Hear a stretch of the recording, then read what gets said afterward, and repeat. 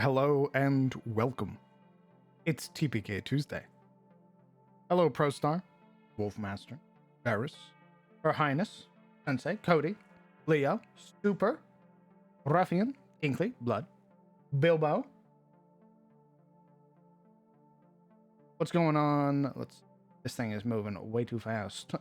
I gotta scroll back up. Hold on. What's going on, Lurker? Zebus, Tatsuya. Hello, Anubis. Oh my god, thank you very much for the 24 months, for 2 years, brother. Jesus. Thanks for sticking around for so goddamn long. I appreciate you, my man. And here's to another 2 years. I hope you enjoy your new crown. Sindri, thank you very much for 19 months. Jesus. Thank you as well, brother. Almost 2 years as well. Element, thank you very much for 6 months. DM Larkin, what's going on, brother? Thanks for sticking around for half a year, my man. Hello, 018. Hello, Legion. Varus, thank you very much for, Jesus, 10 gifted subs to the community. Incredibly kind of you, brother. I appreciate you. If you got a gifted sub from Varus, be sure to say thank you. What's going on, Banda? Hello, Atro. Skull Throne, thank you very much for the 14 months. Hey, look at that. I'm so cool. Hell yeah, you are, brother. Thanks for the 14 months, my man. For a whole year and then some change.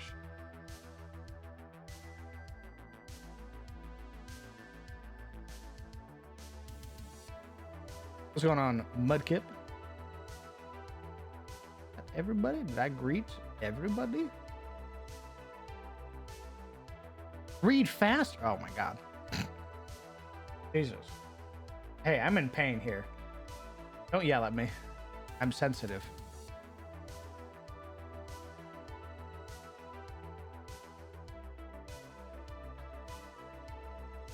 Speaking of TPK, I killed my first player. Oh. Oh no. I'm finally watching Lucifer, trying to complete the binge before I return to work tomorrow. Nice.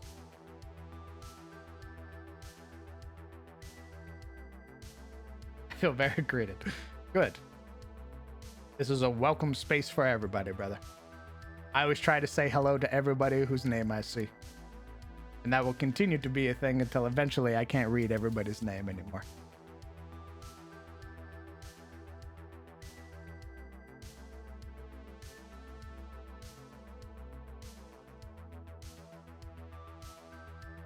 My leg still hurts, Legion. That's the only thing.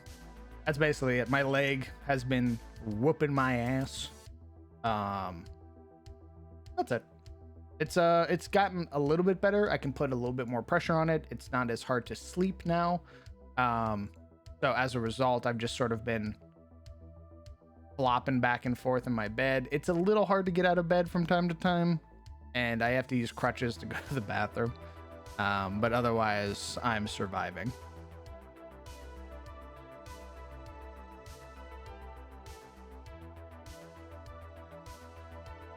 There you are. Hope it gets better. Thanks, brother. Me too.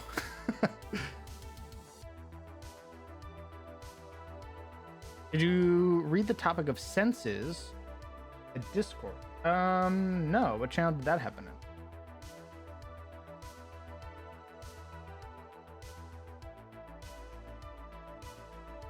Also, we're just gonna hop on over here.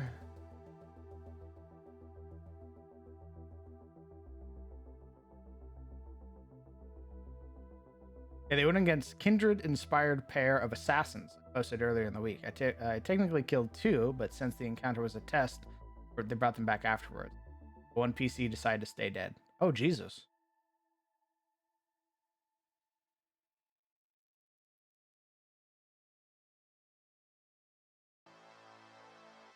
Also, I realized what I didn't like about this beat, and what's sort of been stifling me a little bit, is that the beaches that I've made for the Ettenmoor so far are black sand beaches. all of the beach maps that I've made for CTF and stuff like that were all black sand beaches. And I believe the reason that you get black sand beaches is because of volcano activity.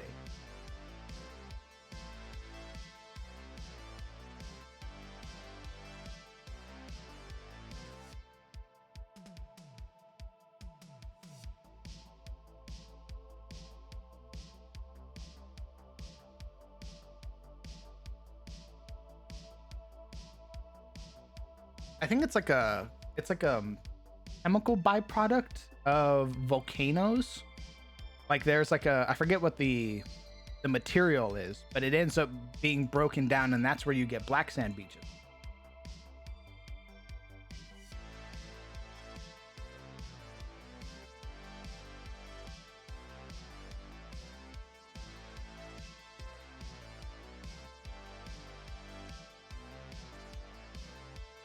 Kindred inspired assassins. Kindred is the character from League of Legends, right? It's her and the wolf that like chase creatures down and shit. Have you seen the volcanoes in Indonesia that spew blue lava? That sounds sick as fuck. No, I haven't.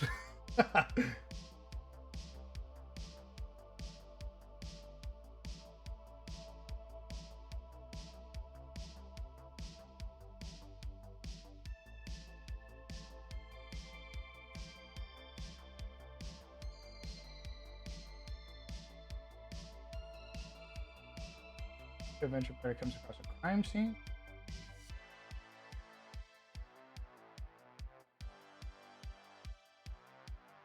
If I'm reading that right, because that's a lot, Varys, it looks like it's a conversation about like how to further employ senses in D&D.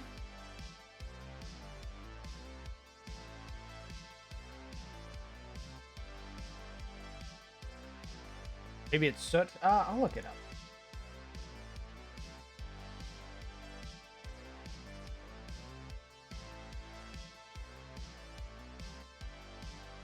Eroded volcanic material such as lava, basalt rocks, and other dark-colored rocks and minerals are typically found on beaches near volcanic activity.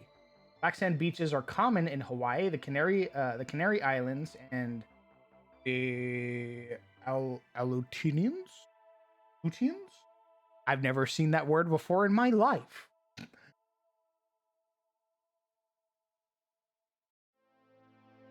And then blue.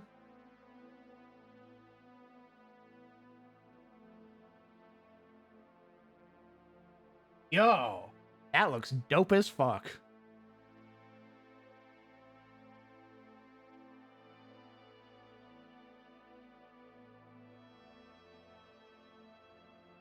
I can assume that this is like an edited picture, probably. I can assume that this is a... Try to show it regardless.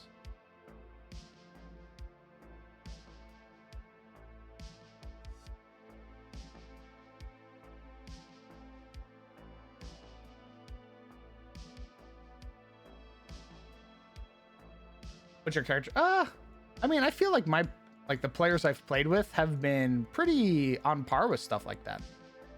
Like they're always ones to like describe their character down to like even like the minute detail.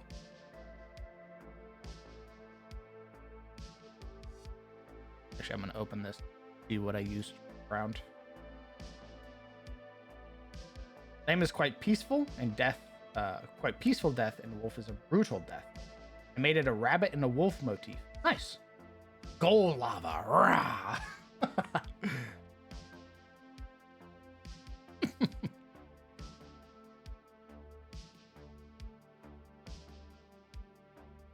I didn't change anything. God, I was such a lazy bastard back in the day.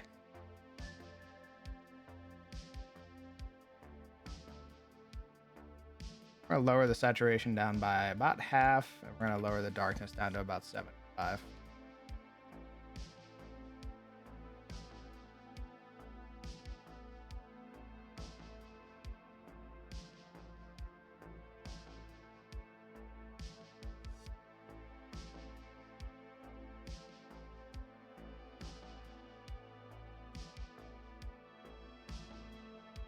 This is called the Asian Volcano Complex. The blue lava happens because of high sulfur content. Oh, neat. I wonder. I always assumed that blue, like flame and everything, was just a byproduct of how hot it was. But I wonder if sulfur can just make any flame.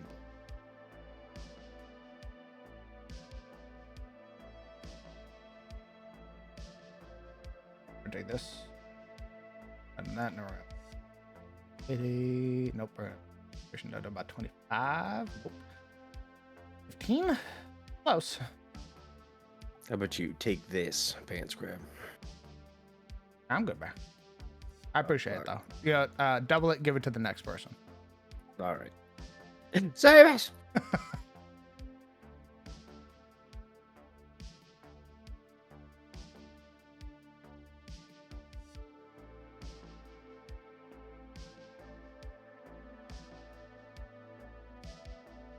What's up, Stinky?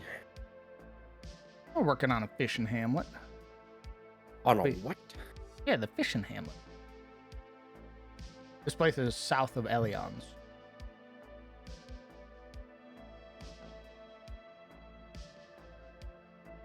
Why is it in, like, the goop? It's not the goop. It's black sand. It's a combination of volcanic minerals and basalt rocks that have been broken down and eroded. And that's how you get black sand beaches. You literally just got that from chat. You're pretending like you knew that. No, I got it from Google. You got it from Google? Yeah. Yeah, because you remember the other beaches that I used before? Like with the basilisk encounter? I made all of them black sand beaches. Yeah, I remember the beach. Yeah. That's you right there. Thanks. Tell me your thoughts about bass. Man, they're just my favorite creature. Nice. Oh. Oh, Yeah. Get ready. All right. When do I get ready, DM? When is it ready? Oh, don't Go worry on. about that. Why am I? When should I? Are you telling me to get ready? I mean, it's ready, right? No, that's fine. Get ready. All right. Just always be prepared.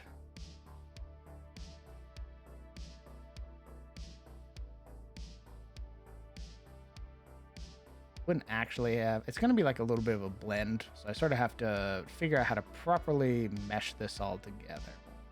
Because we also have motherfucking grass. Actually, what I need to do. Just realized I need all this shit.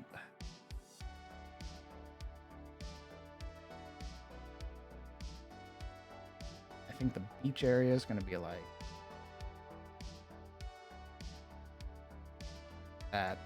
This is all going to be beach.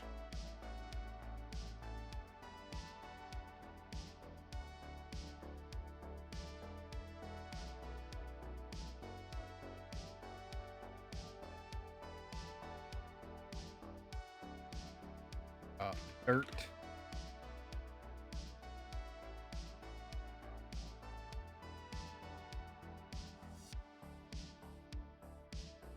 No, the sand. It's coming back. Don't worry. We're going to have the road that comes down like this. Passes through. Up. Snad.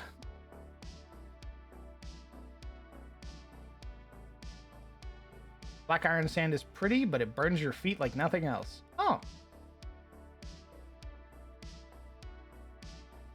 Got to be some hella nutrient for the plant life in that sand. Yeah, isn't volcanic stuff really good for plants afterwards, after it burns everything down?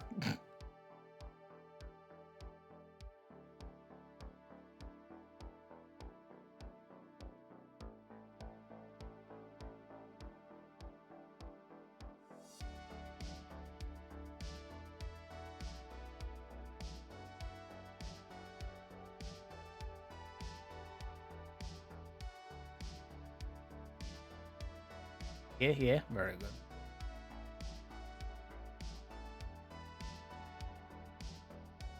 Any chance to have some Tarosi volcano crab? Like a fucked up version of an Alaskan crab. Got a little magma spout on top of its head like it's Jogo. Magma crabs, you say? Yeah. Guild Wars has magma crabs. Oh, it does? Yeah. Neat. Show me a picture. No. What do you mean, no? No, I don't Show me a think so. picture. I want to see the magma crab. No. Preferably in a high definition picture.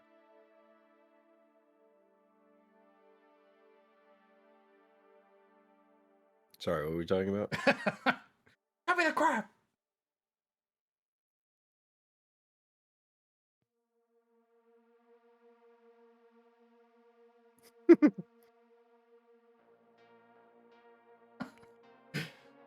No, you're just gonna steal it. So what if I am? Sorry, what? I blacked out.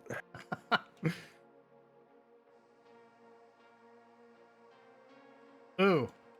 On a side note, I'm fully caught up on JJK. For those of you who are also on chapter 249 and chapter 250. Man. Gege is he's a piece of fucking work. He is a piece of fucking work. That's all I'm gonna say. Because it's super far away from the anime. Like, it's gonna be years before we get to the culling games and shit like that. But goddamn, boy, what the fuck? Yes, I've been reading the manga. Yeah, I've been stuck in bed. Like, so I was like, fuck it. I read all of JJK. Yes, Jujutsu Kaisen. Really good. But also, Gege's a piece of shit. What the fuck's going on in here? We're talking about manga. Manga. Yeah. Anime. Yeah. The author of a very popular shonen series called Jujutsu Kaisen has a particular problem where he goes, oh, I don't know what to do with this character now that they've concluded their arc. I know what I'll do. And then proceed to pull a R.R. Martin. and kill him, I guess? Or Yeah. Oh, gotcha. And he just does that. He's like, oh, ooh, I don't know what to do with this character anymore. I'm bored with you now. Yep. Wham. It's fucked because he goes, oh, I don't like the main character either. Oh. He's like, yeah, the main character, Itadori Yuji, he sort of is shit. You want to know who my favorite character is? He says to the audience, it's the main villain. Sukuna's my favorite character. It's never a shocker that a villain is the favorite character of an author. Sukuna rolling up into fucking chapter 239. Ooh, reverse curse technique, plot armor, Lamau, because Gege likes me. Haha. Ha ha ha ha. I'm salty. God. I can tell. I think 245 or 246 is where, once again, he proves that he doesn't know what to do with a character after giving them a really fucking sick arc. What is this easily manga? one of my favorite characters, and he just goes, haha. Piece of shit. Oh, I was complaining about this last night too. I'm sorry. He's just becoming more and more of a weeb every day. Yeah, man, it's fun. Every day. hey, good for you. It just takes over the conversation. That's Little okay. bit by bit. I like hearing about other people's hatred of things. On the I thought you could say polar opposite. interests, but of course that wouldn't be psychotic enough. It makes me feel not alone in the world. All right. Oh my goodness. Yes. Am Fill I? yourself with malice. Yeah, you got something you need to get off your chest there? No, I mean I'm a pretty open book. Oh, don't you have like any hot- Sukuna? Ah, I see. You don't have any hot anime you want to like rant about? Oh man, I don't watch a lot of anime, unfortunately. I'm pretty basic when it comes to my anime, you know. Like we're watching the Dungeon Meshi or Ooh, Meshi. Very good. And that's been very enjoyable. I'm showing Misei the Castlevania animated series, which I really enjoyed as well. What else? Literally last thing I was invested in was Attack on Titan. Like I'm basic. I'm super basic when it When you comes say, what do you mean by invested? I've watched it and like, hey, there's a new episode. Like, awesome, I'll watch that. Okay, like I genuinely enjoyed it, or kind of like watched it the I same way you kind of watch like a NASCAR wreck. I very much enjoyed it. I thought Okay. I thought it was good. I understand. I'm sure others disagree with me, but fuck them. I liked it, and that's all that matters to me. Did you like it past season 3? I liked it all the way through. When? Oh, okay, nice. Yeah. Yeah, it sounds Yeah. like you finished it. I did. Oh, yeah, I completely finished it. Yeah, we Nice. when the last episode finally came out, it was like, all right, let's watch that. And I was already somewhat familiar with the ending, but I still watched it and was like, yep, that sucks. That's really sad. As it should be. There should not be a happy ending to this to this story. You know what I mean? Hmm. Things shouldn't be nice and tidy and clean. I think that's vital, and I think that's important to know when a story can't have a happy ending. You know, because you want to be like, man, I really want to. I liked it. I didn't know the end where it was like, oh yeah, these are all the Titans that ever were. And it was like, I thought that was pretty sick. That's some shit I like to pull in my game. So I was like, yeah. Yeah, all of them. Let's go. You're saying Io can't have have a happy ending? It's doomed. Oh, we've already talked Yeah. about that. We've Yeah, talked about how this motherfucker loves tragedy. I very very rarely will a campaign end on a high note. Usually it ends either kind of shaping up into what's to be the next conflict, or with the dire message of the world refused to change because it's bigger than you. You know, shit like that. The Sukuna is a bastard. I agree, Ruffian. I like that he's a bastard. I'm not upset with Sukuna. Sukuna's a great villain. He's just unabashedly a cunt. What I don't like is how Gege treats Sukuna. Where he's Wait, he's the most interesting bad guy. What's up? Are you oh, you are streaming? I figured you were, but then it didn't show me on your Discord as you streaming. Oh, it should. My privacy. Yeah, it doesn't. So I was like, oh, it's weird that you're in this channel and not streaming. But as I said, I'm a fucking open book when it comes to the shit that I like. So, knowing that the only thing I regret now knowing that you're streaming is that I was like, yeah, I mean, everyone here knows the end of Attack on Titan, so here we go. Then Attack on Titan. I don't think you spoiled anything. Not really. I mean, Nothing that a fucking YouTube short hasn't spoiled for me already. I mean, that's true. I mean, it's just sometimes shit goes sideways. You know what I mean? It was literally a YouTube short was the reason that I started reading the JJK manga. Was because some asshole, no spoilers at all, was just like, chapter 239, Lamau, and I go, what the fuck, man? It'll be years before we know that. And there were other people in the comments who are like, fuck you, bro. Yep, it's... I was like, well, I gotta read this fucking manga now to figure out what the hell happened. I mean, it got you going, so that's great, you know? That's wonderful. Yeah, but it was like I shot you, I left your body there in the alley, and I was like, fuck. Now I gotta go find out what this guy's problem was. And then I wander off because I blocked and disliked his video. Yeah, that'll show him. Damn. Look, the bot. Yeah, and when it comes to all the campaigns, I think right now the only one that I've pretty much said would have a hard time having a happy ending is Deadbeats. I think is the only campaign currently that I'm like. Yeah. The only Deadbeats campaign, is a drama.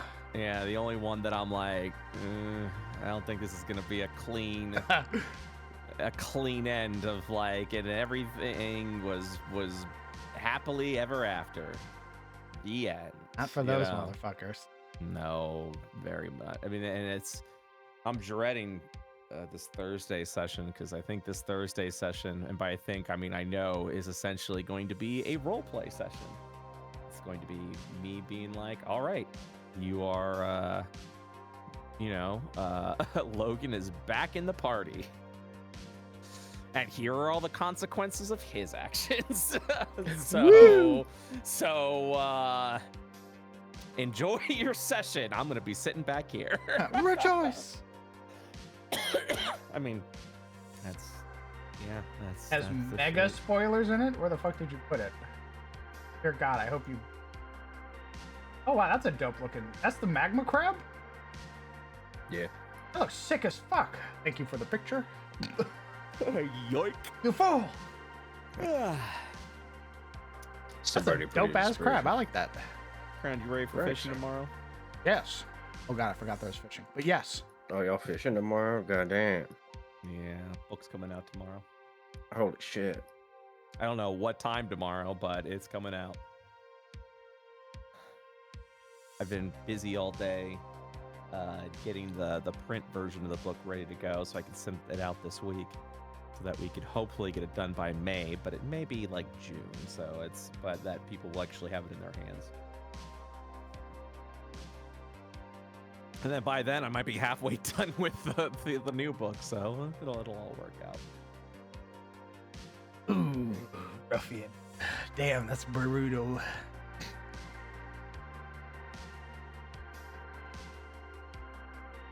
I alone am fraudulent. That's so fucked.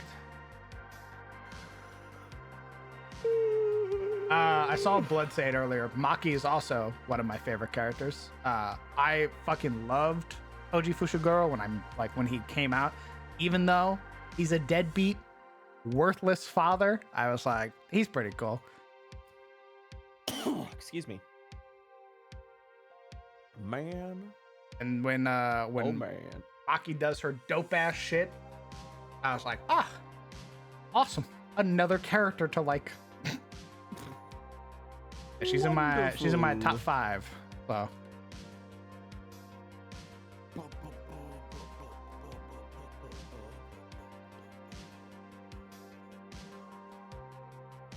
have they fought the corrupted treant yet? No, they did not. They ran away from it.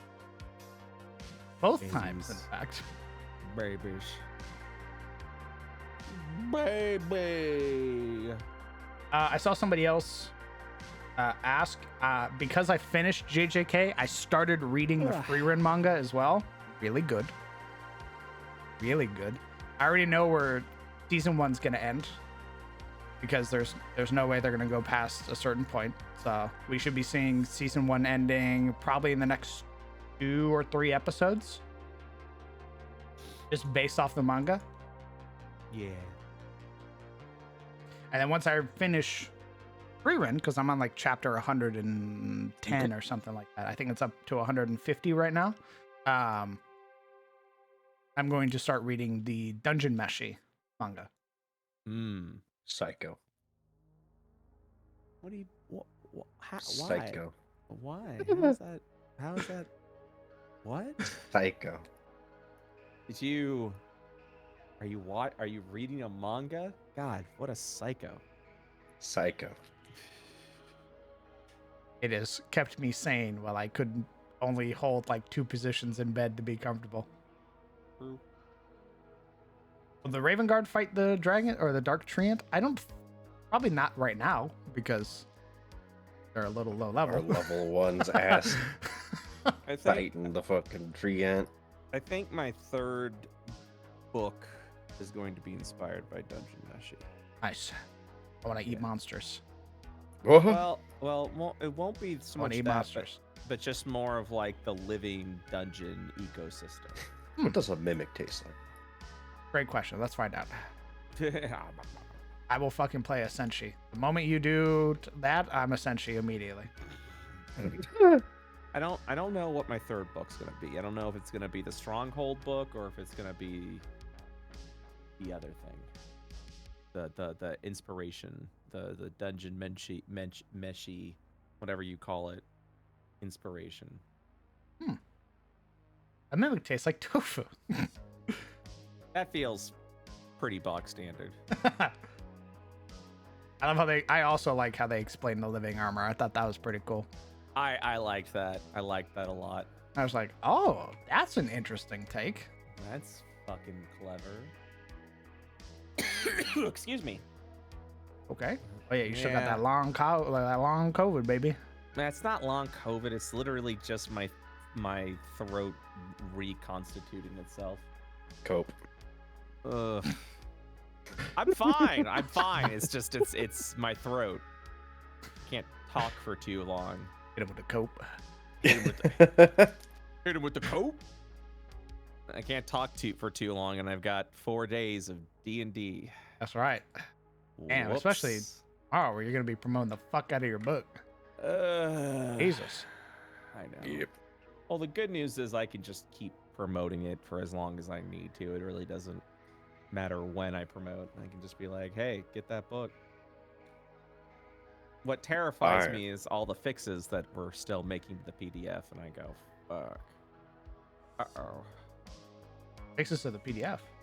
Oh, yeah, just like spelling errors and you know, someone had some subclass specifications. So I was like, hey, that's fair. I'll go ahead and add that. I'll go ahead and add that now. So it's just you just hope for the best. I don't think the book will ever be 100% perfect. I think that's an impossible dream, but God, we are trying. So everyone's been very good. It's like, yeah, spelling errors are fine. I'm like, I really don't want there to be. I want this to be a kick-ass book so that we can continue to do more books. What do you think of the book? You like the book? Yeah. I told you I plan on my players don't have a choice going forward. Fishing is just gonna be a part of their life now. Well, as long as you like the book, you know, as long as it's a good book is what I'm trying to get from you. Okay, good. It is a good book. It's a good enough book that even not having shown my players yet, when I'm like, hey, by the way, we're gonna be doing the King Pike Fishing Derby, players who know what that means go, yes. Very good. Very good. All right, I must prepare for game. I will see you all later. Yeah, brother. Rest well. Bagger. Super. I saw that you said you were gone. They haven't fought the Wood Wraith yet. The 2 times that they were going to fight it, they ended up sort of opting against it because of the current situation that they were in. So they were like, we'll come back and get it later. And I don't think the Raven Guard will be fighting them because obviously they're level 1. They're pretty low level, and I'm pretty sure the Wood Wraith that we made is like CR 9. But having seen, on a side note, having seen these like Agma crabs from Guild Wars, yeah, maybe we can push over out here. They look pretty cool.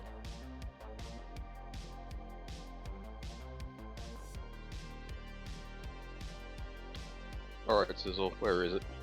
What? You said you had something to give me earlier. I'm here to Oh. claim it. Yeah, this Pants grab. That's it? Yeah. Deferred income tax when in the action defending the crown. That Oh, was it. okay. Thank you, Arcana. I really need to just make like a tax system now for Arcana. What? Crown's first D&D supplement book, Taxation.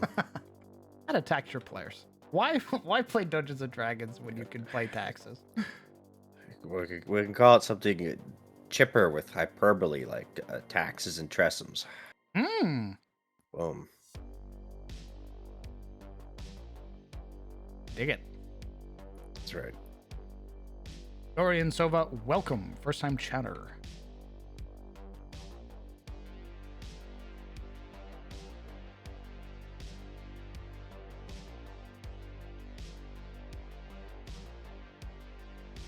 It can be a book about like the value of the coin and how to like measure how much gold is available in your fantasy world Oh, and how to. Jesus. Perfect. Surely that's what the people want, right? Economics.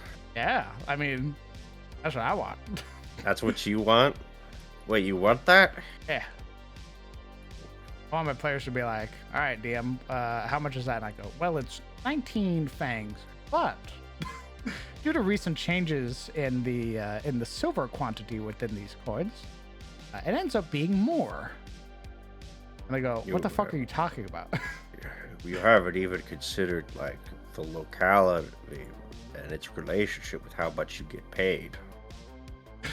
They just, their How to eyes just adjust start glazing expenses over. when you're in an urban environment versus a rural area. DM, I don't want to roll perception to see if my coins are counterfeit. Does Gerald have any? Yes, he has several.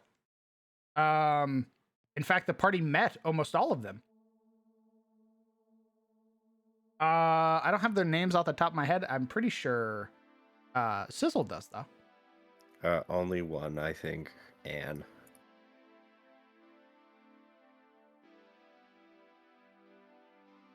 Yes, there were several young women that were working with Gerald and Guinevere in the singing tier. I'll get the notes. Thanks.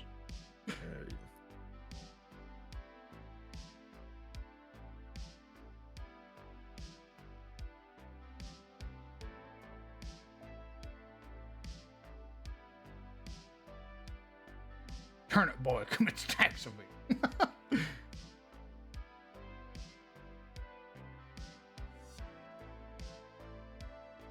The Empire mining all the gold within their lands. Remaining gold coins have skyrocketed in value. Secure your future today by buying gold.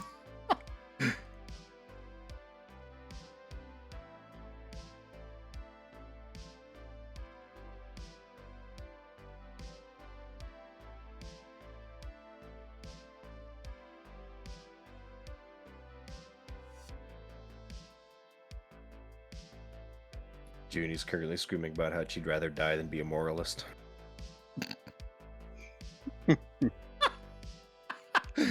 Christ.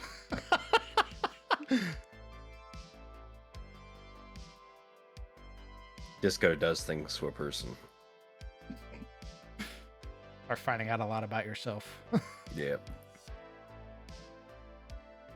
So fucking funny.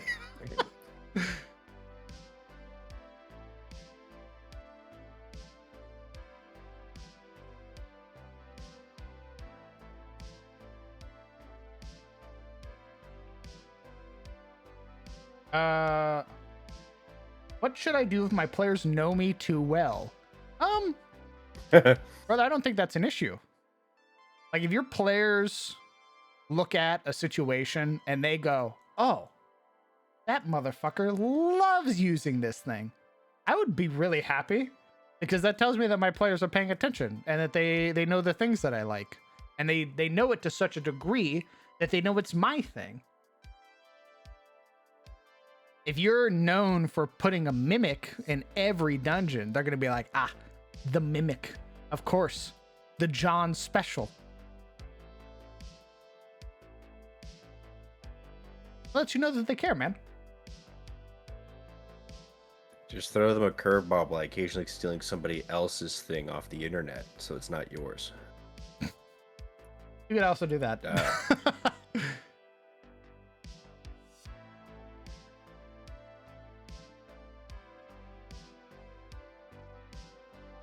Like my thing for a while that my players finally caught on to was bosses having a bloodied phase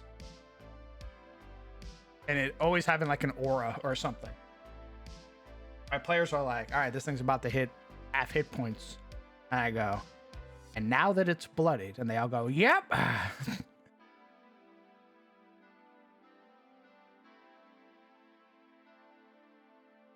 So I wanted some advice, as I'm not a very experienced DM, and something happened recently. My sister said she felt left out in my game. The thing is, I was managing a lot of players, almost always talking. She's just silent, and every time she managed to speak up, she just kept trying to leave every situation. How do I handle that? Because if we always followed her path, nothing would happen. But then I tried to move the plot, she feels out.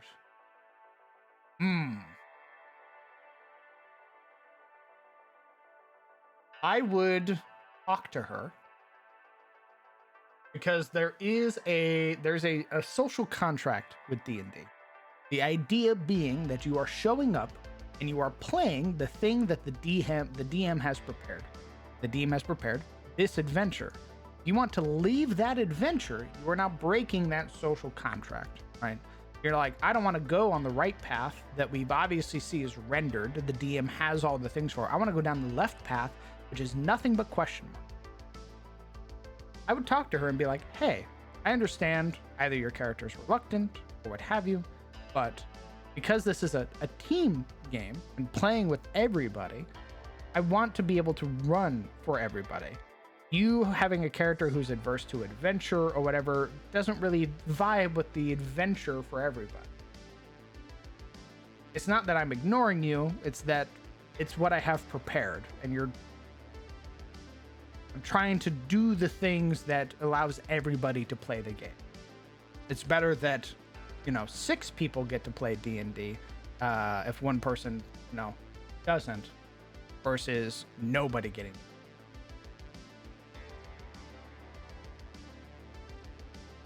But at that point, Food Guy, I would be like, okay, well, that's the end of this game then. Because, like, if the party goes, we don't want to do the adventure anymore, we just want to get drunk, then I go, okay, I don't want to run that game.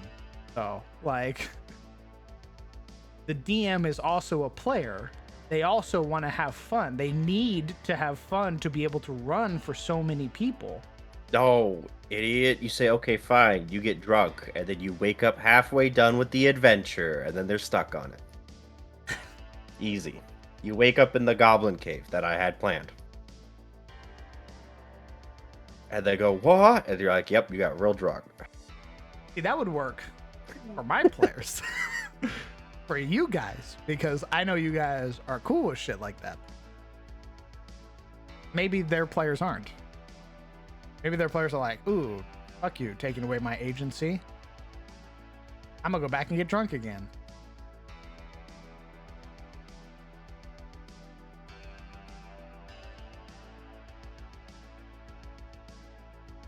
It's a very precarious situation because it is your sister, right? Okay, that's a relative. So talking to her is going to be your best bet. Explain the situation to her. Say, hey, the situations that you are putting us in are ultimately leading to none of us getting to play D&D.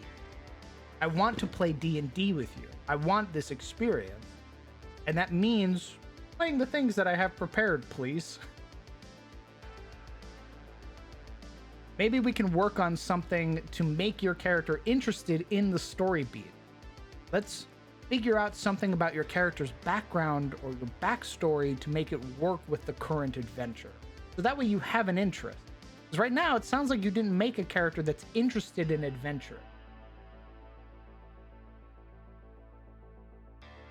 As well, I should admit, in terms of like D&D experience as a whole, I've ran maybe 7 games.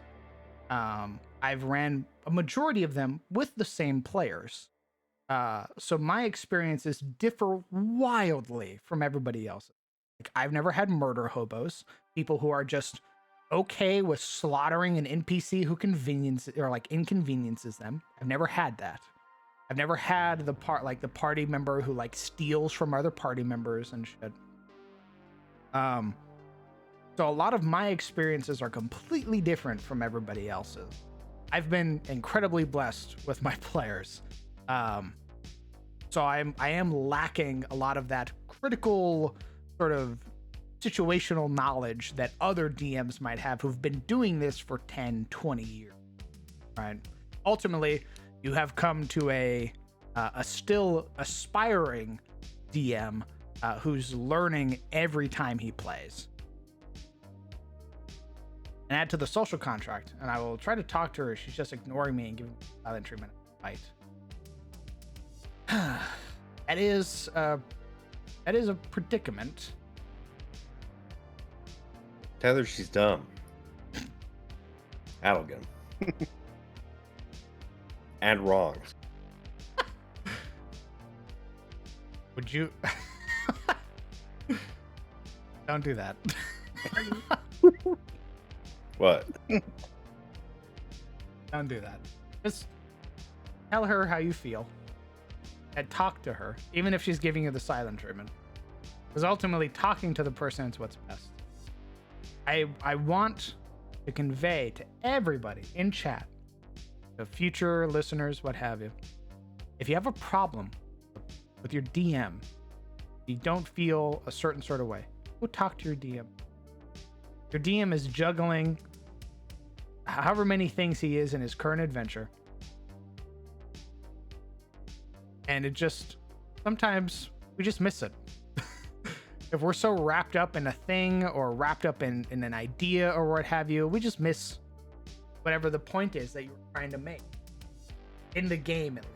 You talk to us outside of the game, when we're not in that moment, it'll be better. That way we can understand, we can learn, we can adapt, we can change. She doesn't need to talk, she just needs to listen and understand. Well, maybe she's holding something back. Maybe she feels a very particular sort of way. Maybe she doesn't actually want to play D&D. Maybe she's just playing it to hang out with you. That's a thing. Siblings do that all the time.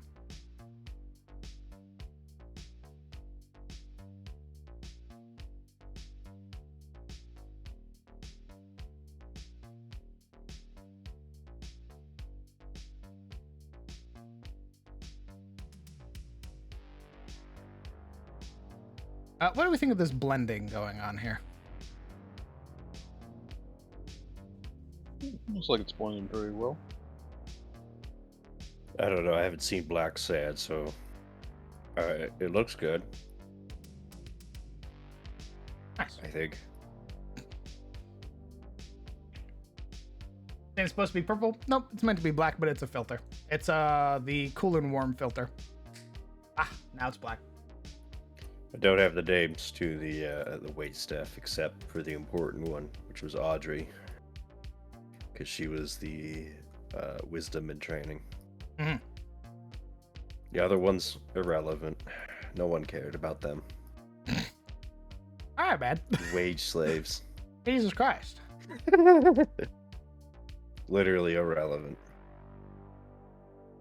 Well, that's because we haven't started blending it yet, Element.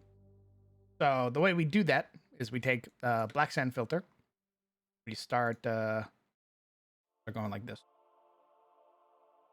Take this area, for example. Do about 3 layers.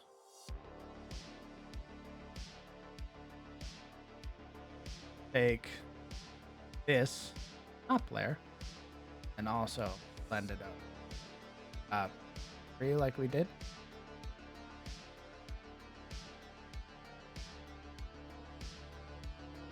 And we'll do this.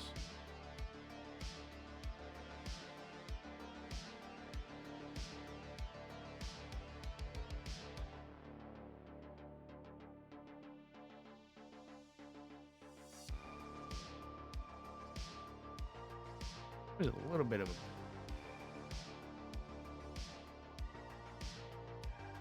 So, we just need to blend it properly.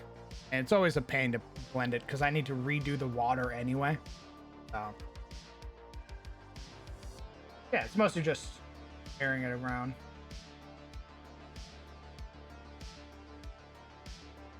Fact, well, actually, I can just hit the background with oh. There we go. Rest well, Sinju. Hopefully you take care, brother.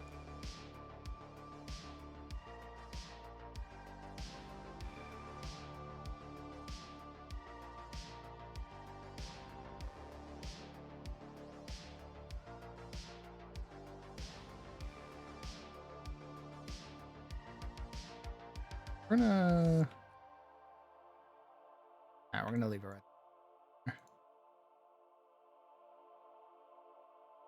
there. Just bring our little buildings from.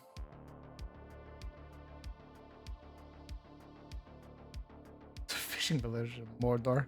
No. It's in the Ettenmoor.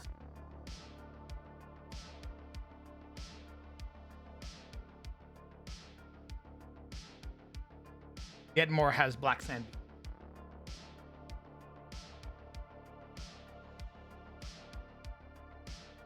Ettenmordor.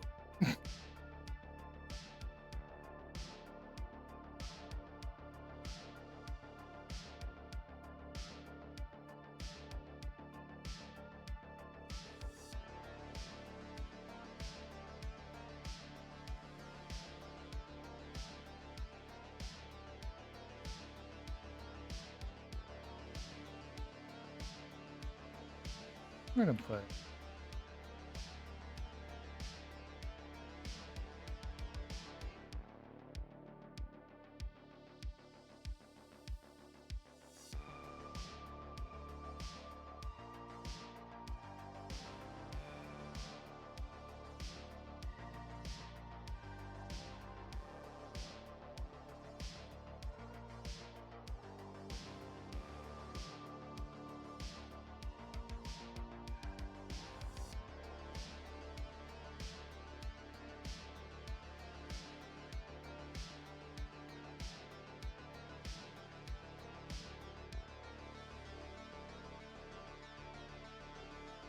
ooh, we're actually gonna use the dark pathing.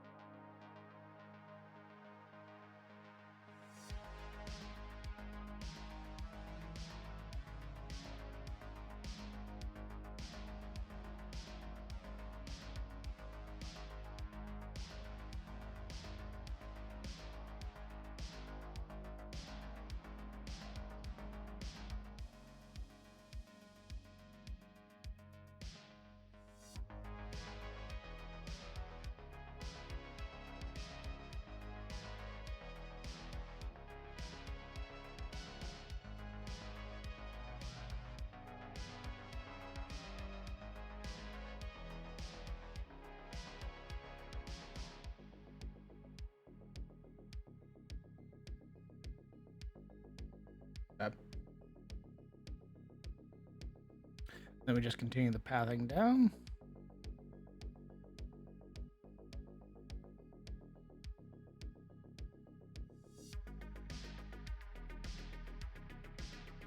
Actually, it would make more sense.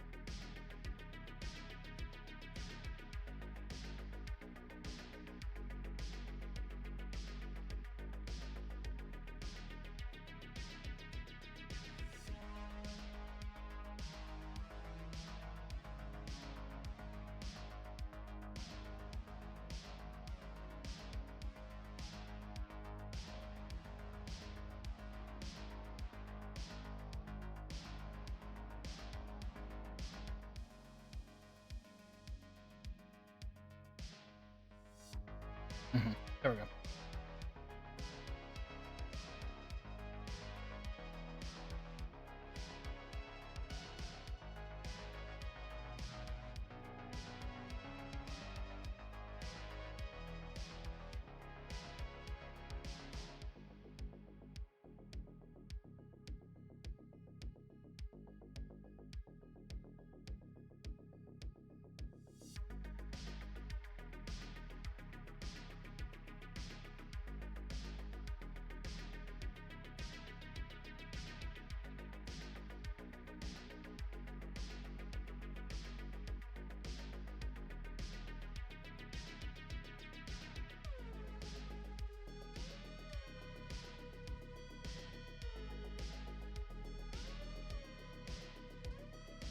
much. This just needs to be an individual platform then.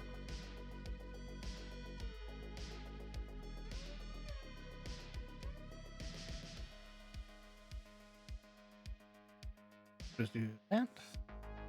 Probably, no, about halfway.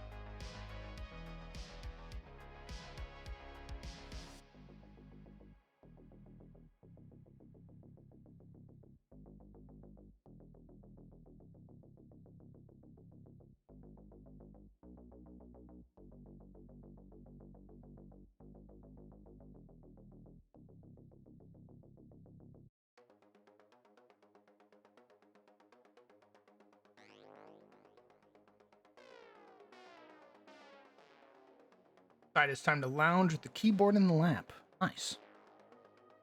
I'm gonna be comfy as fuck.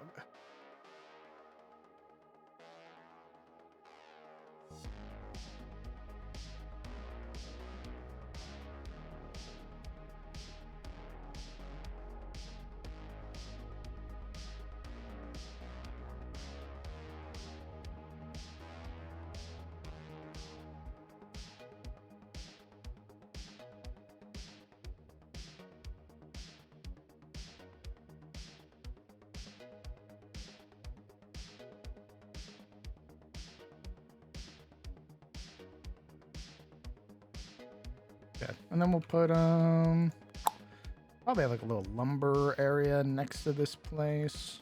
We'll do that as well. Oats and shit. Oats. Yeah. Imagine oats. I need to go out and fish in the ocean.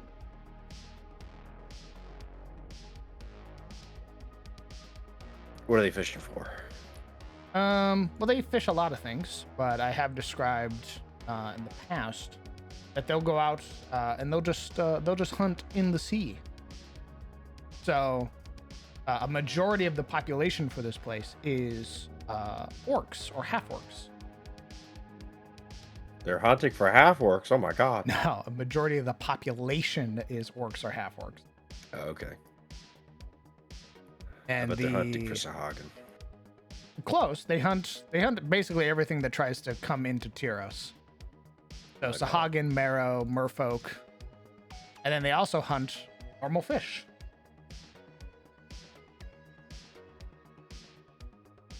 Because the very particular orc tribes here within southern Tyros are all like sort of natural sailors, bit like that. When you say normal fish, what's mean a normal Tarosi fish. fish in tier? Yeah. Yeah, I mean Tarosi fish. Yeah, 4x4. Yeah, don't get huh? it twisted. Understood. Yeah, they hunting like Like normal toads, right? fucking giga tuna. Yeah, like swordfish is Yeah. normal. Understood. Yeah. Freaks. You go out there with like harpoons and shit. We caught one fish. We can beat the town for a month. Yep.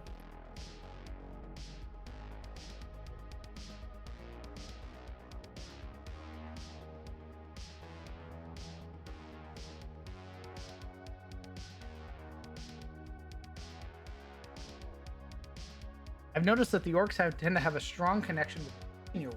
Any reason for that? Yes. I wanted to be like, all right, they're not just marauding raiders in my setting. How can I give them a spin? And I decided that sort of the idea of them being sailors eventually evolved into the idea of like sort of Eastern fishermen. And I was like, oh Piracy. shit. What did you say, Zubas? Or piracy. No piracy. Not for the orcs. Uh, I was just like, when I was like, I want them to be something different, and then I started playing with the idea more. I was like, oh, what if I made them like, what if I made them oriented around the sea and sort of ideals and things around that? And then came the idea of like Eastern style fishermen, and then I was like, what if I make the orcs in my setting the analog for a lot of like, I saw like a lot of sort of oh god, what was the East Asian influence?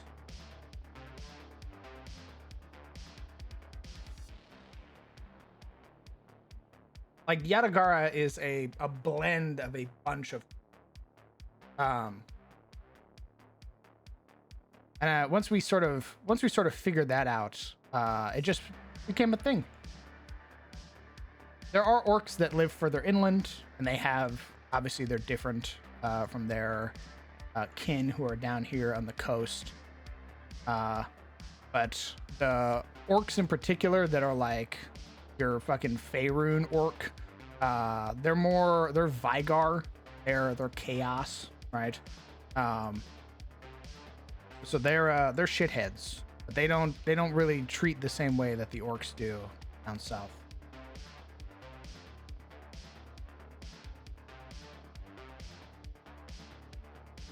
I'm gonna put the mayor's house right over here, actually. Makura. Makura.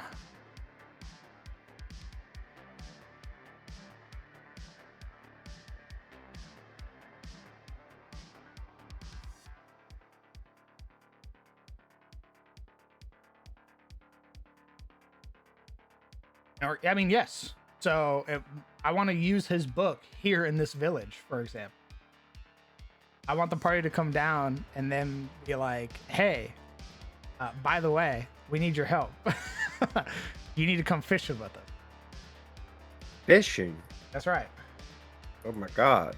Because everybody would be different. Everybody has a unique style of fishing. That's crazy. If only we had a supplement that we could use for fishing.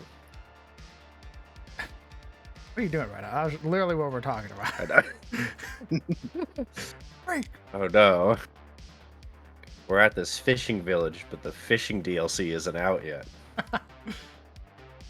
Alright guys, we're pausing the adventure here until the fishing book. Fuck!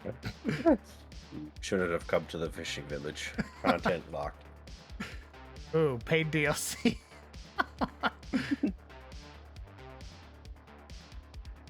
Pregor and get a bonus rod. Yeah, this is where like free members have to stop. Ooh, damn. Gotta be a premium member.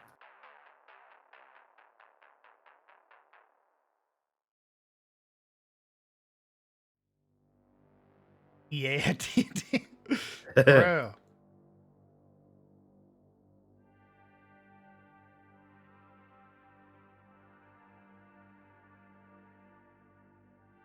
Alright, so I'm gonna make this the tavern. I have an inn. Make this one of this.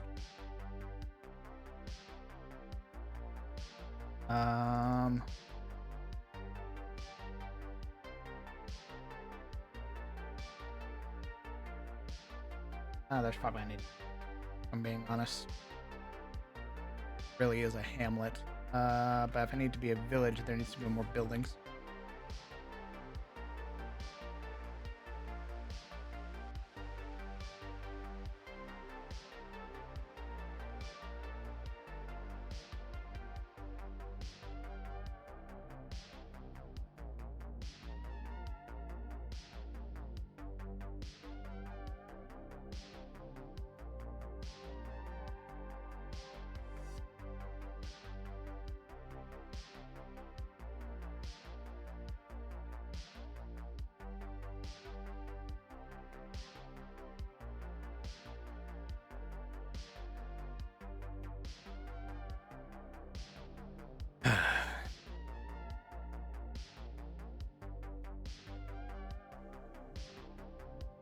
That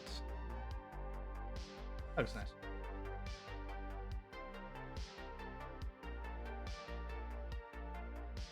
What is the difference between order and chaos? Generally how it comes about. The big thing is that they're interchangeable. The side of order, the side of the Vigar or chaos, are interchangeable with one another. A person who was previously on the side of order could become a Vigar on the side of chaos, and a person who was on the side of the Vigar could become a part of order. There are respective parts for each area, so it's faction oriented. For example, the humans of Tyros are on the side of order. However, there are like the Gauls in the mountains, these barbaric humans who come down and they raid and they pillage and they kill. However, one of them, through their actions or through sort of discovering something about themselves, could become on the side of order.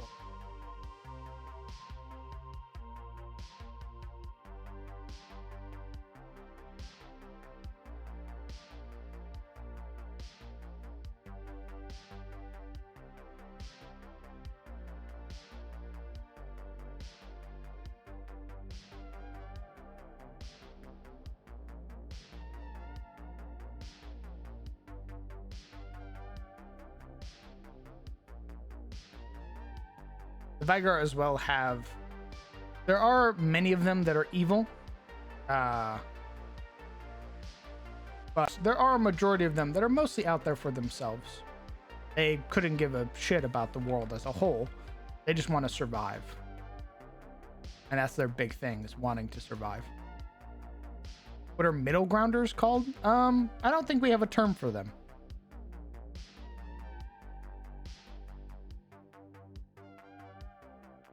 Usually people who are stuck in the middle are just trying to find purpose in life. And that's a really big thing, is finding your purpose in the world.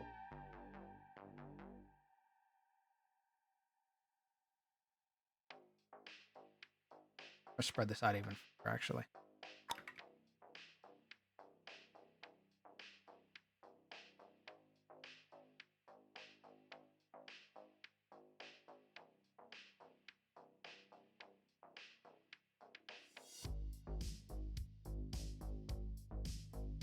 Here.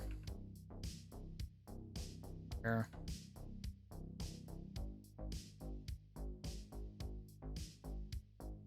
Here.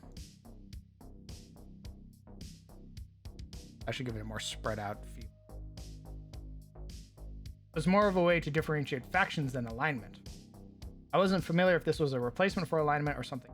Personally, don't do alignment other than a basic overview of the character's view. I've sort of started leaning away from alignment as a whole. I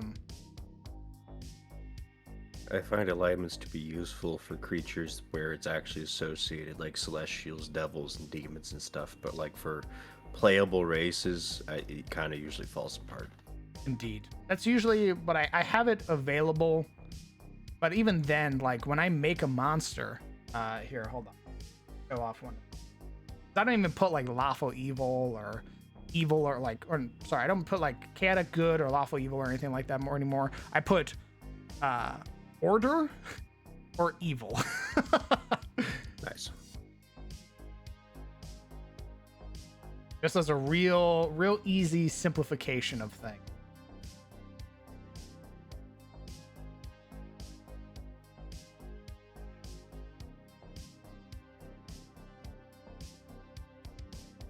But I also do like leaning is another thing too, where if you're evil, I'll say evil leaning order, like, or, order leaning evil type shit. And that's usually how I get away with like lawful evil or chaotic evil.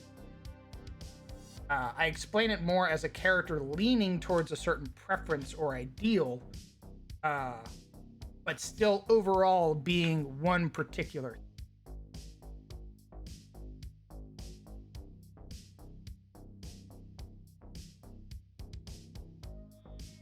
Those things I agree.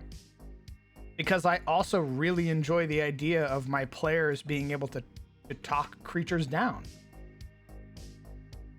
Like the moment in CTF when Yuria persuaded the Sahagin to be on their side. I was like, yeah, that's exactly what I wanted. I know, I could tell. I could read you like a fucking fiddle. What? I don't think that was the case yet.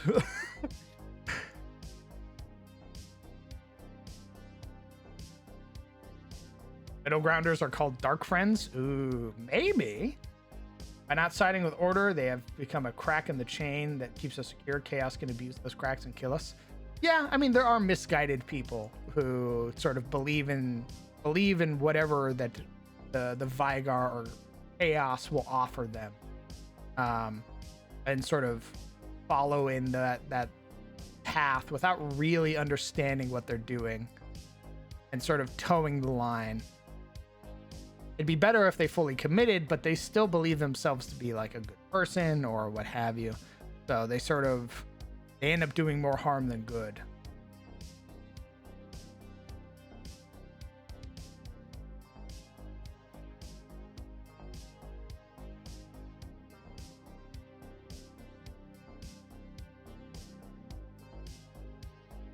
Nah, I don't force characters to be certain alignments. I don't think that's a good idea either. We're not playing Gygaxi and D&D anymore. You don't need to be a strictly lawful good paladin. That is a fucking an esoteric thing nowadays. So I don't force people to play a certain alignment.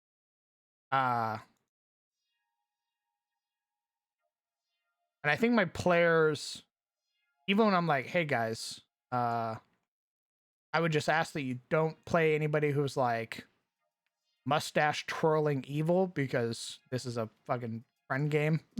Most of my players are like, yeah, okay, I wasn't going to play an evil character anyway. Or if they do play an evil character, they play an evil character that's willing to work with the party.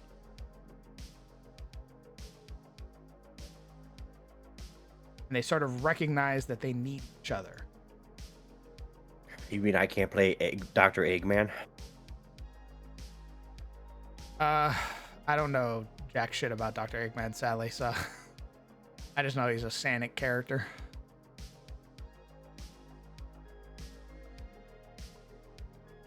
Like, I personally love the idea of an evil character working with the party. Like, that whole, like, hey, I may want to fucking kill you someday, but right now our goals are aligned, and for that single fact alone, I will help you defeat the Demon King, because I also want to kill the Demon King.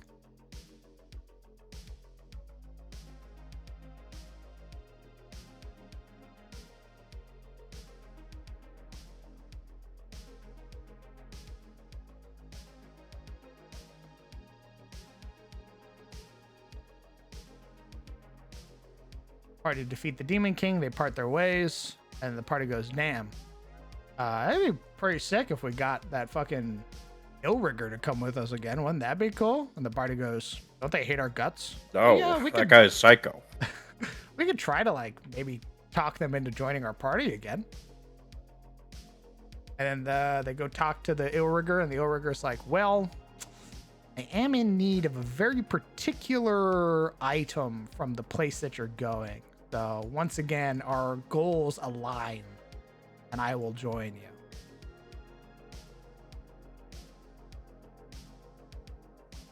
And then they romance one of the adventurers. Yep. Boom. Yeah, I mean, I also love that shit, so.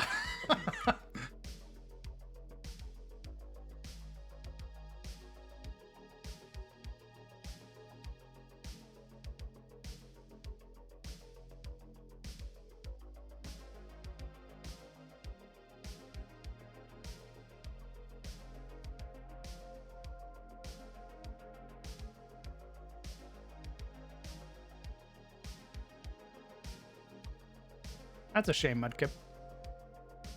I remember being a secret BBG in my friend's campaign, an artificer that had created a device capable of destroying gods, and since crazy, they all thought he was harmless.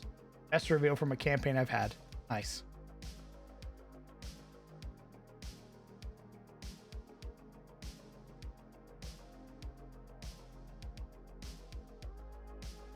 So I can tell it now because it's not relevant anymore.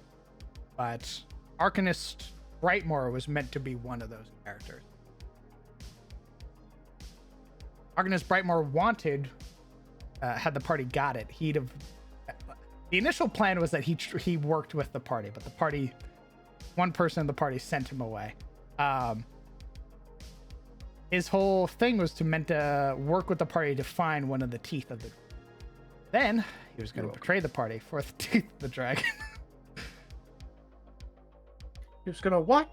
Yeah, he was he wanted the tooth because it has an incredible amount of power, and he was going to use it to bring back his wife.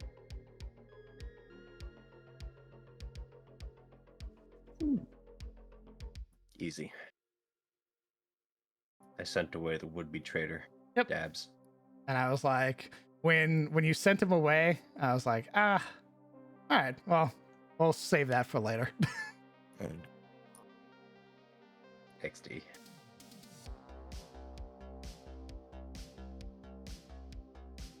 That's right, baby.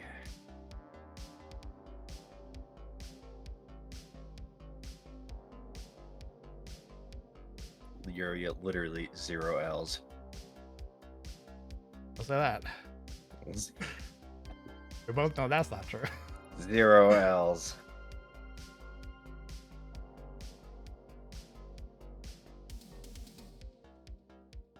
Truly never punished. True.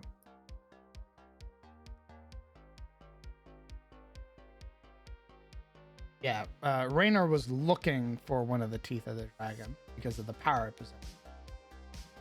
He was going to bring back his wife. So the whole idea of like working with the party, helping them defeat like the mouth and all the other bad guys and shit like that.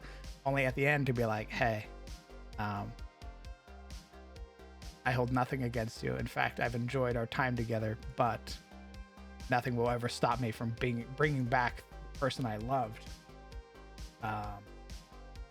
And at the end of the day, I'm sure you'll understand. No, I helped you blast him.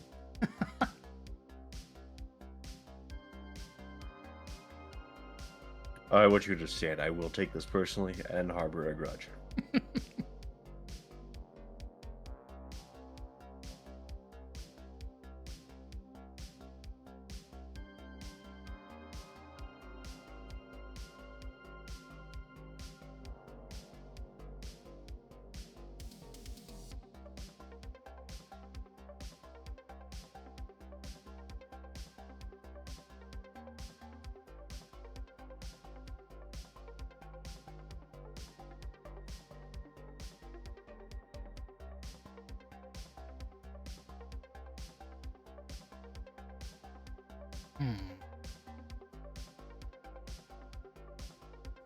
Oh. I want to make another Sinful Inquisitor.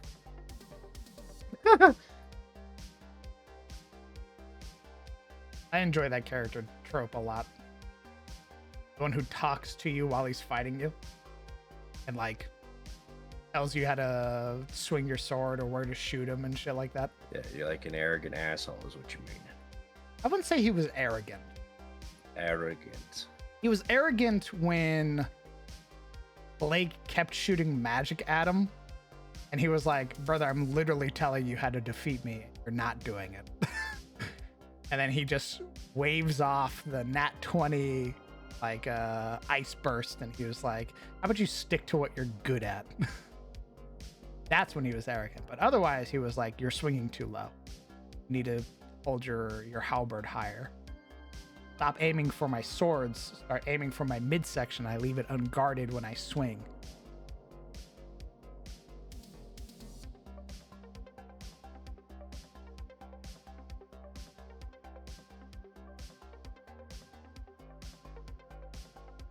I don't know if it's arrogance if he's telling the truth. That's what an arrogant asshole would say.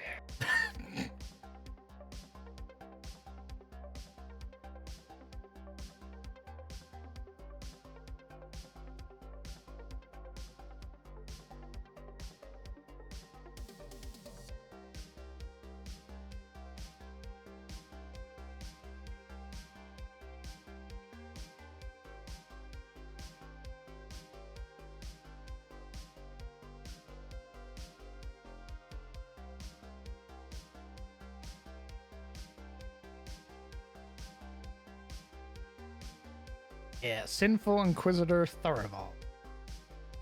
He had Dreadful Kukri, which was a +8 to hit. It had a range of 20 More feet. like Thoribald. Got him. He has a Shotel, which is a +8 to hit. The 8, he has his Axe Kick. His big thing was being able to move as quick as he would. So you'd hit him, but because he has Devilish Leap and Fiendish Evasion, he basically can just keep moving, even from standing still.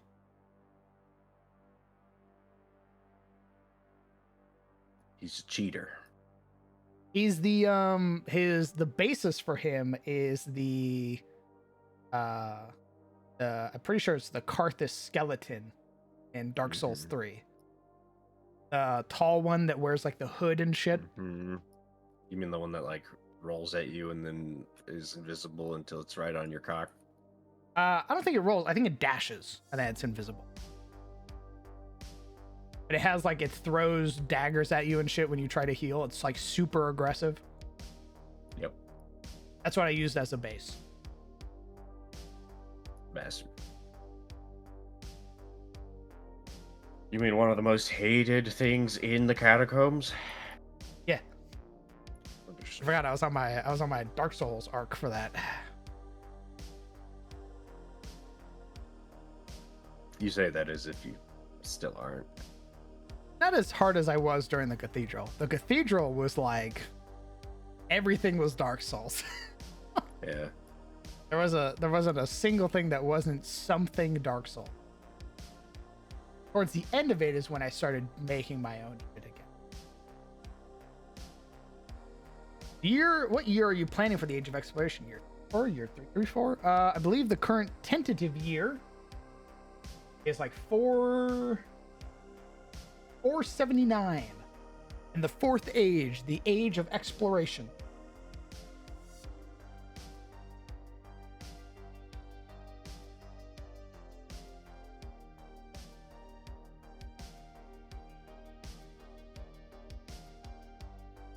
I believe it was only about a year or so ago that High Queen Alexandra Amrin died.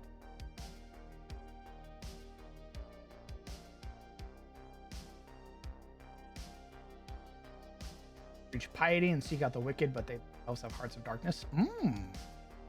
Very fun.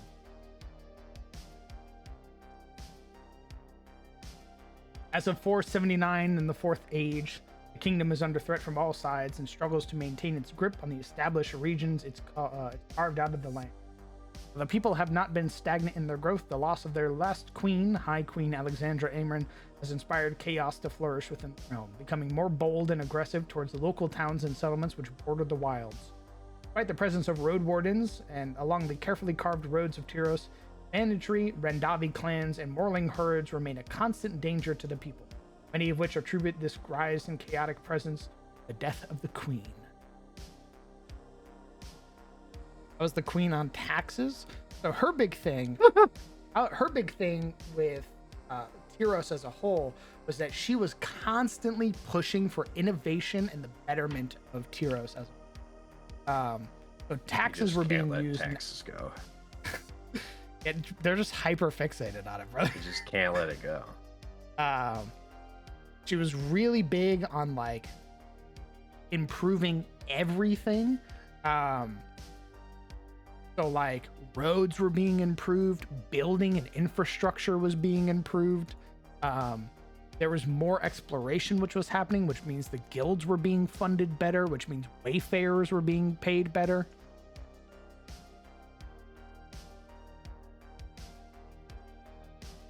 You're more than welcome to evade taxes, guys.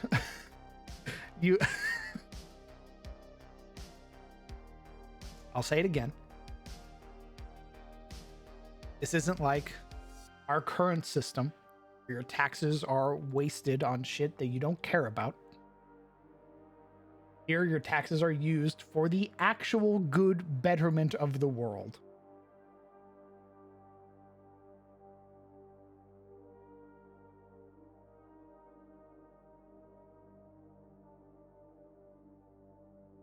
Correct.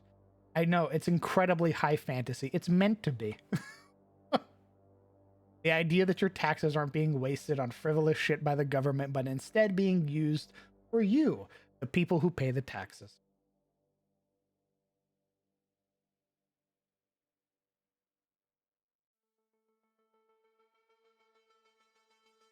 Yeah, my next character is going to be he's going to work for the IRS. He's going to hunt down people who don't pay their taxes. So you want to be a magister? Yeah, I'm going to be a paladin of the crown. Understood. Very good. But either forcibly take, will I suffer? No. So, okay, here's the thing. Here's how taxes work. Let's say you live in Eliand. You live in Eliand. Your Yalderman is Gerald. You know Gerald because you've lived in Eliand for most, if not your entire life. Gerald knows you. He knows your plot of land, what your yields are, what animals you take care of, all of that. He's going to come to you when taxes are due and see how you've done during the season.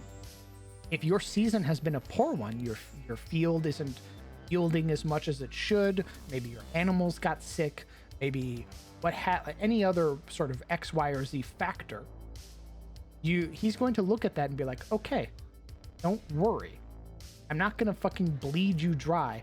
I'm going to take this fucking bale of hay, because that's one thing that you've been able to produce this year, and it won't set you back. We're going to take the bare minimum from you to ensure that you're still able to live and survive on your own. If you are in a situation where you can't take care of yourself, he's not going to take shit from you. He's going to be like, okay, don't worry about it. You know, in the Matrix, when people realized they were in the Matrix, how everything broke and they died, that's what that's doing for me for D&D. Because it's unreal.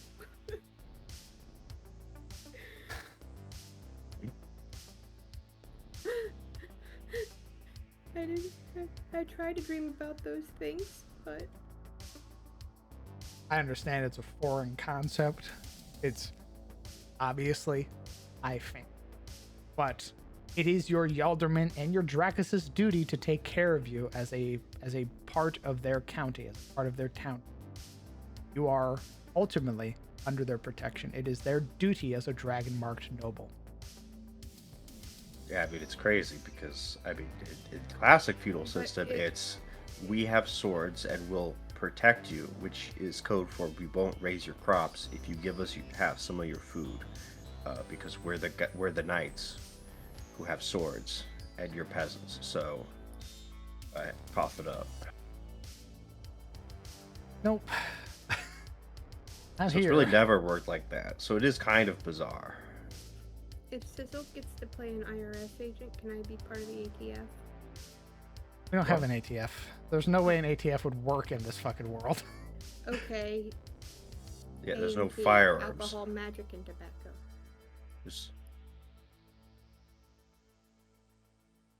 That's just the white hand. I know. But without the tobacco or the alcohol. Just the magic. I have not to give me lord aside from the eldest son. I don't even think they'd take your son.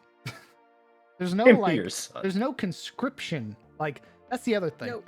People are so gung-ho, like fucking nationalistic, so driven by patriotism that if a road warden rolled up to your town and said, hey, I need able-bodied men and women to come fight a fucking Rendavi horde, the people would be like, say less. And they'd start grabbing their shit to come help the road warden. Because that level of patriotism is there. Because they know that by helping the road warden, they're helping the town. And they're saving people.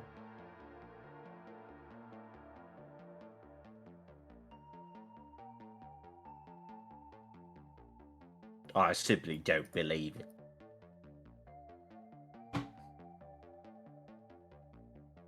I don't know what the fuck to tell you. I simply just do not I'll believe this. stop giving you shit, Ground. I'm sorry. I'm just in a good mood. I'd Apologize. be in a better mood. I'd be in a better mood if should you be know sorry. you answered me under DMs. What? Okay.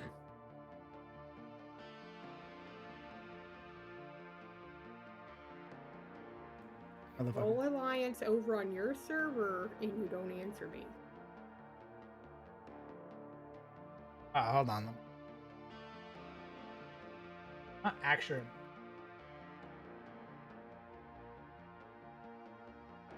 So even with the Rendavi being on their doorstep, the road warden is going to be like, "You men with me."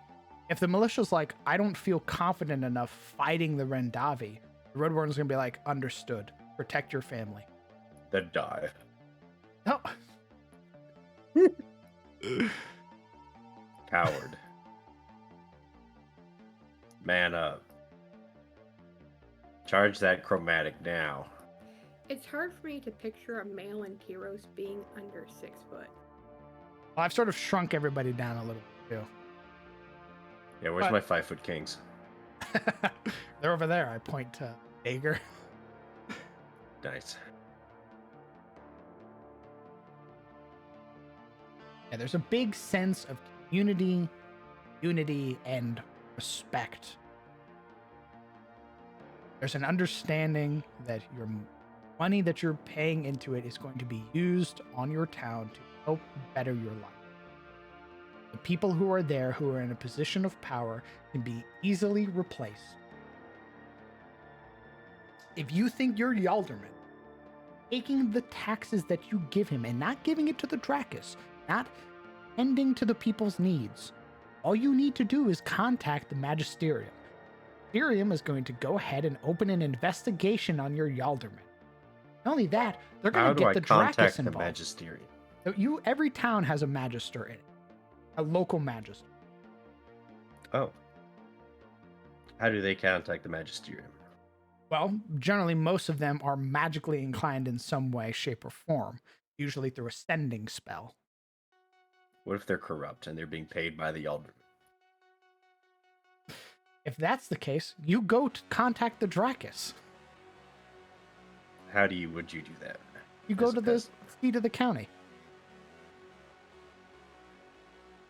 As a peasant? Yeah. You travel along the road because the roads are protected.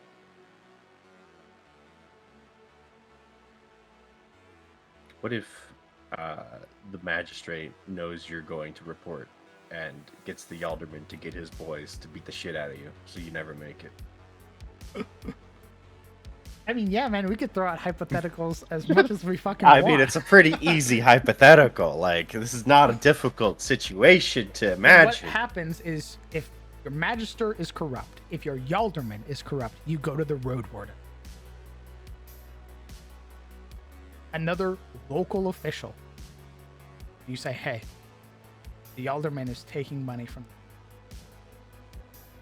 that Road Okay. Warden, as a knight, sworn to his oath, is gonna go beat the fuck out of the Magister and the Alderman both. All right, but like, what if the Alderman's men keep you from leaving? If that's the case, then there's nothing you can do. God, I knew it. The system's rigged. Yep, if somehow the Yalderman was corrupt, the Magister was corrupt, the Yalderman's men were corrupt, yeah, man, you fucking lose. If your whole town is ran by Vygar, they're all dark friends, fucking GG, brother. But usually, there's one amongst them who's not. And if the Yalderman's corrupt and Magister's corrupt, the Constable isn't, hopefully. Or the Road Warden isn't, hopefully. And then you go to one of them, and they'll throw hands on your behalf. And then they'll contact the Dracus. Because the Dracus is in charge of the county, and because you've committed crimes against people, bribery, fucking skullduggery, what have you, you'll be tried as a criminal, be stripped of all of your titles, And then depending on the severity of your crime depends on how much time you spend in a prison like Haynes Keep.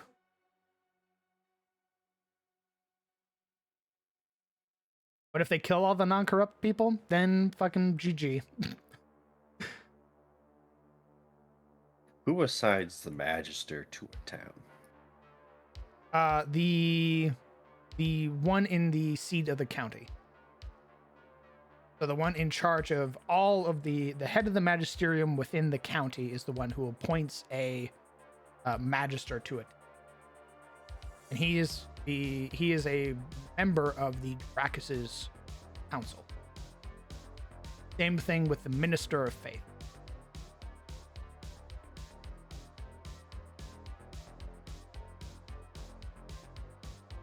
So each organization has a representative within the county or within the seat of the county. So Rosewood has a minister of faith, answers to all of the deacons and priests throughout all of the other towns, county.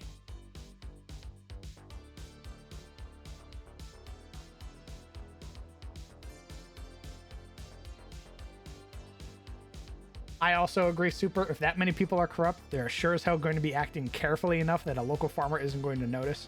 If their local lord out of his town is full of dark friends, that's how you get the local levies on your doorstep, and you get your I mean, yes.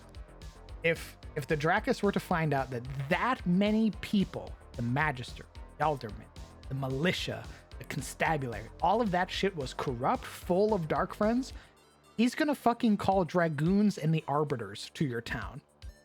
A fucking arbiter headsman is gonna roll up and says, okay, I'm sending you to Bahamut for judgment. Your execution is today.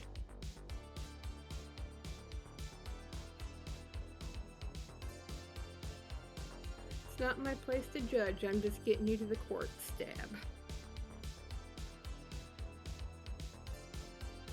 May the Platinum Father have mercy on your soul. Bonk.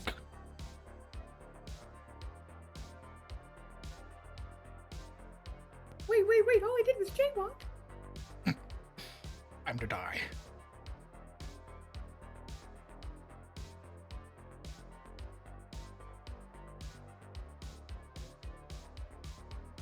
I have to go to bed early tonight. Gross. Why? I have to drive the husband somewhere tomorrow morning. Ah, very good. And then I have to drive him back while he's on anesthesia and hope he doesn't do something dumb. Hey, want to see me grab the steering wheel? Yeah. Because I'm going to be straightforward with you. I can't overpower that. You should merge here.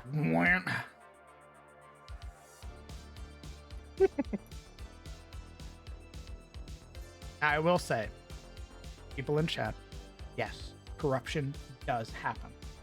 Dark friends are a Gasp. thing. One of the people that I had set up for TOS, Saxton, was originally going to be a dark friend.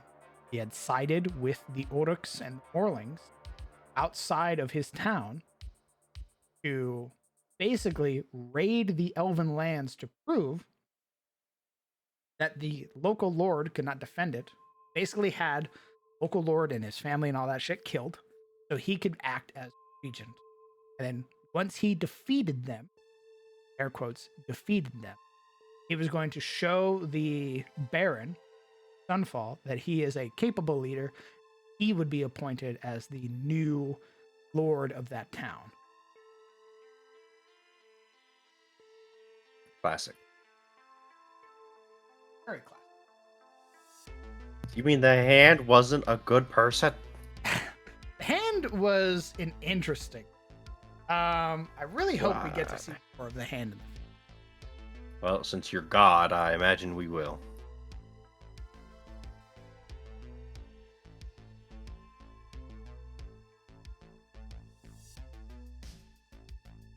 I sure hope we get to see this character in the future, says the author. I mean, if it Looking doesn't down make at- sense for that character to show up, I'm not going to put that. Like I liked Mouth, but I don't think I'm going to put the Mouth back in my next game. Good. Why not? because I've already shown that character, and I think it'd be more interesting for them to come up at a different time or in a different scenario. Ah, there it is. So they will come back. I don't think they're coming back in my next one.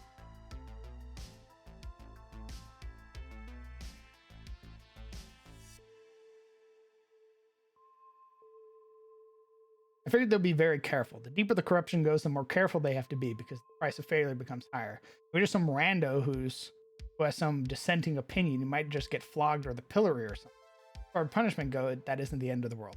Yeah, like if the whole town is corrupt, they're not going to be like, all right, burn that motherfucker's farm down. They're going to be like, oh, okay, well, how about next time that the shipment comes through, we just make sure that the thing that he ordered didn't show up. Oh, maybe his seeds didn't show up. Maybe the merchant didn't have them. Uh-oh.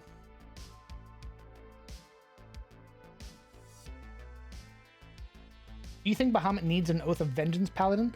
So an Oath of Vengeance Paladin would probably serve Hraesvalgur. Hraesvalgur is Bahamut's war aspect. You sure not? It's not Nidhogg? No. Nidhogg serves Tiamat in this setting. I see. Hraesvalgur is the Saint of War for Bahamut. He's all about that vengeance shit.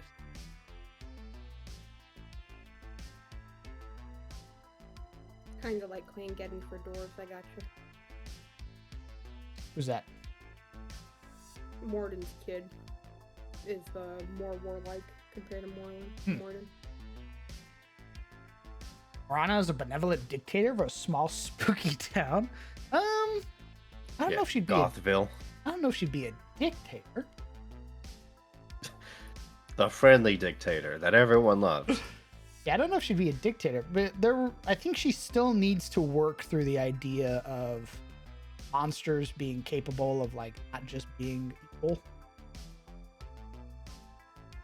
I'll be right back. Oh my god, pissers. Or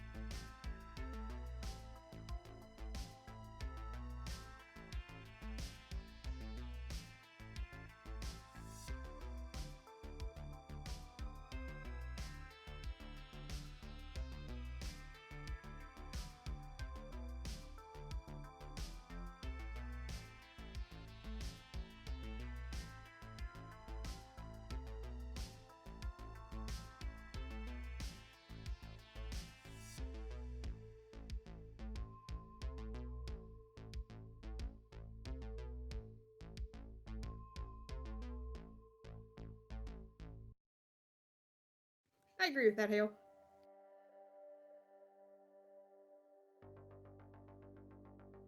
As a refugee? What the fuck?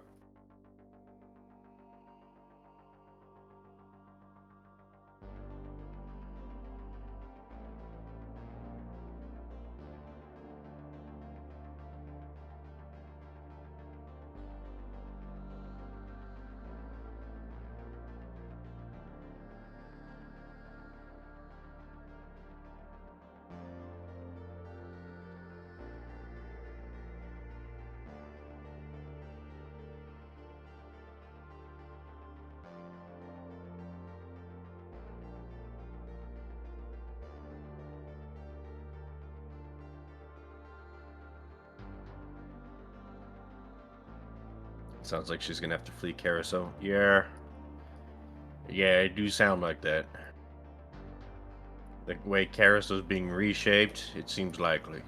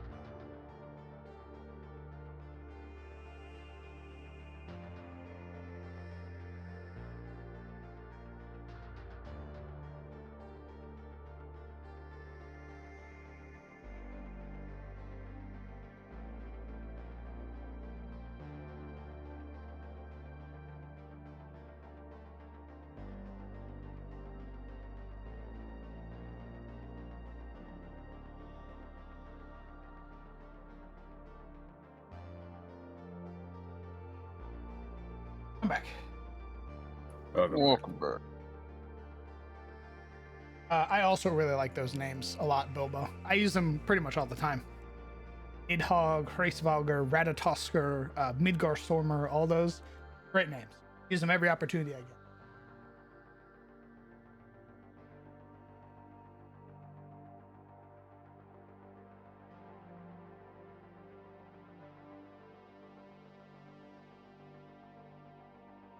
I don't think there is a Saint of Taxes, mostly because we haven't made a god of money or commerce yet. I think it'd be good to have one, though. What do you guys think? A god of commerce, Yeah.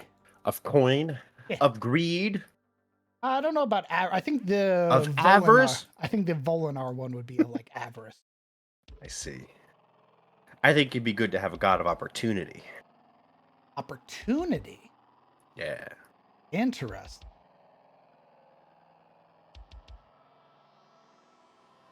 Opportunity.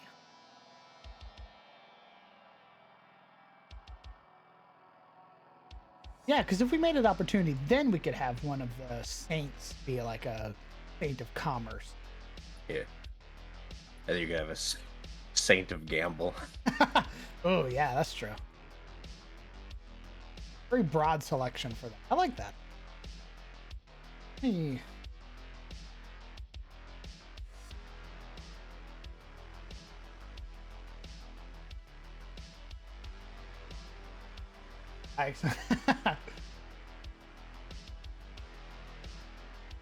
Dragons are really cool. In fact, there's a dragon in later chapters of Freerun. Because it's just so neat.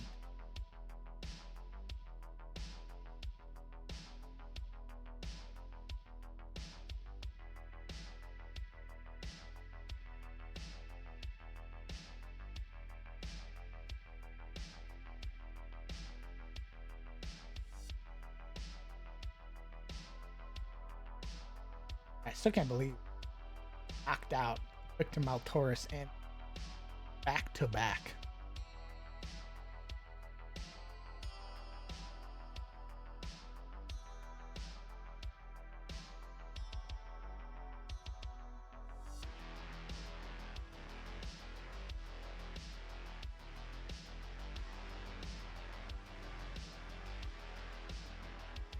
How's this looking so far, chat? What do you guys think?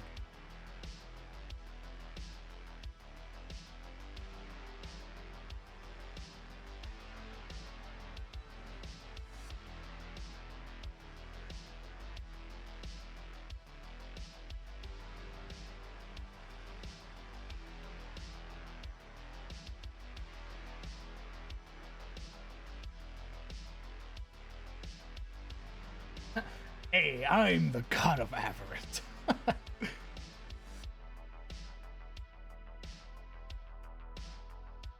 It'll be even better when there's boats. True, I should make boats. I think what we're gonna do.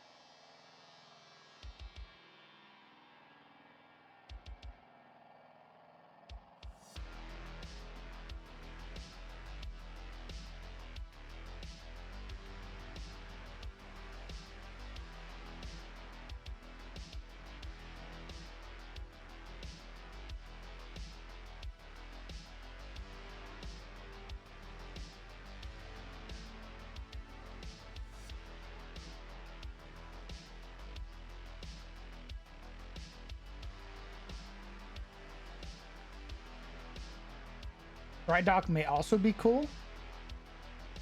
Ooh, yeah.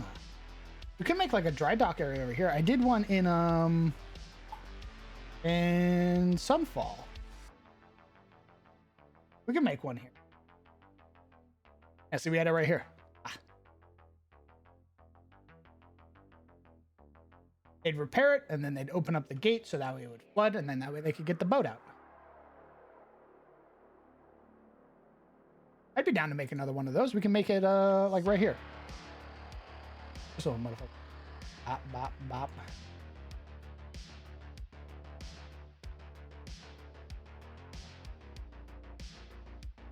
How about fishing posts? What do you mean, Arcana? How about the tax god is called Brand? Because you try to dodge them, you brand it with the sigil showing you as one of the... Ooh, I don't know if... Ooh... That might be a little too extreme.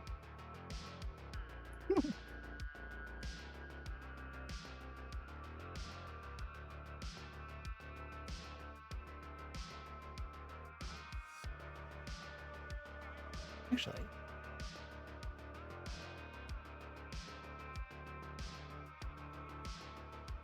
little like spots are known for anglers to... Oh, I don't know if we can show that on this map. I think that might just be something that I tell the party. Like, hey, by the way, if you're a fisher, fishers love to fish along the northeastern like cliffside. Because they say that a lot of the fish over there aren't as jumpy when people get near them, type, you know, what have you.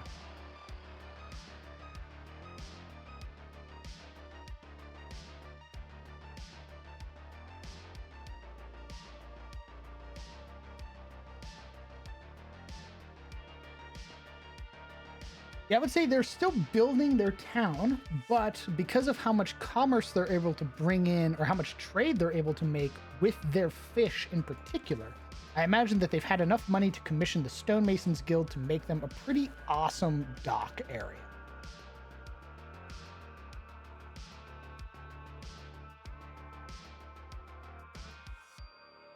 Can't wait to cast a line out there, drink and fall asleep like a real fisherman. Hell yeah.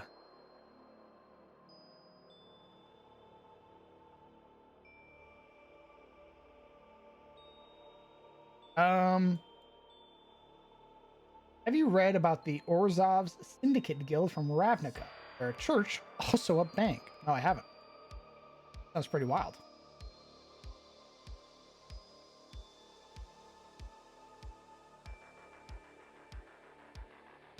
That as well, because brands deals will usually equal.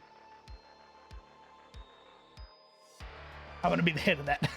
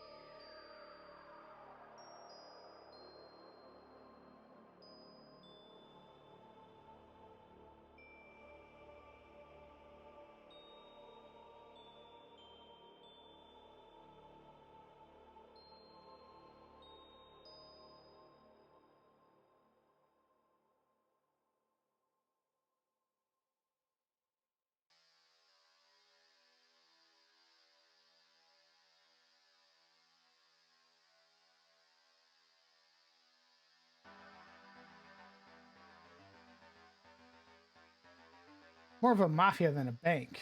Even after death, you aren't free from the debts of them. Oh, I see. More of the tax collector's brand. Oh, more like the tax collector's brand than the god personally. The brand is the sigil of the god. Oh. Oh, I still don't know if they'd go that far. That's pretty wild. Values of wealth. It exists solely as capital.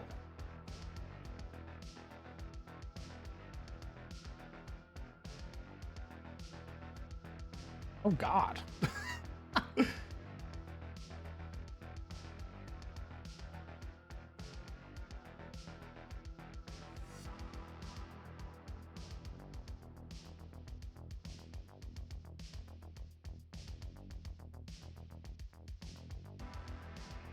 Need the bigger one. The big one. The big one. The big one.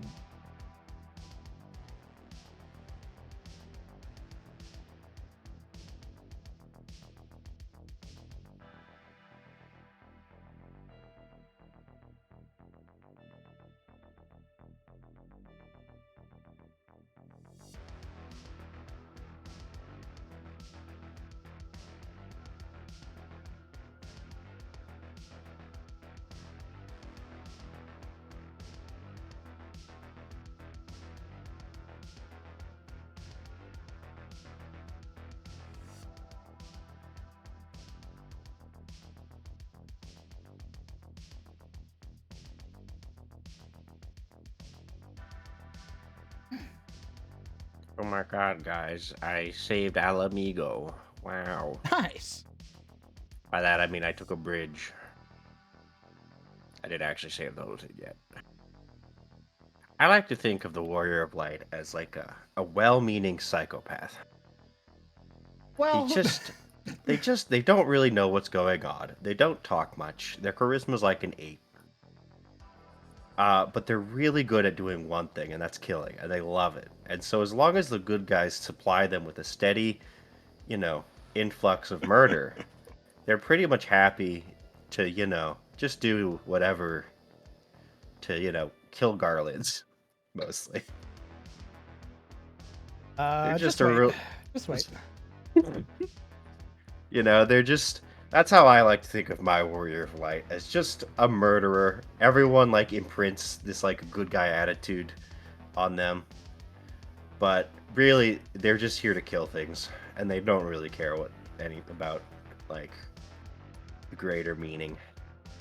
Much like Xenos, actually.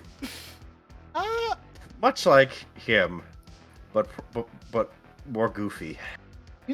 I would actually agree with Leo. You should probably do the Dark Knight quest line. The Dark Knight questline? Yeah. I haven't done the Dark Knight questline. I'm currently doing the Black Mage and the Reaper questlines. You should do the Dark. Yeah, is it just like, man, I just love murder. You'll see when you do it. It's I a see. pretty interesting. I see. Do you think a religion that does ritualistic blinding if their clergy is a bit too much? Yeah, because the group that does that in my setting are bad guys. Nice. Yeah, they're called the Shepherds of Death. And they ritualistically gouge out their eyes in this super fucked up ritual to basically become closer to the god of false death. It allows them to see through the veil. Oh my God. You have not the eyes to see. Me farming that insight. Me finding the crab lady. But they sound super cool. They were the main antagonists of SOE. They were being used by Voradare. I'm shocked.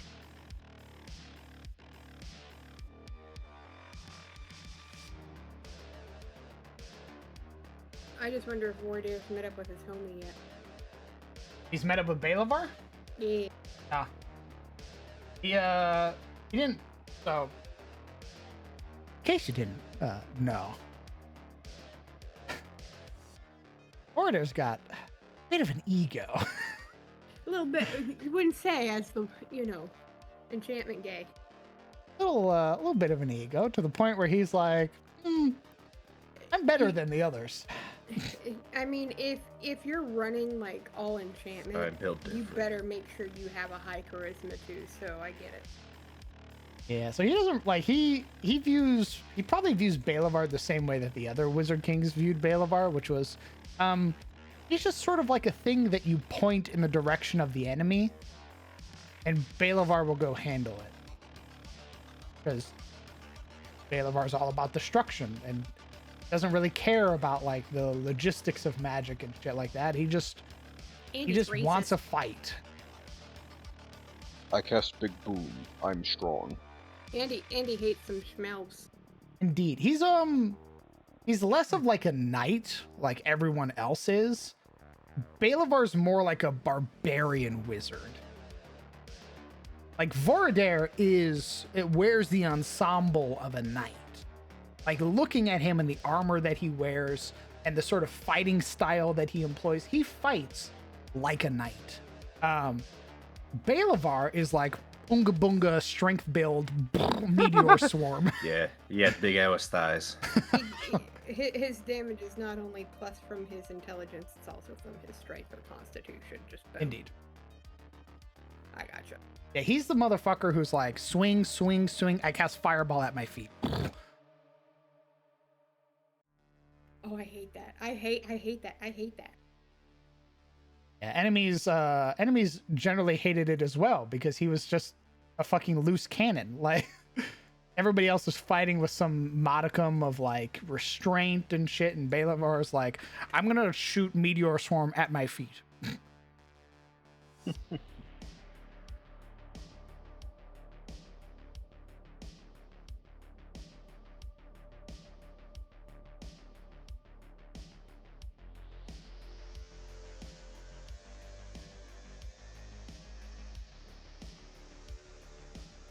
Some of you may die, but LMAO's skill issue.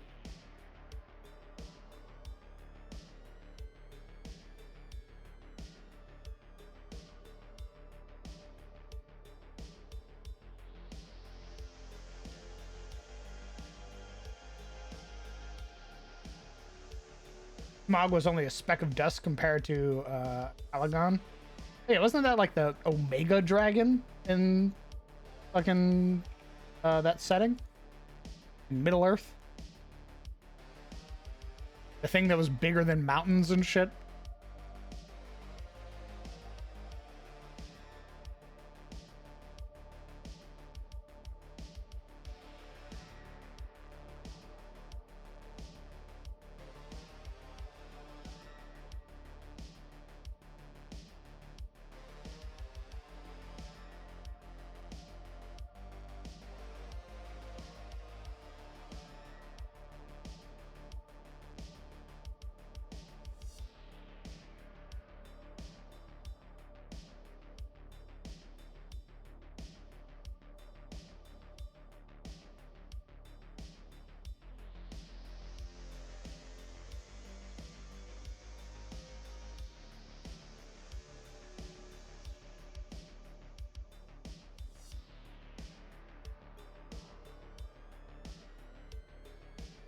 Well, you know what? At least Balavar's honest.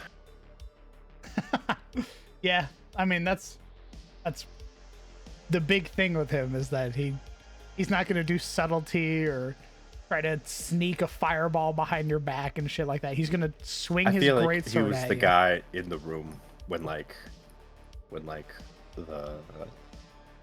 the god of magic was like, "You're gonna eat me." He was the guy in the room who was like, "Are you surprised?"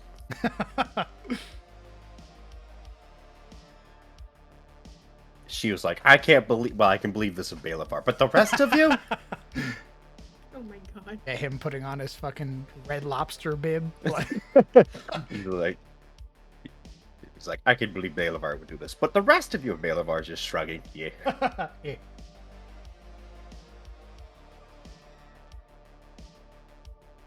A fan of Ungoliant and Shelob. Both are great.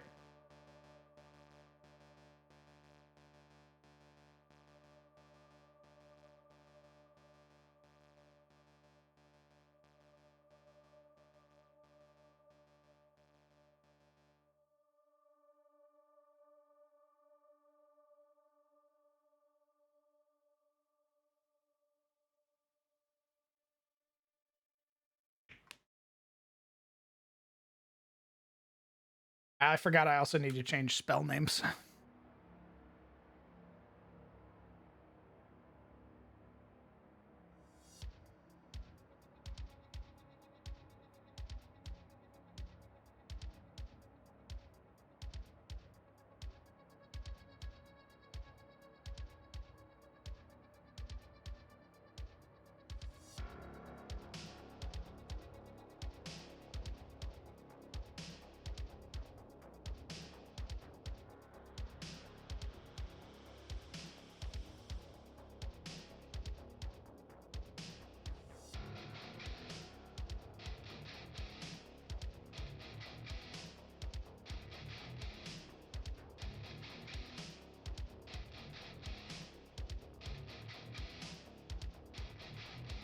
See, like, they have me cleaning up like fringes of some Garlean remnants, and I walk up to this guy, and he's like, "Please don't approach me." It's just him, and I'm like, "Hee, murder!" as I slice his dick off, and then I move on with my life, unfeeling, saying, "I'm the good guy." Just his dick and nothing else?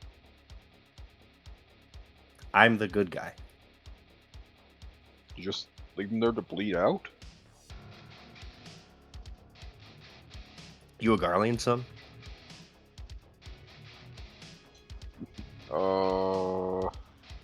Me trying to hide the gem on my forehead? Ooh, that's only pureblood Garlands.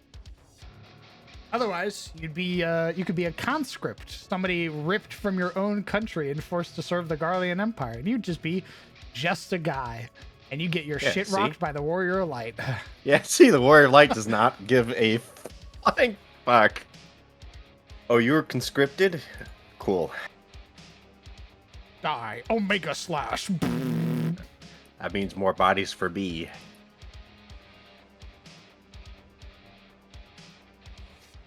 I don't care about your liberation. You're not on my side. Liberate this. As I blast them with fucking black magic. Fire 4. I didn't care. Bite and blast.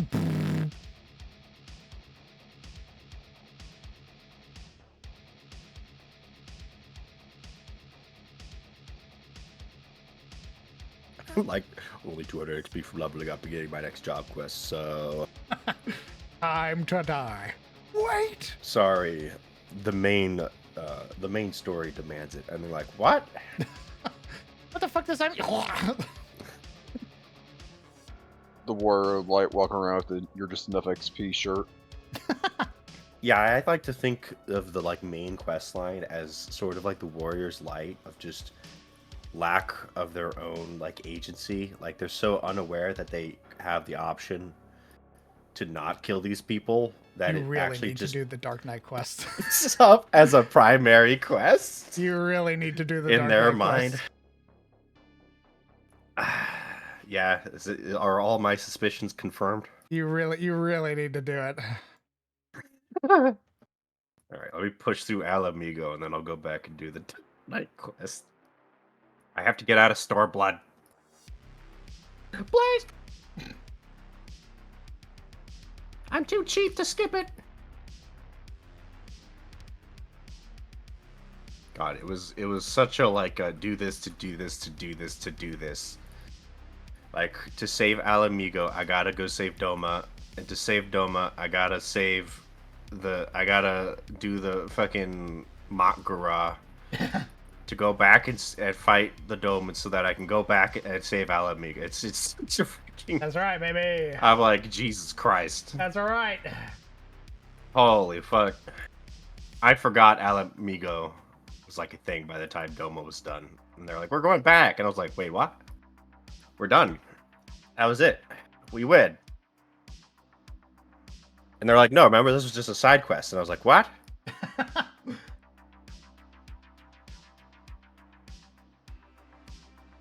Who the fuck is Rabat? Oh, you don't know? I'm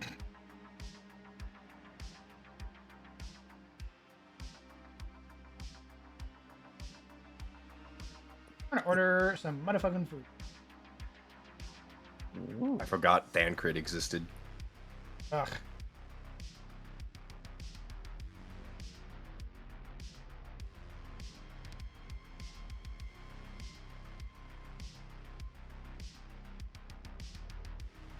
I do like the random side cutscene they gave me of Epstein the Dragon Slayer. Estinian. Einstein the Dragon Slayer. Estinian. Yeah, that's what I said. Where he looks down this giant pit and he's like, I'm gonna go make some foreboding life choices off screen. For no reason. Just in the middle of fighting Doma, it's like, and this is what Einstein's doing. Surely this will not come back. Leave that stinky man alone. Mm-hmm. Fellas, chat, have a fantastic evening. Take care of me. Works. Bye. Stinky.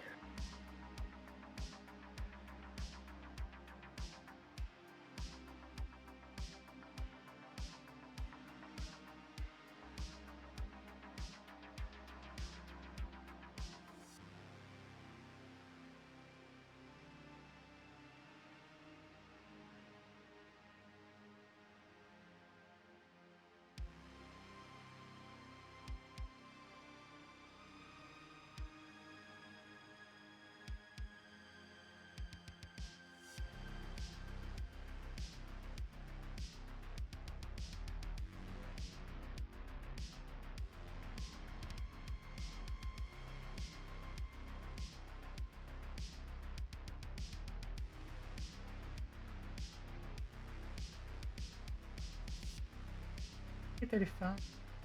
There were no orders. Motherfucking.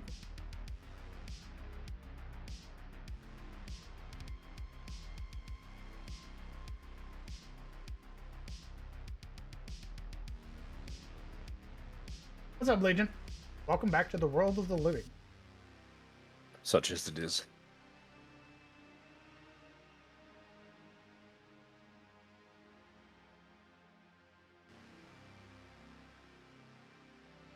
There can be no hope in this hell. Taxes.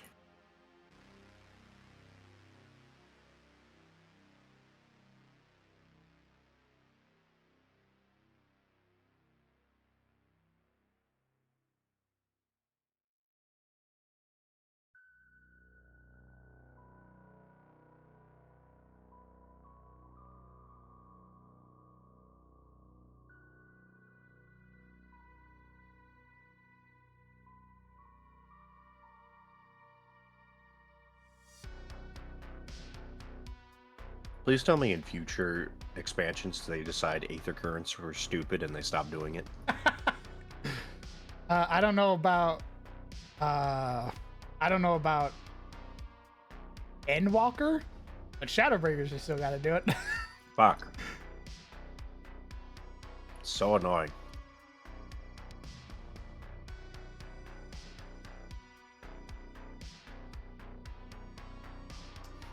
half the time you can't even complete it until the end of like the story quest that takes place in that area. So you're like, Yeah. well, what's even the reason to be coming back here to accomplish it? Buying later. Assholes. You're gonna be coming through that area a lot later on. Uh, Because remember, you're finishing up the 3.0 story. And you have 3.1, 3.2, 3.3, 3.4, 3.5. oh Jesus Christ. Yeah, baby. Oh fuck. Don't say that. Oh man, that's the experience. When you realize 10 years of content is actually 10 years of content. That's right, baby. Usually some of the patches are really short. Some. Monka.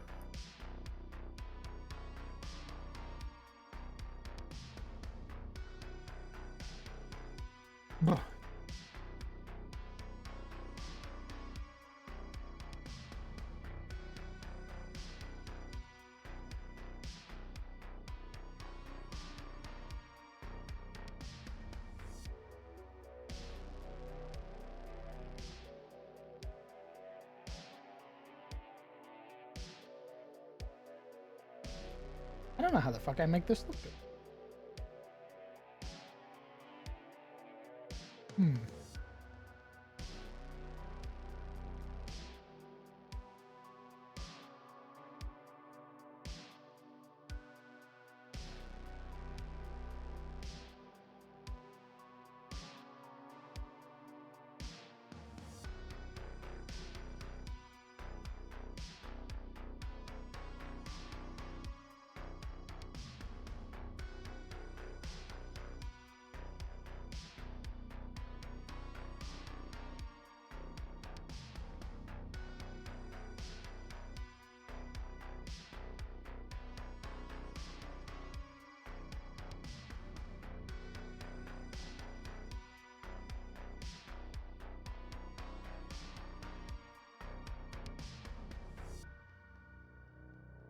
Evan's word was great. I definitely enjoy Shadowbringers a lot. Stormblood was okay. I liked some things in Stormblood. I didn't like everything.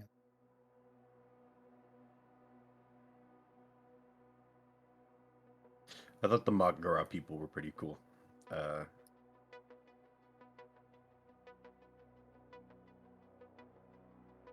Which ones were that again? The dragon people who are like basically like Mongols. Oh, the Aura, yeah. Yeah. Yeah, the Aura are pretty sick. They have a pretty dope culture too. Yeah, culture. Because you have the Zala, which are the Mongolians, and then you have the Rain, which are, I believe, they have sort of like a monk culture. Yeah. Plus, they live underwater, which is pretty cool. Specifically, the Zala was like where the most attention was. Yeah, because then you meet, God, what are they called?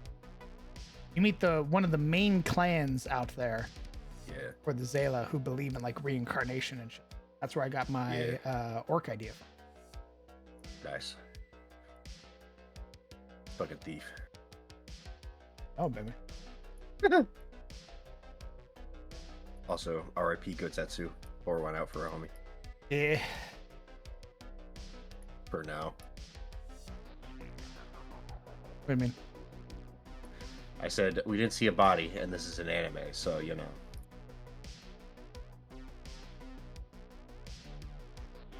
He's probably dead, but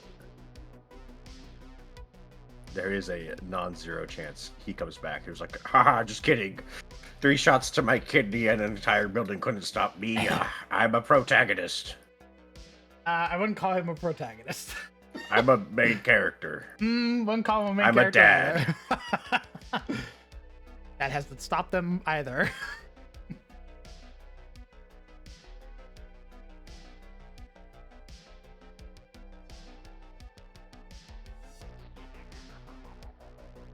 I haven't finished Shadowbringers, even though really liking Shadowbringers. It's just the level of commitment that's required to go into Final Fantasy is pretty high compared to other MMOs. Especially because I like the crafting in it, and the gathering and all that shit, and I like being an omni crafter, omni gatherer. So for me in particular, it's like if I'm gonna do this, I also want to be self-sufficient, and I spend a lot of my time doing my crafting. See, to me, it's very easy to get into Final Fantasy because I just push for the story and I ignore everything else. That is one way to do it. What you're saying is I'm addicted to the crafting system, and the moment I open up the game, I start collecting rocks. Correct. I immediately start doing my turn-ins. I immediately start using my retainers to go out and gather shit. See, Like, not all right, me. how far I'm just behind like, am I? not me. I'm like, main story.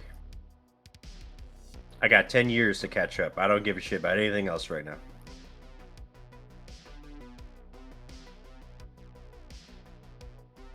Working towards Omnicraft? Nice.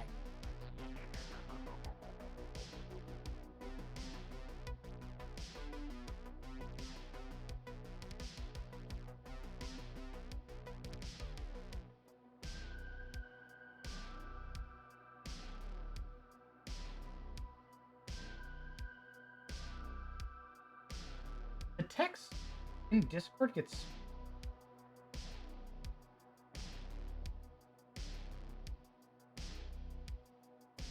Mine looks the same.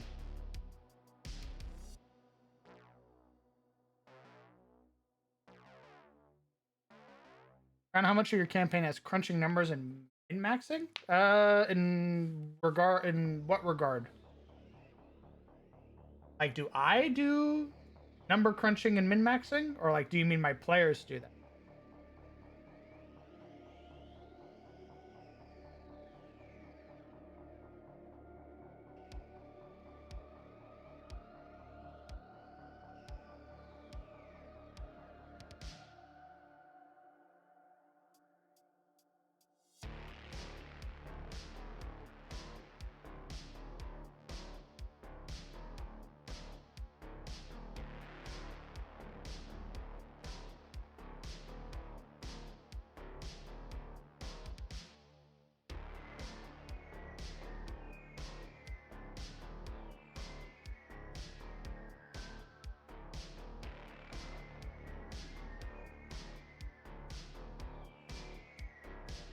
Oh, I mean, if my player wants to do it, they're gonna do it regardless. I don't think I've ever gone to a player and been like, hey, don't fucking number crunch or else. If my player wants to number crunch, it's because it's like something they enjoy. So we do have a couple munchkins in the group who like go for like the most tactically advantageous thing all the time. And sort of like crunch numbers, and they're like, ooh, if I take this, I can get like this increase to my DPR and shit like that. But I don't think I've ever been like, hey, don't fucking do that, you weirdo.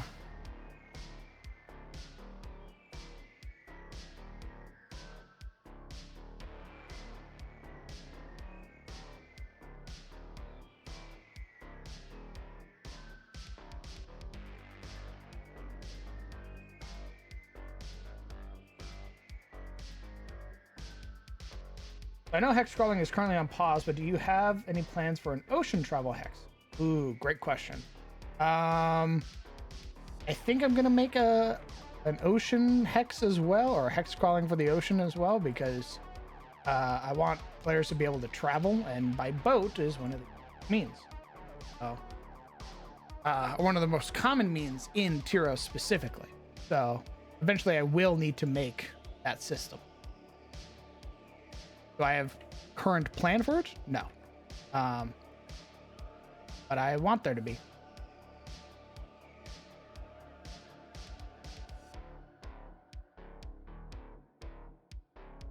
This song.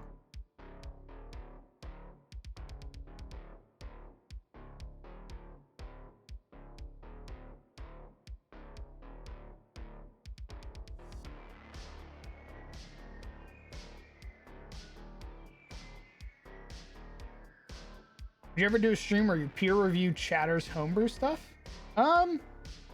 I'll never say never. I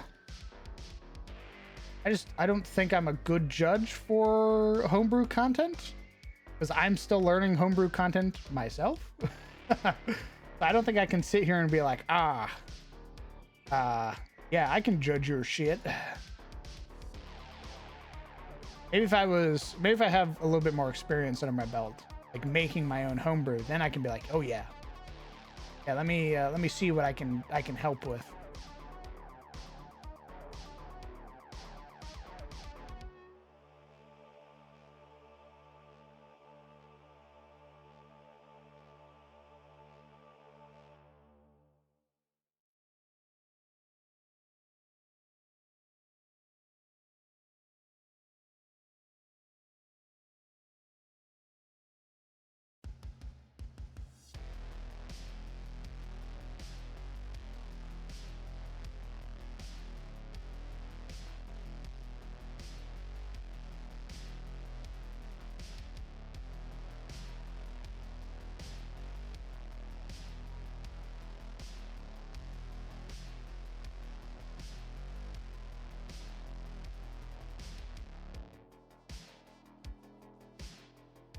The snake woman. Yes, you've met them. Yep. Wow. How do you breed if you all women? Who has the PP? All right, please leave the village. Never come back. I'm just asking. I gotta ask you important questions here. 5e doesn't really have number crunching. It's more self-imposed number crunching. So, if you're gonna do that, you just sort of have to be mindful that you're gonna stick out a little bit, because a lot of other people are gonna be like, "Why are you worried about your DPR?" Like, because I want to do the most damage, and they're like, oh, "But why?" It's funny. I want my friends to feel inferior as I top them in the ranking every single time. Yeah,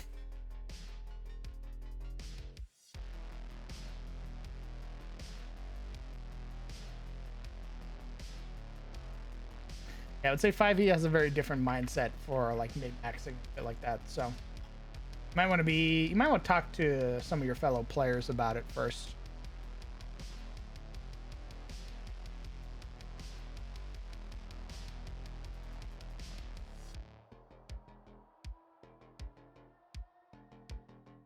I think it'd be cool to get feedback on stuff like the Chimera Druid I'm murdering it. Oh, I'm writing? Oh, okay. I wouldn't mind looking at that in the future.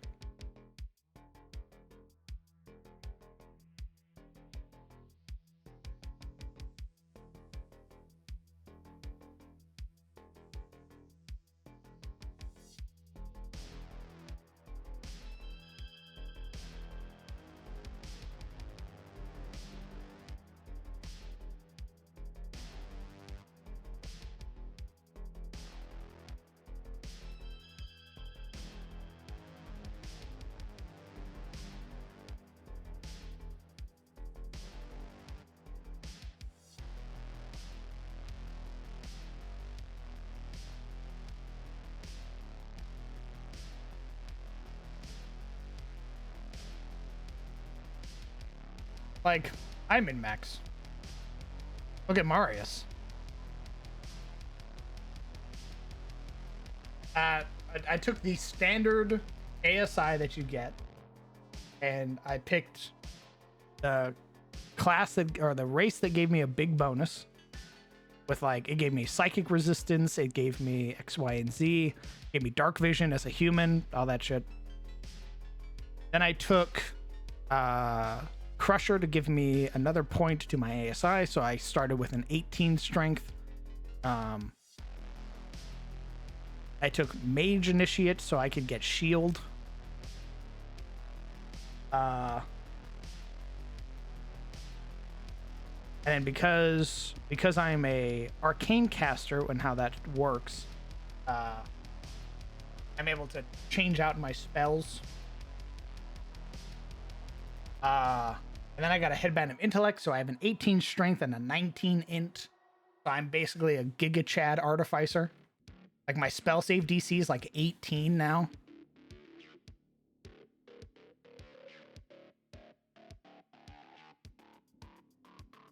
So I min-max by Freak.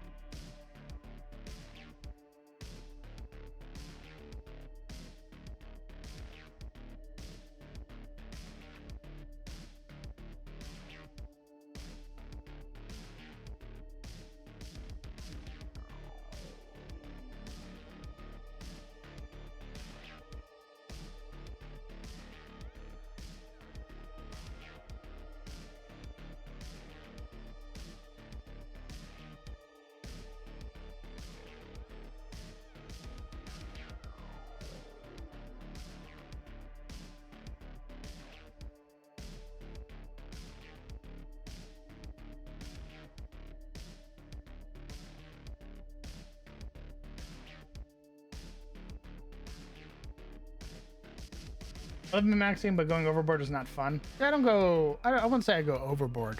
Because I'd have picked way different spells if I wanted to like Omega min-max.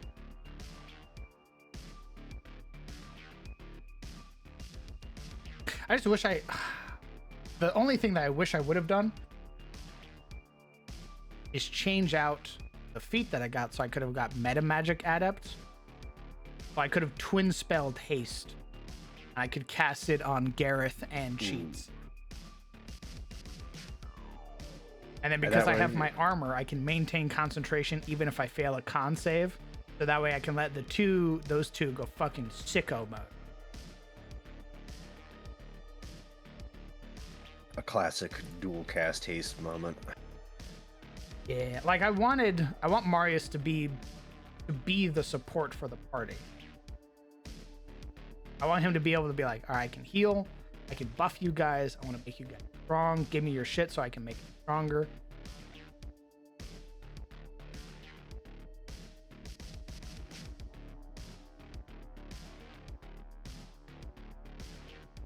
I wanted that for Yuria. But I picked a DPS role, Omega role. Also, no one wanted my buffs. I don't know why. I thought your buffs were neat. Nobody wants my healing. Cowards. They didn't know how good they had it. True. Marius would have been a neat cleric. Ooh, why? Yeah. Ooh, why it sting me like that? I don't know, Kellen. Bad luck, maybe. Stab him again. Frogolite again. No. This time I got it. Yeah. I think he would have been a neat cleric. He probably could have been like an order cleric or something. Who? Marius. Yeah.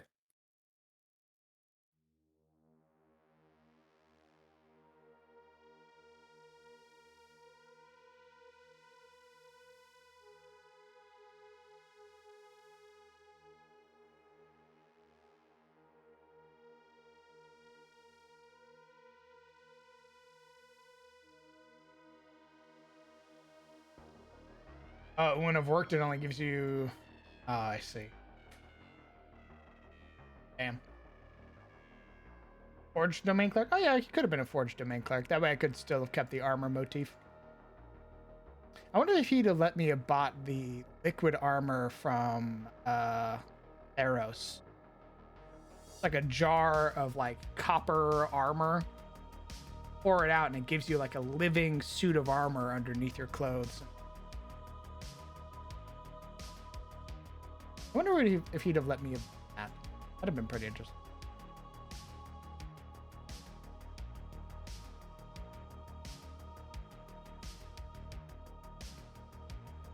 Also, hello, Necro.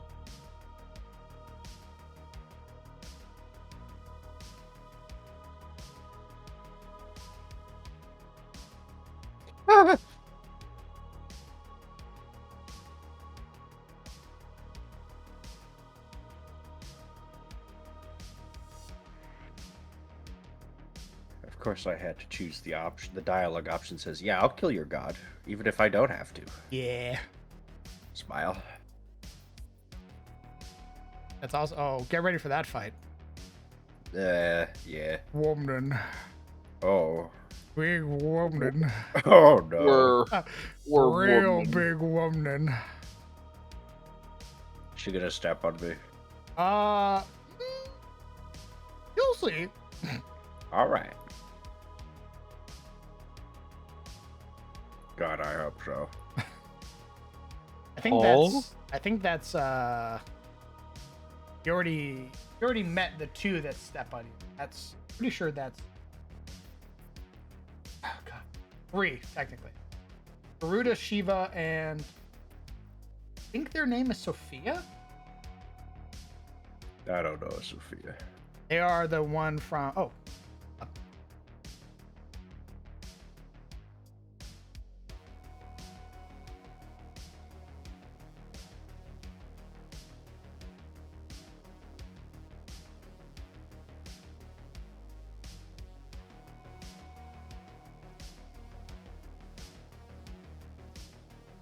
right, my food just got here. I'm gonna eat my food. Bastard. All right. Imagine eating food. That's Yes, not photosynthesizing. yes, Kieran, the Snake Ladies in Final Fantasy.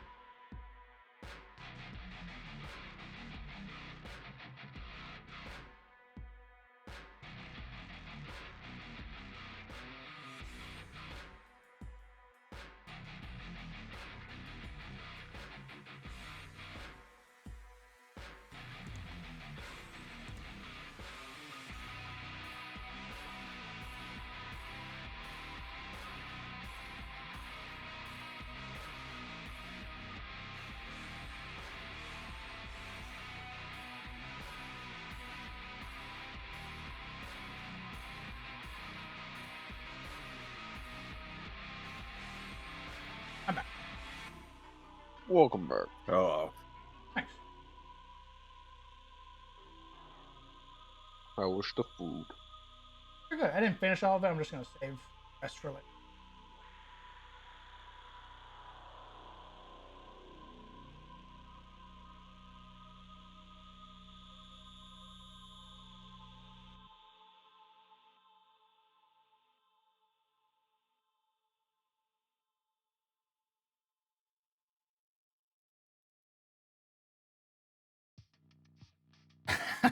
Hello, Waffle.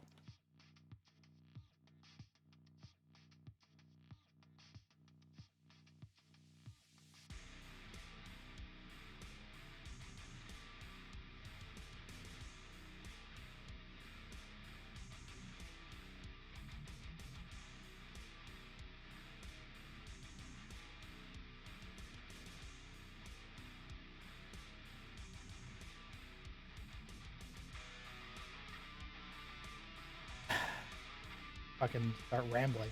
Swear to God. uh-oh. About anime? Oh, Yeah. I just keep can't help thinking yourself. about how much of a shithead Gege is.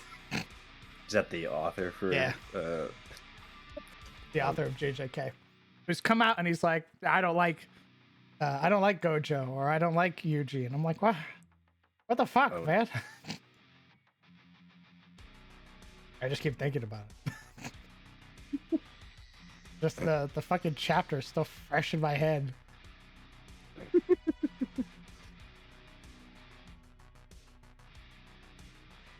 Only I could be the otter one. So wild, man, because he's like, yeah, Gojo doesn't have like a personality. I made him too strong, blah blah blah blah. But then you see Gojo in Hidden Inventory, which is season 2 of JJK, and he's great. He's got a ton of personality. It's insane. He's like contradicting the shit out of himself. When you realize the authors are people and fallible. Just wild. There's no reason for me to be upset. It's a fucking it's manga, right? It's a fucking shonen. It's proven to be brutal numerous times. So it's just irrational. The That's same. I me. was fucking mad at Martin when Stark died. Like, Everyone was mad at Martin when Stark died. And also, I mean, to be fair, Martin deserves to get mad at. I mean, he's a piece of shit. He's the guy who will do shit because it will make you mad. Including not finishing his book, ever. yeah.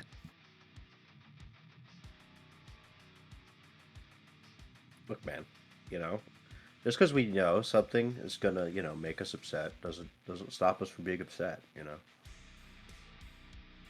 It's the funny thing about, the human psyche. It's like me when I know that this dungeon's gonna be brutal, that we're all gonna get stressed in game. I still get like mad because my character's stressed and it's brutal. Understood. I'm like, why is it like this?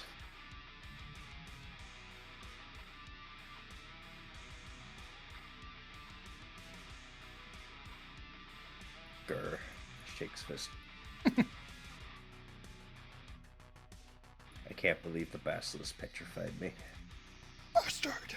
How could I have known this was going to happen? In that particular instant, I wouldn't say you were at fault. You were still a new player, technically.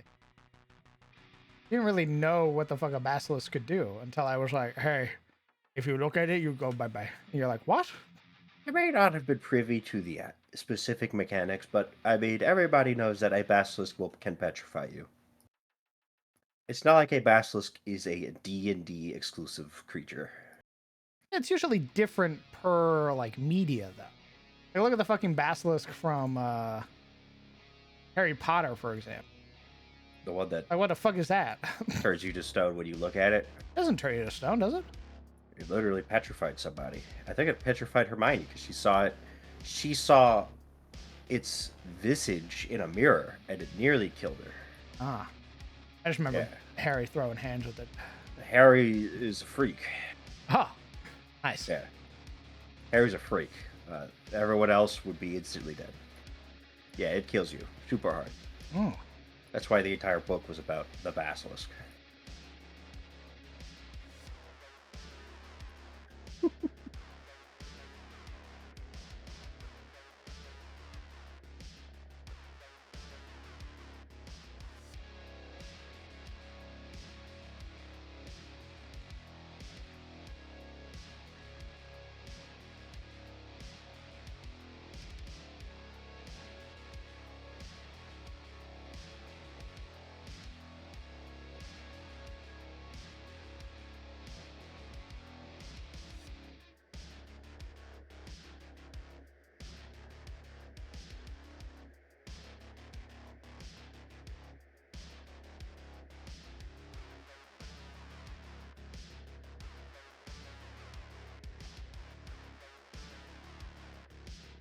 Good night, Lurker. Sleep well. What do you think of this, like, path that I've made here, by the way? Please pay no mind to that. Or that. Oh my god.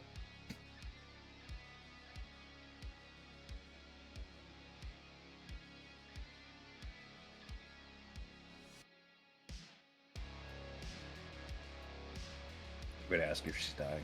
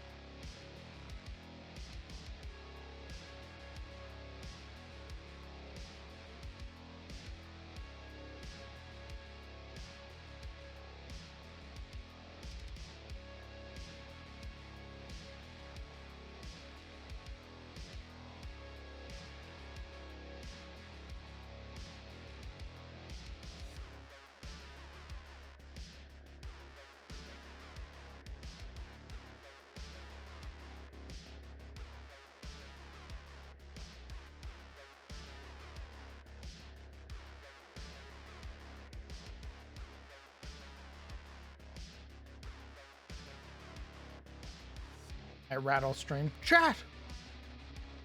What do you think of this?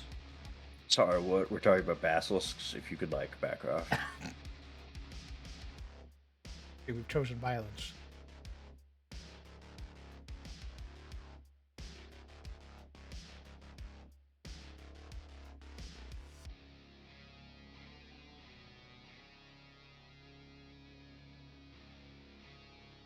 I think it looks pretty good. Does it look believable?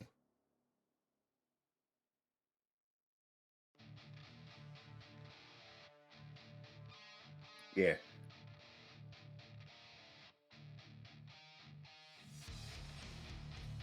What's that thing on the end? This? Yeah.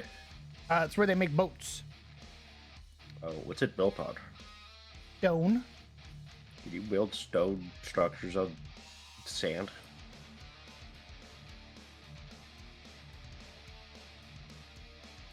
I don't see why you couldn't. You'd have to dig deep enough to actually find rock. Oh, okay. So that would serve as your foundation. I see. You couldn't build on sand itself. You would need to dig it out. Alright, I have to destroy Big Woman. I'm good. Yep.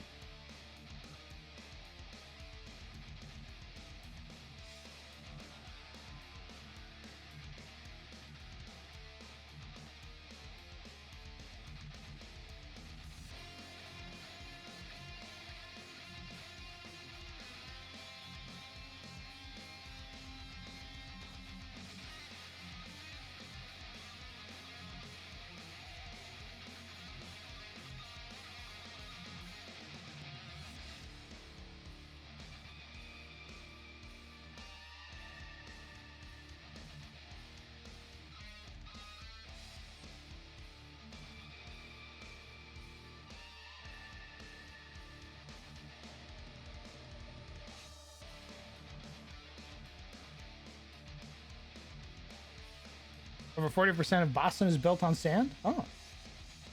Hmm.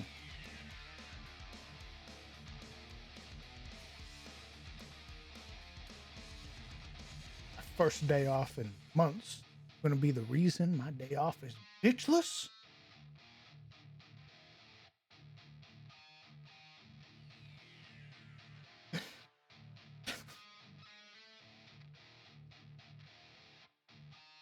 That's not fair.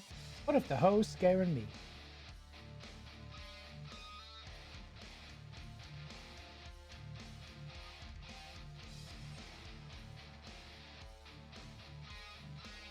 Those are like little rafts.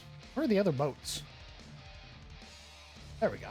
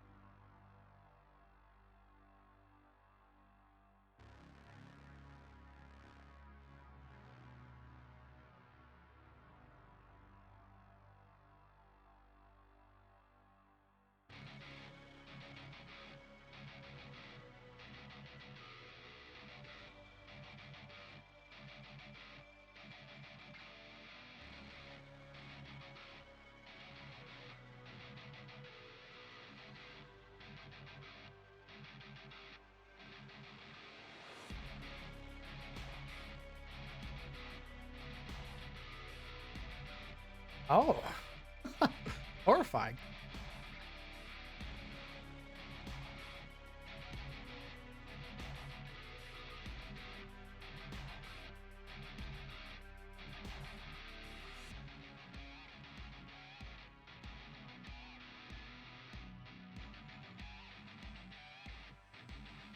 What races would you believe that use or could use giant turtles as living ships for travel? There are probably a lot of them. I can see a lot of races. Massive giga turtle to live on. Hey, I shouldn't be here. Hey, what's up? Oh, welcome Alright. back. I just finished Nice. Yeah. How you feeling? Throat's thrashed. Yeah. What are you laughing? What's so funny? Are you What are you okay? laughing about? Yeah, I'm fine. It's just throat's thrashed. That's what I'm saying. Are you laughing at me? What's so fucking funny? Just you Am you're I a acknowledging that clown? you're hurt and you're like, ah. Yeah. Oh, sorry. Things are peachy. I'm doing great. If that's not true, your throat's Yeah, thrashed. sorry for trauma dumping you about my throat. Yeah, how about you keep that to yourself next time? Thanks. I would love that if your Yikes. friend's like, hey man, I'm not doing too hot. You're like, yeah, trauma dump. Don't Damn, bring Mike, that it's been negative 2 shit months, over huh? here. God damn. That reminds me of that video where he's like, if I called you guys for help, would you help me? All of his No. friends go, nope, not at all. In fact, I'd go out of my way to ignore you. Holy shit. I hope I go to your funeral knowing that I could have changed it. You're on your own, baby. You're on your own. God damn.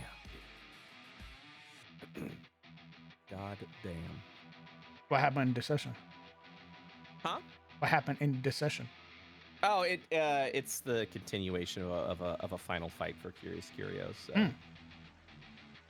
Curious Curios is wrapping up their season and probably wrapping up the campaign.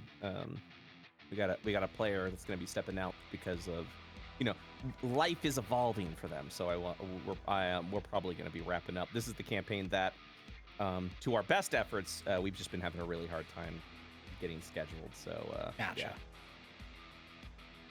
but that's okay, because I think running 3 games is the ideal number I was looking for anyway. So yeah, it should be good. Should be really good. Wish Patreon would stop dropping my members. I wish that would stop. And You're welcome. I don't know what it is about Patreon's tracking now, but they like I'll like yesterday I think I got like 3 new people. I was like, that's awesome. And then it just doesn't update the number, so I'm just like, okay, can you add them in or something like that? That'd be really cool if you did that. No, it doesn't do that.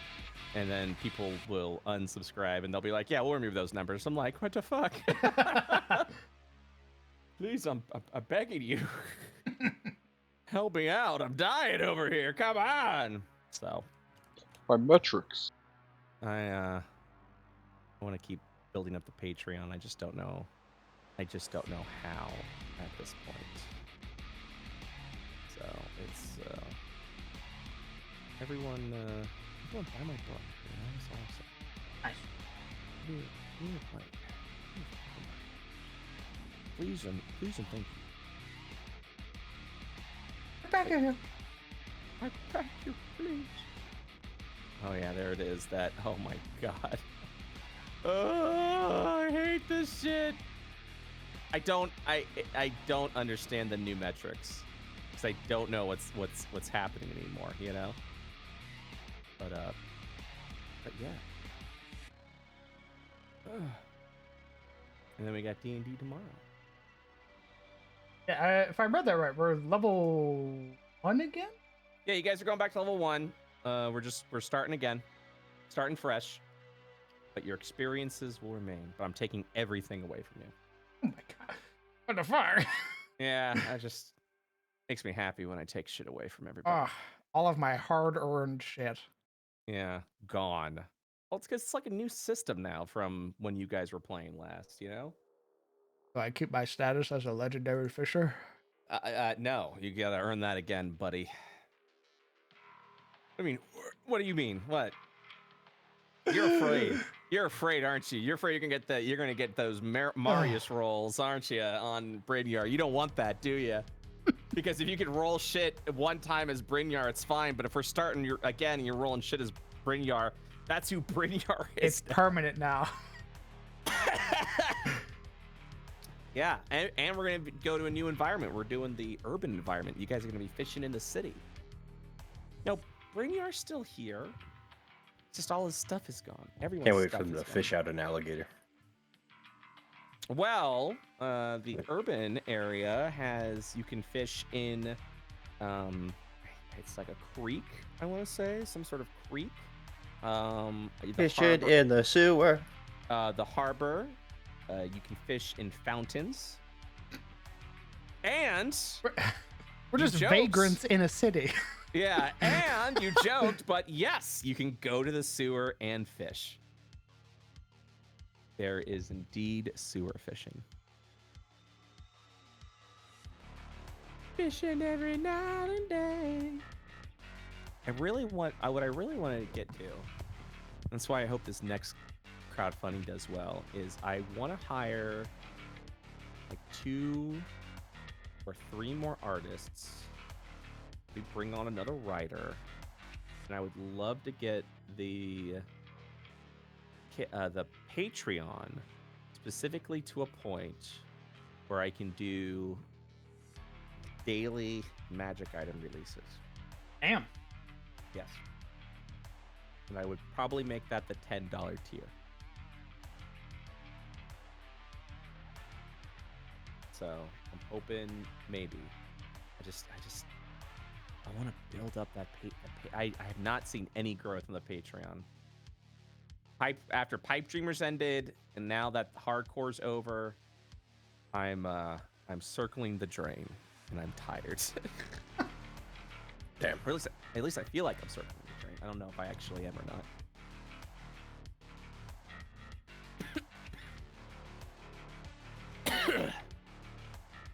Huh?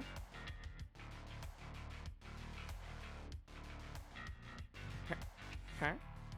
Huh? Huh? What specific drive? Oh.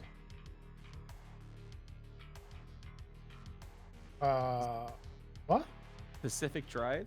That sounds like a game that people want to play. Never heard of it. Oh, I guess it's not a game people want to play. I don't know what that is. I don't. It sounds familiar. I don't know if it's a game that is coming up or not. Oh, I'm tired. I'm just tired, Dutch. Bro, I'm beat. I wish I was good enough writer to pimp myself towards Brett. Hey, man, send me your portfolio. I'm always looking for good writers. But I ain't got no portfolio. Well, then you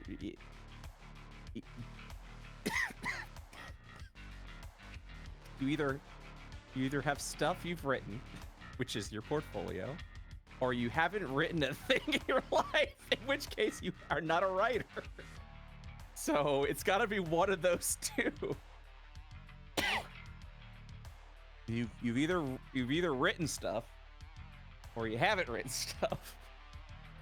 But I'm imagining you have written something. You had to have written something. I'm trying to get Crown to work for me, but he doesn't want to do it.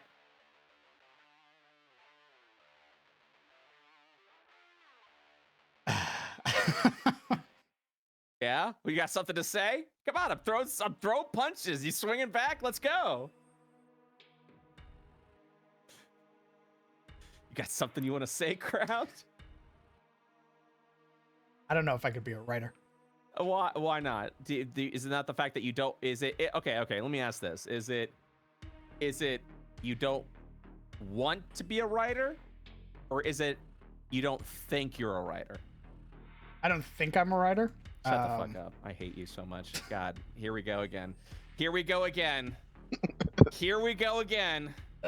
Like maps? Sure. I gotta beat his ass. I gotta beat Crown's ass live in front of his audience. I don't think I'm a writer, brother. Like role play, sure, but like writing actual things for a book, I don't think What that's do you think writing is?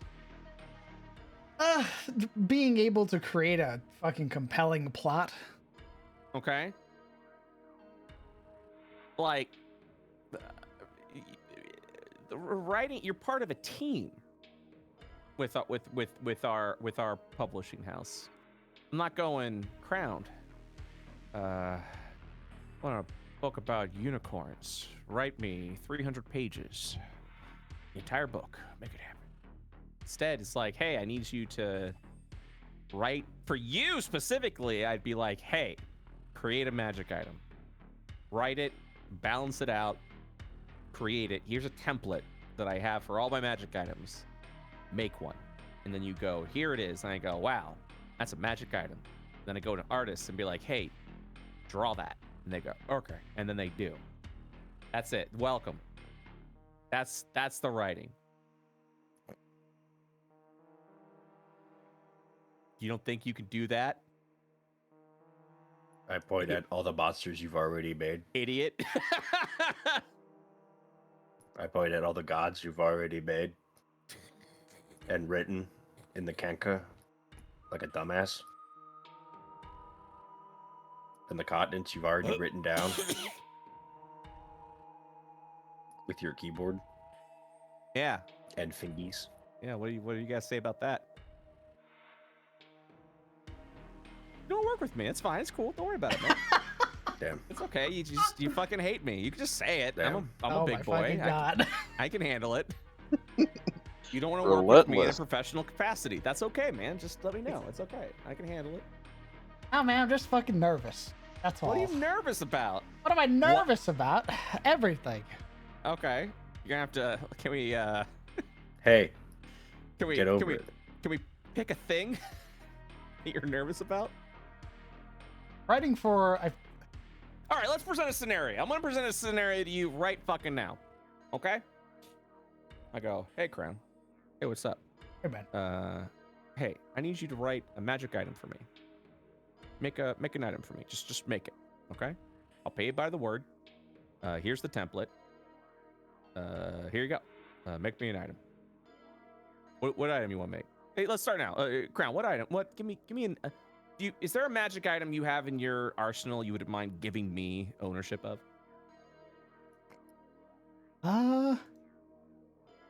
Won't you shake a poor sinner's hand? Won't you shake a poor sinner's hand? I'd be willing to give over magic. So the thing with my magic items is that it's when I make a magic item, I generally take a lot of inspiration from 4th edition. Mm-hmm. I'll take inspiration from shit. Doesn't Matt Colville do that too? Yeah, Matt Colville is 4th edition. I respect Matt Colville because he can make so much fucking money just bringing back shit from the past because everyone's a zoomer right now. Like I'd give you like the Skofnung's Edge, which is a blade trinket for people who use bladed weapons. Mm-hmm. So it's like a wondrous item of some sort. Yeah, it's a wondrous item trinket, slashing. The trinkets were used during the days of the Silver Flame when fabled heroes staved off the whirling abyss with sword and shield, axe and club. Sign of better times. This particular charm is carved in the likeness of an ancient axe, shadowed by the bearded visor and helm of the barbarian chieftain who wielded it. Guys, can you believe this fucking bullshit he's spewing right now? And it's just like, it has a enchant bonus, which gives you a +2 slashing damage, and then it has a daily free action, which gives you if you once per long rest, you do a free thing. Correct. If you hit, so it's a special. Whenever you deal damage with a weapon that deals slashing damage, critical range for your attack becomes 19 to 20. Cool. So for this attack, I'm going to imbue my weapon, and if I hit on a 19, it's a cool. That's great. Does it get used up if it's not a crit? You deal damage with a weapon that deals slashing damage. 20. Yes. So it doesn't get used up until you crit. Okay, that was the only thing I would have added. What is that, like an uncommon? Yes. Okay. So we're on the right mind length as far as power levels are concerned. That's easily so it's a once. So it has a passive bonus where it's +2 damage to slashing. Yeah, I think that's easily a 400 gold piece item. That's exactly the price that I have for its cost. Wow, it's crazy, man. Hey, what about that weapon mastery system and extended weapons you added? Dude, bro, like all those extended weapons.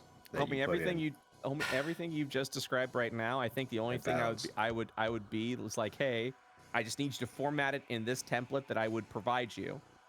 I would then take your word, take the words and count it. I'd probably ask you to condense the description down to, 2 sentences for the description. And then you would just use the template for the effects. And then I would pay you per word. And then, yeah, that's congratulations. I think that's probably like $25-30 right there. And yeah.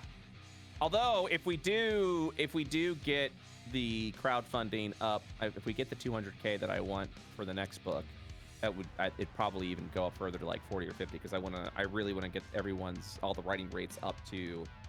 Right now, my writers get paid 10 cents a word because that's at the size we're at. But if we can start generating 200K projects, I can put it up to 20 cents a word, which is what I want all the writers to be at. Yeah, at that point, you would just sign that item over. It becomes IO Publishing's item. You are still credited for it and everything of that. And yeah, that's you get paid for that, and then you get the credit, and then we have an artist work on a piece of item, and then I throw that on a design page, and then boom bang, there you go. That sounds great. I would purchase that.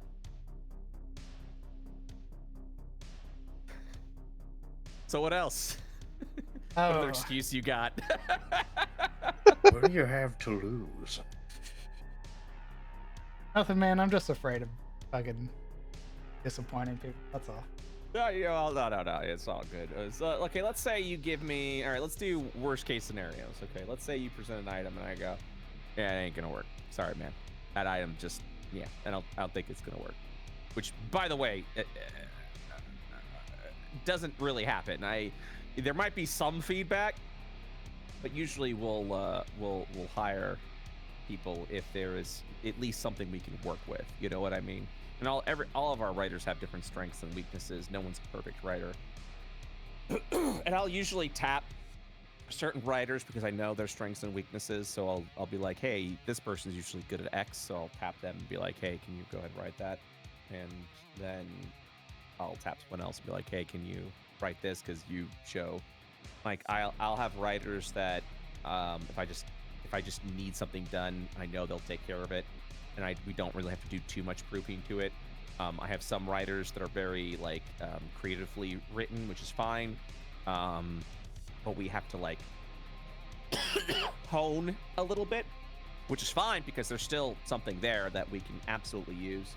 I have some writers that are very creative as far as what they write, but we really have to like correct a lot of their stuff because there's just a lot of run-ons, or there's a lot. So I mean, everyone's got strengths and weaknesses. You know what I mean?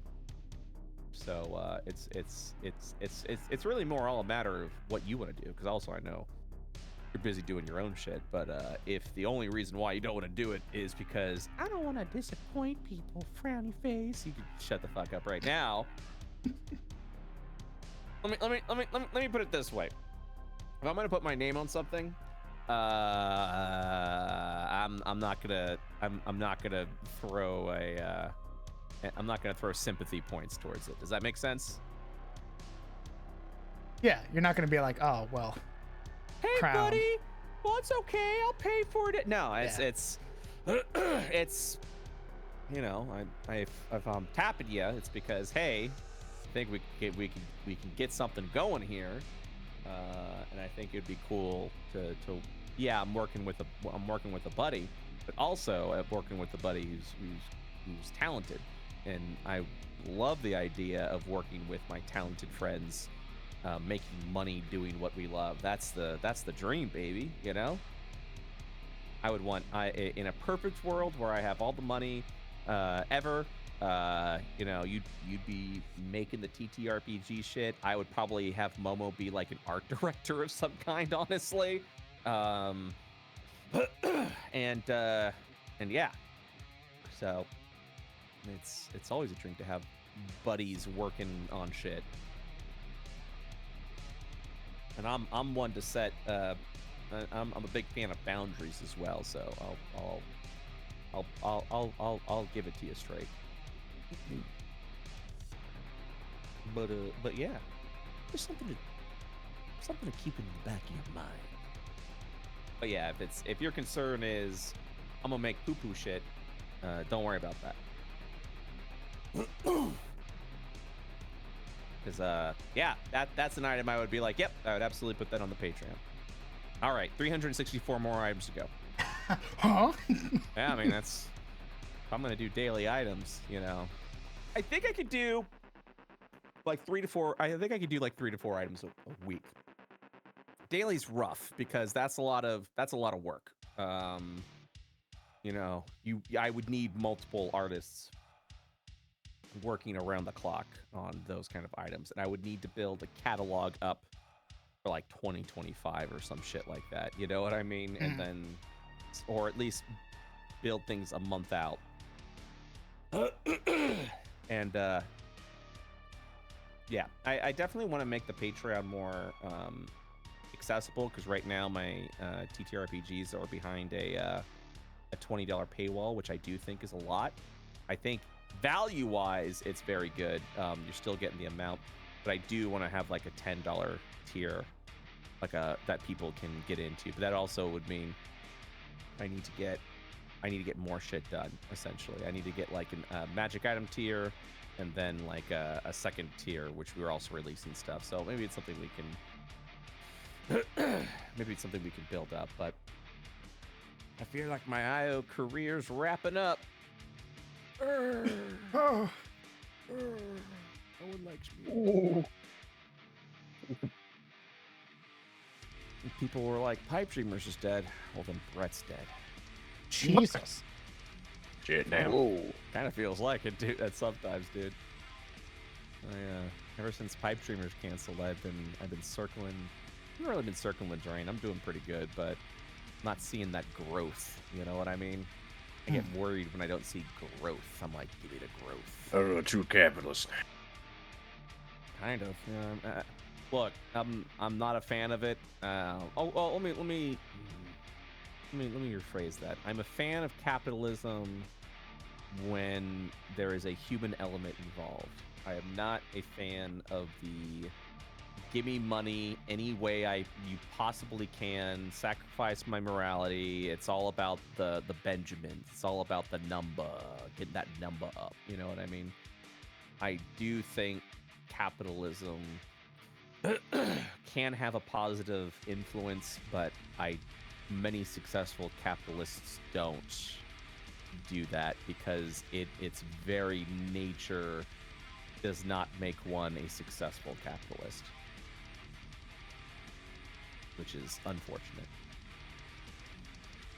The fact that we have associated capitalism to our healthcare is fucking insane to me.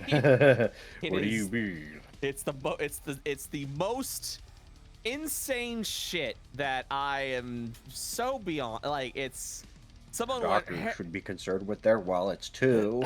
If you have pharmaceutical companies should be concerned with That's their right. wallets. That's right. Cut as many corners as we can to raise the bottom line. It's especially now in the age of AI, you know, things are gonna get pretty fucking dark. I feel like I just want to buy a house before it all goes to hell. You know what I mean? You're asking for too much. I just want pride. How is that like? You're asking for too much. Live within your means. Oh my god, I can't believe that owning a house That's has right. now become this luxury. That's right. It's so sad. It's so fucking sad. You don't own anything. We're merely allowing you to borrow it. That video game you bought, borrowed. Ubisoft Thanks, stage. Ubisoft. People need to get used to not owning their games. I'm like, cool. God, this fucking morbid bullshit. Ugh. So sad. So sad.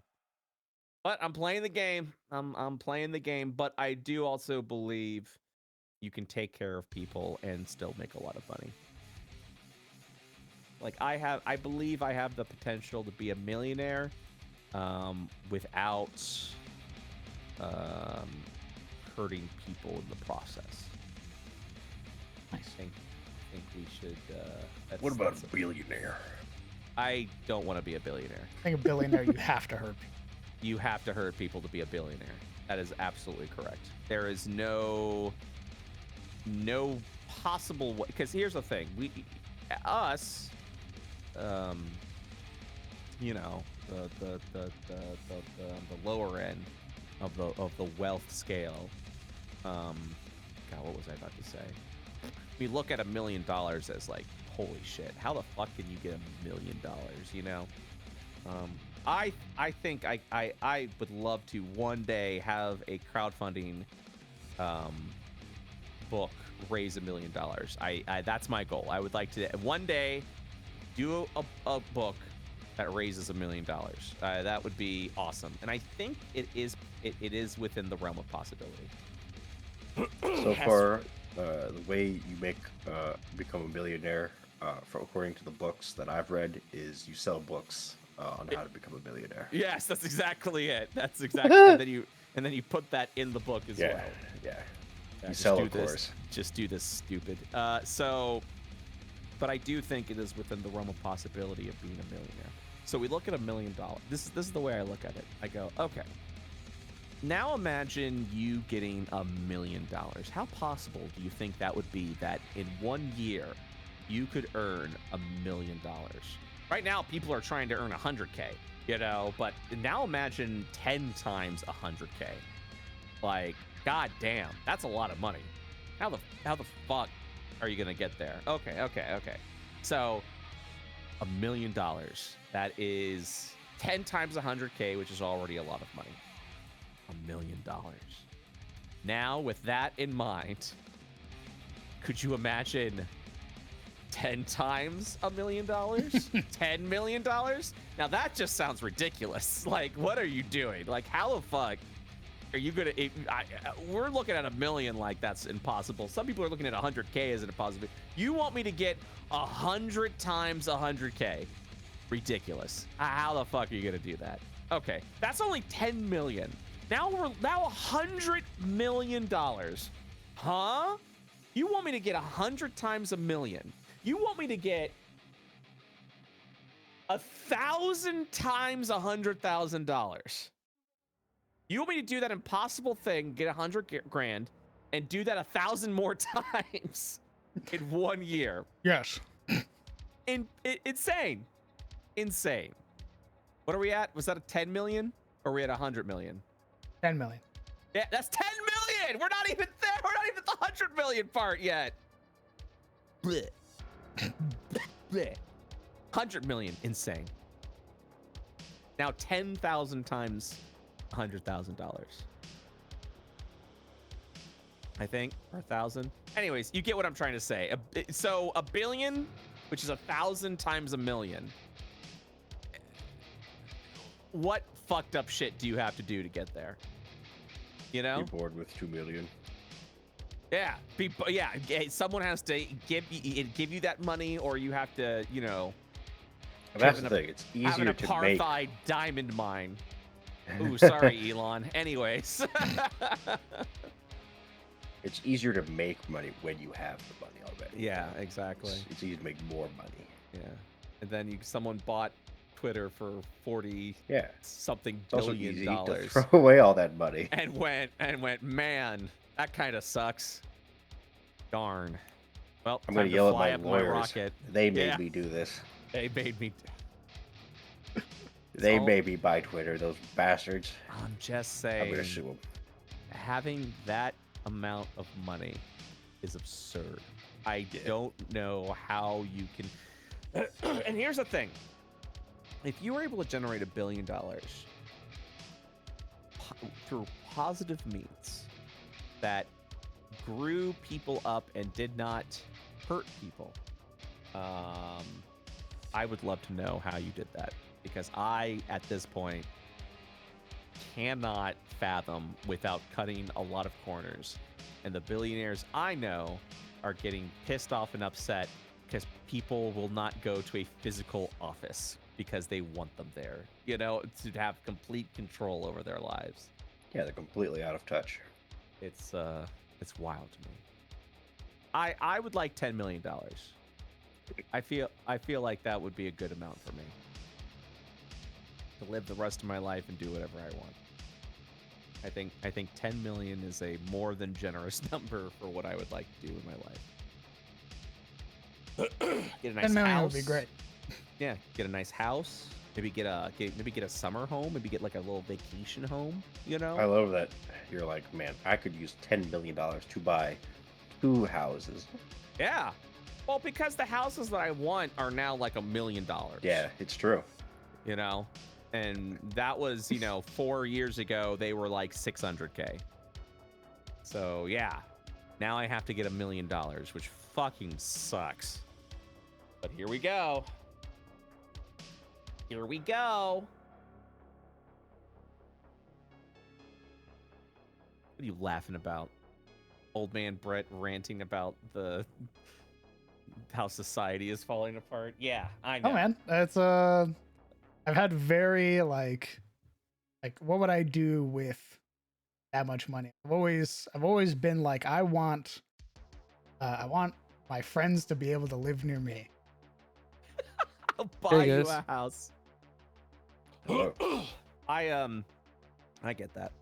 Communal housing for the homies? What are we talking about? Not even communal housing, like Communal neighborhood. yeah, Get a I- gated community for the lads and the lasses. That sounds wonderful. I would, no offense to those that are doing it. I'm never doing roommates again. Fuck that shit. Fuck that shit. And How about a cul-de-sac, Brad? How about a what? A Oh, cul-de-sac. a cul-de-sac. Yeah, with the homies. Yeah, I'll be okay. I guess. Yeah. Everyone in their house, but you step out and you see the flags. Here's the Hey, fucked up neighbor. part. Here's the fucked up part. The older I get, the more distant I want my friends to be. Oh damn. Not in a bad way, but I just value my personal space, and that bubble is just I getting. lovingly want you in a different state. Yeah, no, not a different state. It's for me. Because I've learned in the older I get, the more introverted I get, and I don't know. If I'm in a mood where I just really don't want to deal with people, there is something rather nightmarish about walking out of my house and then seeing a friend of mine go, "Hey buddy, what's up?" And me being like, I really do not have the spoons for this right now. And but for me, it's not because like I dislike them. It's just more like I do not have the energy or the capacity to play nice right now. And it's not because I don't love and appreciate my friends. It's because sometimes I just gotta be by myself. And I never want to put people off because I'm exhausted. You know Yeah. what I mean? I was thinking about that the other day. I was like, if I want to go downstairs and talk to Crown right now, and I knock on his door, and I'm Yeah. like sub homie, and he doesn't feel like talking to me, he's gonna be too nice to be like, fuck off. I Yeah. don't feel it. I I want to be alone right now, you know? So instead, I- he has to sit through it for an hour of Yeah. talking to me. yeah. For me, Horrifying. I don't.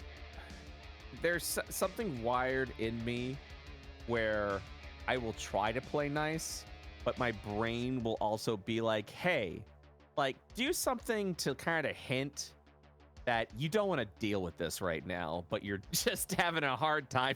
You know what I mean? Like, Just slowly pointing the gun at them. yeah, so let him just like give out a loud sigh. You know, I become getting- very passive aggressive, and I don't I'm getting like. a sense you don't want to talk to me right now as you rack the shotgun. Yeah, you're like, oh man, like I would love to, but oh man, oh man, you know. So that's why I can't handle roommates, because I don't have that. I need to escape. You know what I mean? Like I need to have an escape route where I can like recoup. And if I don't have that, it becomes bad. You know? I mean, luckily in this house, everyone knocks. You know, people know. Well, I would Like the door hope piece you and don't all have that. people just barging into your butts Hey, Grimmy. bedrooms. Yeah, Hey, like what's up? if you Oh, go, Put some nah, pants on, dude. Nice cock. Yeah. sorry man, Anyway, let's talk about D&D. I'm busy, bro. Chill. Yeah, it's tough. But now, what I would like is I would like a friend office. 'Cause I love what. Shut up. I love working with the homies. You know what I mean? Like, Oh my god, what? that is so unhealthy. How is that unhealthy? You're associating your friends with your work. That's No. crazy. No, it's I associate my work with me, and Oh, I God. would love to be like, you know, we're getting together, you know, you're hanging out, you're talking, you're brainstorming shit, you know, you're Working. you're showing off the shit. I mean, I guess it depends on like, it's kind of one of those things where it's like if you like what you do, you never work a day in your life, but it's still Fair. fucking work. You got You me. know. Yeah. Yeah, I'm not like, Yeah. we're not doing like TPS reports and like, you know, crunching the stock market or something. Like it's not a 9 to 5 office. It's a creative space. You know what I mean? Like it's a like we're hustling together. We're all I mean- doing our own shit. That should happen naturally. You shouldn't have to commute to go hang out with your friends. Well, I don't mean like I'm not saying like that's the only time I want to hang out with my friends. I'm just saying like it's really hard to explain. Like, people think like working at home is this great thing, and it is. It's awesome. But what really is cool when you have like a designated area where you kind of get into like the creative mindset. Yeah. Oh, yeah, I see what you mean, like a public forum for your homies. Yeah. That's not in your house. Yeah. That is not in the area that you eat, sleep, and shit at. You know, like it's because then when you go home, here's the thing about working at home. You never really feel like you can relax because there's always that. Your office is like right down the hall. You know what I mean? Oh yeah, the feeling that you never clocked out. So to Yeah, speak. because you're like, maybe it's just me, but like I get in modes where I'm like, I gotta, like there are some like afternoons or evenings where I'm like, I start getting nervous because I'm like, I gotta be doing something. Like I got so much shit I'm working on, I gotta be doing something right now. What excuse do I have for not going in my office and getting something done right now? You know? So it's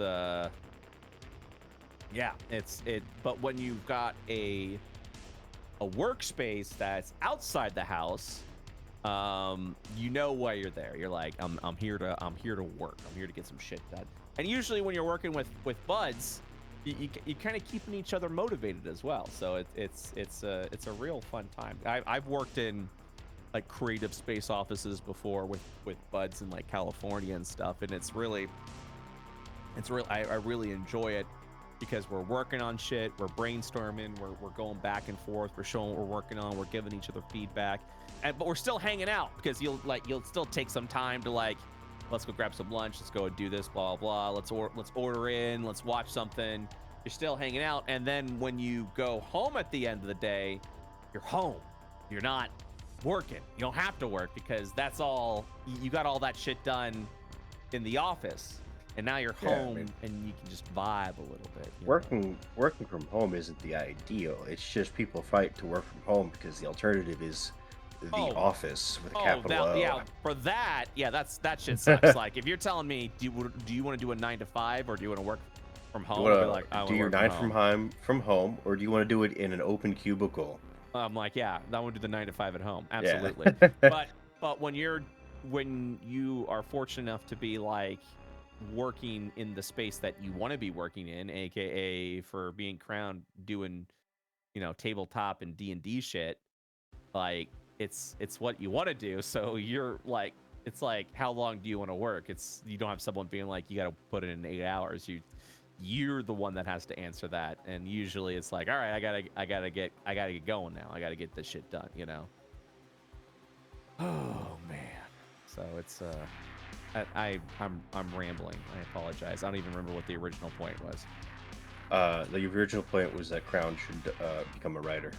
Yeah. Oh, I don't want to pressure him, but yeah, I mean, I would take Crown in a heartbeat. But also, I know Crown's building his own shit, and I want him to do that too. A writer for what? Like manuals or writing in general? Story Writing for me, and I wring my hands in money. Writing what? But for TTRPGs. Gotcha. So I go, hey Crown, I want a stat block. I want a monster stat block, or make me a monster. And then I give Crown money. And then I take that monster, and I go, artist, make a monster using Crown's words, which is the coolest part. Like, that's the coolest thing. When like you write something, and then I go to like one of our talented artists, and they make it. And then I'm like, hey, look at what the artist made. You're like, holy shit.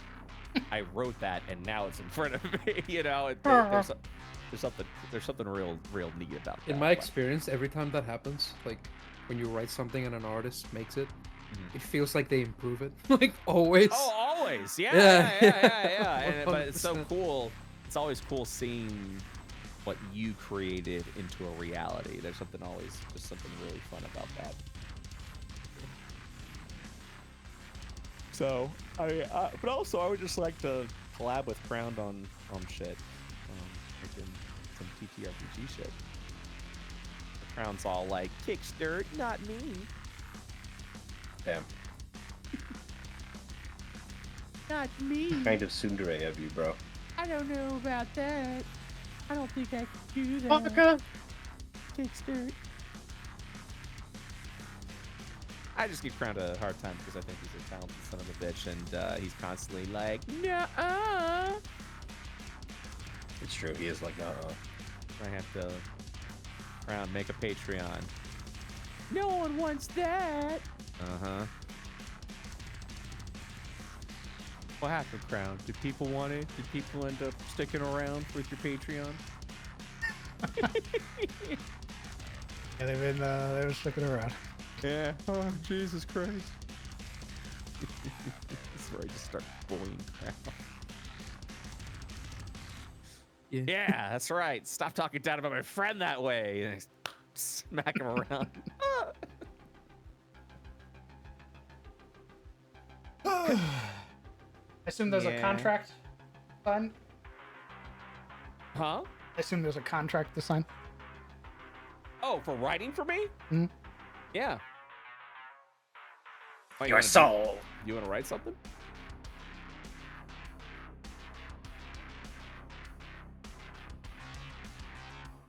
Sure.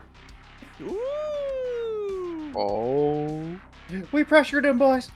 We did it!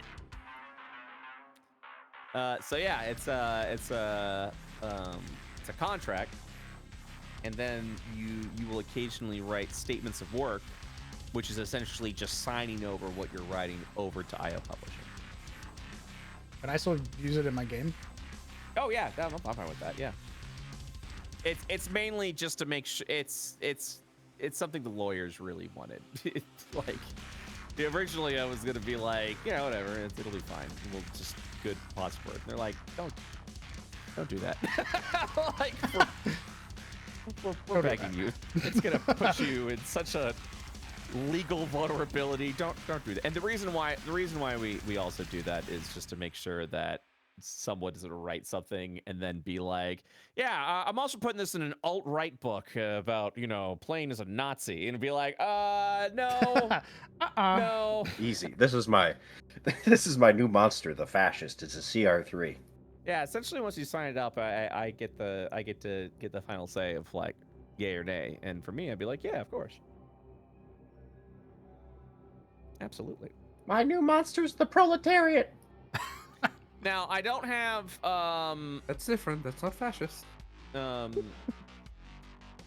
we'll do a couple of test projects. Sure. See how it goes. Like I said, right now it's only 10 cents a word, but I'm hoping to get that. If we do a good crowdfunding, I'm hoping to get that rate up to double that, which is what I want everyone to be at. God damn it. So, but I'm not doing, making all that shit. Making all that shit. But yeah, that's very exciting. Look at you giving yourself a chance. Look at you. Whatever you And say, then- Raphael. And then yeah, you don't have to. It's literally you're only signing the shit specifically that are being paid by IO Publishing. So it's not even you still are free to make your own shit. It's Brett still passing yours. all the charisma checks. Me? I'm just being truthful. Come to the house of hope. I'm just being truthful. Eventually, Crown should do what I'm doing and hire people and get artists and all that shit. The dream. It's solid. I think to myself all the time. It's why I worry so much because I think we're doing okay. I think but I have no metric to judge that. So I'm like, well, I'm not broke. And the accounts seem to be fine, and I'm still just buying all this shit. So I think I'm good. It's I have no fucking metric. So, guys, if you want to give Crown a job, make sure you support my crowdfunding in May. 200K perk. Bring Crown on. So. How fucked would that be? Guys, do you want Crown to not go homeless? Then you better support my crowdfunding. It's fucked. It's fucked. Real though. Fucking rent went up. Oh yeah, it's insane. It did for me as well. Don't you live in a don't you live in like an owned house or something? Mhm. Oh, okay. Yeah, they fucked her with negotiations or whatever. Oh no. They were able to charge a ludicrous amount. Of interest? It's I don't know the full logistics of it. It's basically just been and I'm not a homeowner. I'm not a big money Ooh. person, so I don't know how the fuck it's explained. I just Yeah, know the that ol- rent keeps going up every month. Well, that's weird. So that would mean first of all, if anything is going up, that's a problem. Because would you say every month? Yeah. What? I don't know. I'm trying to. I just I'm know trying that. to figure out that. Yeah. I just know that the home people that she was working with basically like kept delaying the paperwork with her. Home people. Is it That was the such a rigmarole, dude. Is it the HOA? Is it an HOA? No, it's well we do have an HOA, but it's the person she bought the house from. He super shady motherfucker. He basically was doing a bunch of underhanded shit with the house before Momo got it. Yikes! So it sounded like she didn't even own it. It was just like it was kind of being tossed around a little bit. By this person, yeah. Until eventually they found out what the fuck he was doing, and then basically smacked him, and were like, "Hey, you're gonna knock that shit off." Oh no! They fucked her over with the paperwork and basically didn't give it to her in time. Wow. Something to do with taxes? No. Yeah, that might be it. That may be a tax thing. Yeah, if anything, if the mortgage payment ever has to go up, it's either a variable interest rate, which isn't a thing anymore. That was something that people. That's why the housing crisis happened in 2008. Is a lot of people getting signed up with these predatory loans that are like, oh, you don't have to pay anything and you have to worry about interest for like a year, and then after the year, like APR would just skyrocket, and people were just leaving the houses abandoned. They were just like, nope, moves out. It's just a bunch of empty houses because people can't pay their mortgage rate. Don't forget they also waited for her to be situated for like a year or so. Oh, before yeah. they pull the carpet out from under her. Oh and we're yeah, like, they waited for us to we're- be yeah. here for a year, and then like, oh yeah, we're selling the house, by the way. You Oh, need yeah, to move so- out.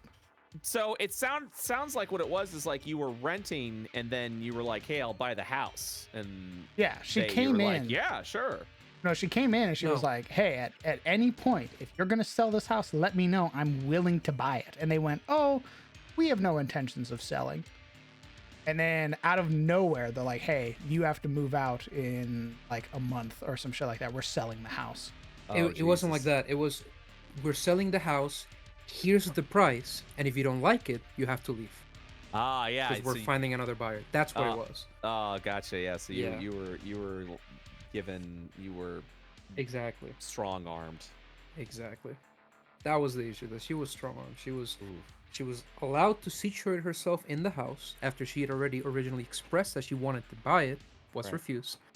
And then once they had the position to negotiate, then they told her the price. They went And it high. wasn't what she had projected, right? Yeah, they went high. Exactly. Once they knew that, like, they basically tried to screw her over. But luckily it all ended up all right. That's good. Yeah. Now, if you're on that house, then good on you.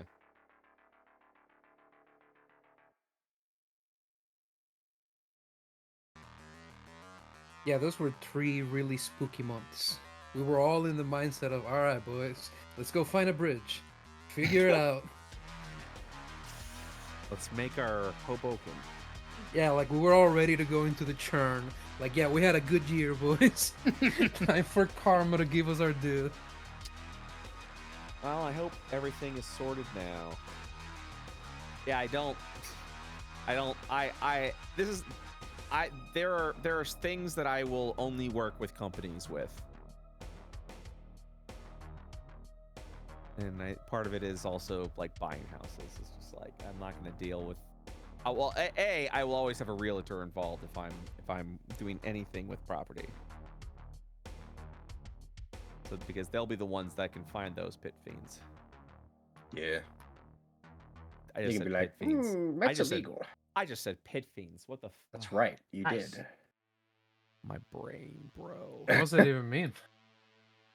Bro. Like those like pitfalls is what I meant to say, but I said pit fiends, which is Oh. D&D, which is I mean, dude, you're wired in, you know. You're in there. I've been wired in for years at this point. That's funny. Look at this image. What? This is mostly for Cesar. What am I looking at? What am I looking? What? Bad texture. What exclusive texture. image am I getting? I didn't get texture. Come on. Oh, where are you?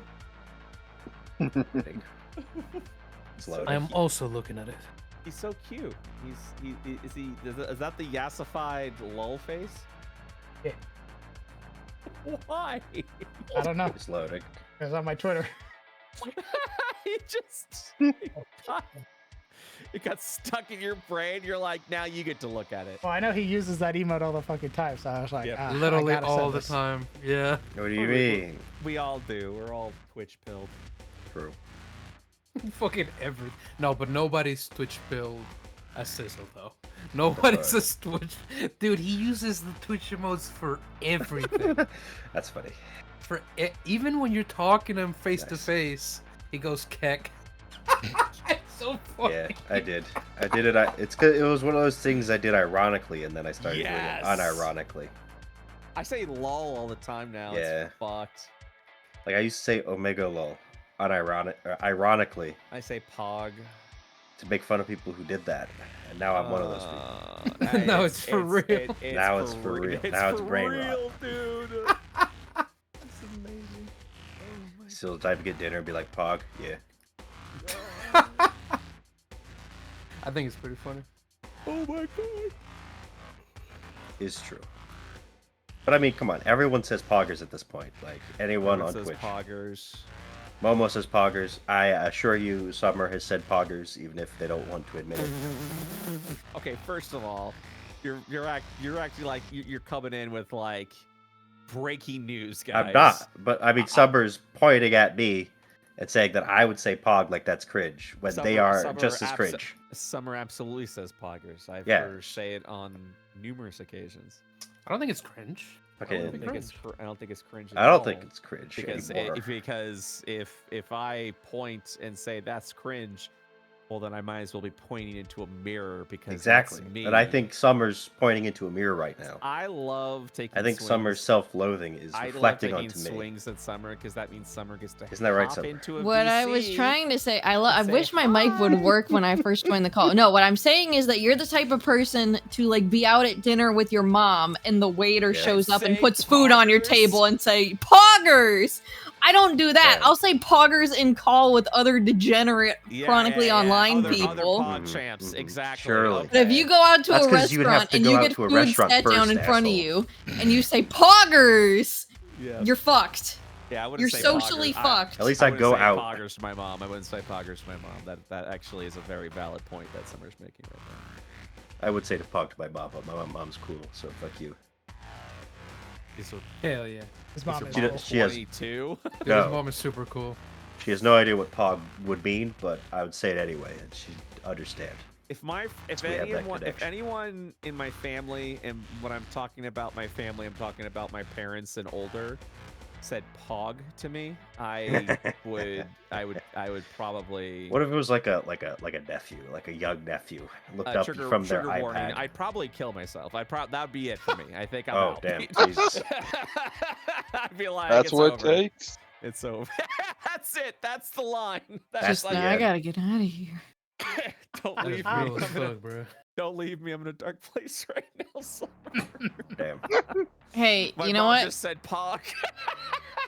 Yeah.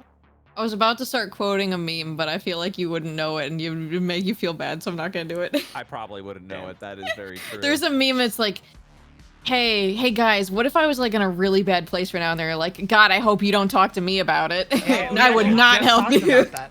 No, someone brought that up. I forget who Yeah. though. Yeah, Crown. Was it Crown? Yeah, Was we that talked you? about it Yeah. this stream. Oh, I was Yeah, like, God, I hope love I that could go to video your so funeral, much. knowing Oh, that I yeah. could have changed it. yeah. Then I just found out about that today. So It's a so good there you go, video. Summer. It's a great video. It's a quality. Look, the new cringe, all right, is not Twitch speak. It's Skibbity, okay? That's the new cringe. Okay, going around first the of all, block. Grandpa What's Skibbity? Skibbity was like half a Skibbity. year ago. What are you talking about? If people are still using it though, all right. The new fuck's cringe Skibbity, is the dude? Rizzler, all right. My Giat. I've seen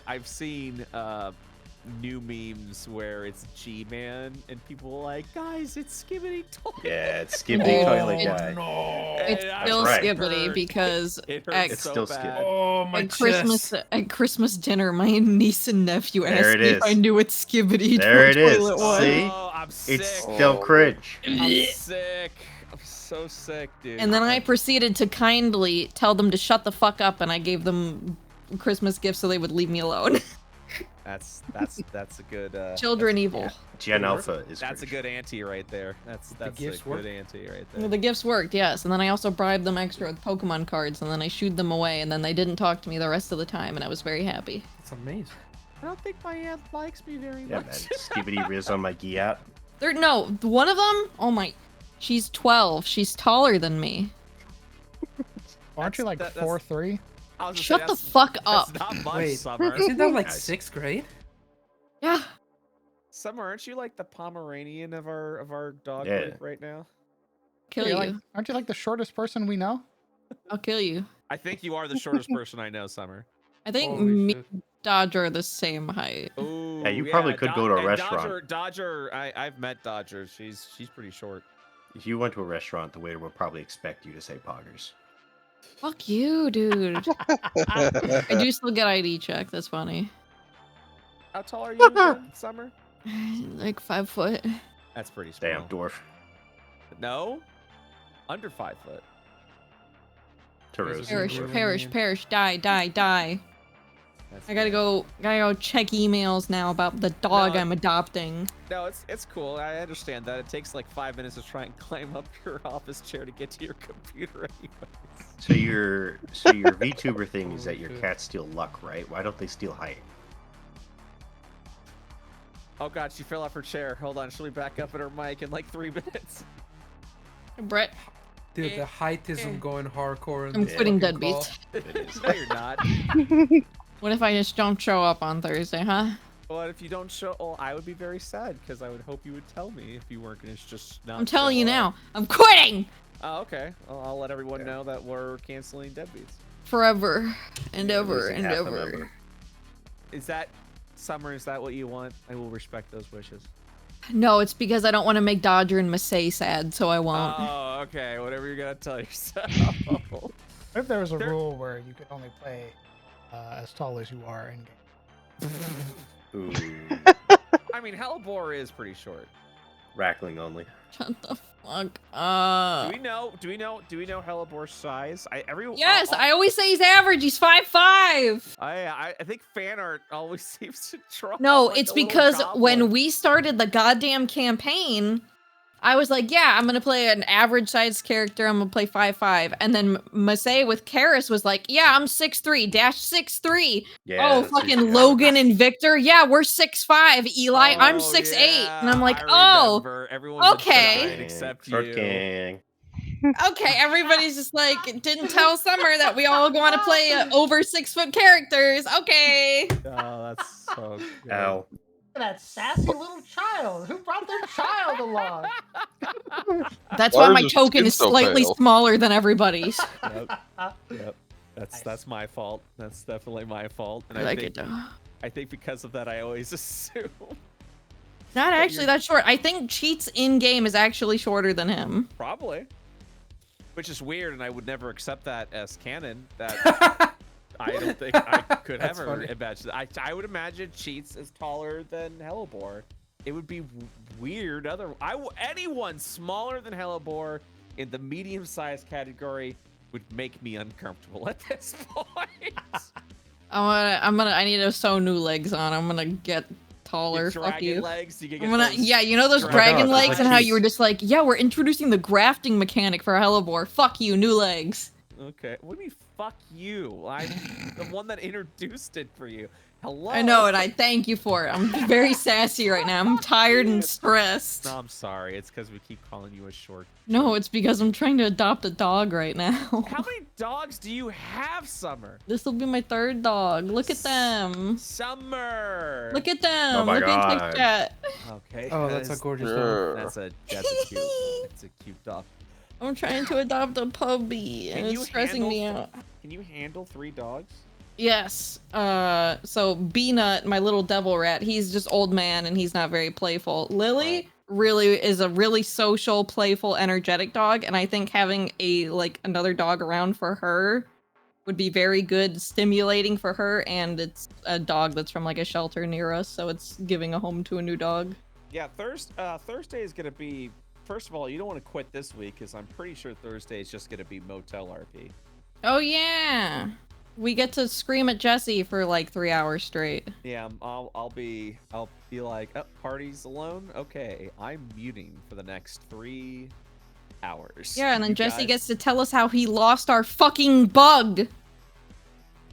I'm gonna be real. I'm nervous about this Thursday. I want to get you guys together and on your own, so I could be like, all you. Let me know what happens. All right, Brett, I got a question for you because Legion put up a good point in chat. Do you imagine Buddy is being taller than him? Oh no, Buddy is the exception. Buddy is the smallest in the party. Good. Yeah, and I can't imagine. And same as you, any small character that's smaller than Buddy would make me uncomfortable. I imagine Buddy. Ooh, I'm trying to think because Vizika is also pretty small. If we had to go like generally, I would have thought Olive would be the smallest. I thought all the No, Racklings. Yeah, they're all the Rackling characters are small. Oh, I thought Olive is just smallest because she's actually a halfling, which are like 2 feet. Yeah, no, I envision Olive taller than our Cavis and Rackling folk. I think. Yeah. But yeah, it'll be good. Thursday will be good, and then we're approaching finally season 3's finale. Although with knowing you guys, it's that final arc might be a while. I have to have a whole session of me just bitching at my sister, and Yeah. then my mom. It's just a lot of punches going around. A lot of swings. Yeah, this Thursday is definitely gonna be a big old Motel RP session, I feel like. Crowned. What's up? My fucking cat say that she hated wizards last session. What a bitch. Yes, she fucking did, baby. Damn, nice. Marius is rubbing off on the whole party. Every time he talks shit about Aldoris, the rest of the party goes, "Yep." You know what? This guy's got something. Yeah, fucking nerd. It's great. Gareth already hates spellcasters, so that was super easy to convince. And then we got Cheats. Cheats was like, "I hate wizards." I hate Look, necromancers. That's Foresight what is not her strong suit. Okay. Yeah, that's gonna be a fun story. She'll be like, "I hate wizards" until you give her next dose, and then she's like, "I love wizards." Yeah, this is the serum that wizards built. Here you go. Marius' whole thing right now is that he's like, look at the shit that Hellebore gave you. It made you sick. Look at the stuff I give you. It doesn't make you. But it's not as good. It doesn't hurt as good. So, well, you're a freak. We're getting rid of the hurt. Y'all are freaks. It's okay. He stabs his mans now. Go What? fast! You're stabbing. You know, stabbing jabbing my party with haste. You know, it's funny. Jesus. I go fast. There's like 2 hasters in our party now. It's ridiculous. Me and Eli can cast haste. Nice. Did It's Eli not know good. that as an artificer he can change his spells every long rest? I don't know. I was just He wondering. mainly uses guns and amity, so he's not really a big spell caster unless it's like unless it's grease. And fly. That fly was good last time. Eh. He normally uses a gun though because he's the artificer that has the extra. Or do all artificers get extra attack? Yes. Oh. Good to know. Nice. Wait, they do. Yeah, I got Yeah, extra attack. Yeah, artificers just it's a fun class, but it's fucked when it comes to balance. Level do you get extra attack? 5. That's at the same level everyone else does. Oh, it is by subclass because I'm looking at it right now and I don't Wait, think really? alchemist. It's the Well, yeah, alchemist is you know bozo Bad. mode. Omega low. yes. Oh, gotta rub it in, man. Omega low. Who would pick that? Had 3 artificers. No one was an alchemist. You can attack twice. Yep, there's a. I'm changing that soon. I'm telling you, as soon as we get off this fucking planet. Yeah. Oh my god, she's Oh. so upset. Oh. Oh. She knows you're getting a new dog. Yeah, you're looking at Traitor. new meat. No, she's barking because they're using the massage gun and she doesn't like it. Oh. Wait. I don't understand. Why does she keep barking? Wee. I've What is it, redone the boy? docks. What do we think? Looks good. Sexy. Oh, looks hot. Make the lighthouse light move. It's good wood. I can't do that. Lame. Put a GIF over that. That's some good wood. I can't do that. Yeah, you can. What are you talking about? I can do that in Foundry. Yeah. I can't do that in Incarnate. Yeah, no, you just save it and then you get a little jiffy poo of a Jiffy light poo? moving. A little jiffy poo, yeah. And then have that moving around and stuff. Poopies. Poopy. Haha, poopy butt. You gonna shit yourself, little man? What if you told that to your mom? Are you gonna shit yourself? What do you feel about that? I feel like I've probably done that this week. Shit This yourself, mom. You should shit yourself now. Shit yourself. Oh, we're the type of people that, like, if I scream, "Hey, whore!" across the house, she'll know it's for her. Man, and you're yelling at me for saying pog to my mom. Because me and my Yeah. mom understand each other. That's you sure she just doesn't say that? And she's just trying to connect to you? I've been fucking taking care of her for the past 2 months. You can suck my dick. You sure she's just like, haha, maybe she'll get over it if I just, pretend. If I just be her friend, she'll stop calling me names. No, cause she'll open my door and be like, "Sup, bitch? What you doing?" Yeah, I'll but be that's like, not "What? a whore. What?" What's up? She heard me. Fuck. You talking shit? Kicks in your door. She's done that before. You talking shit about me? I'm selling your new dog. No. Dog wasn't even my idea. Whose Oh. idea was it?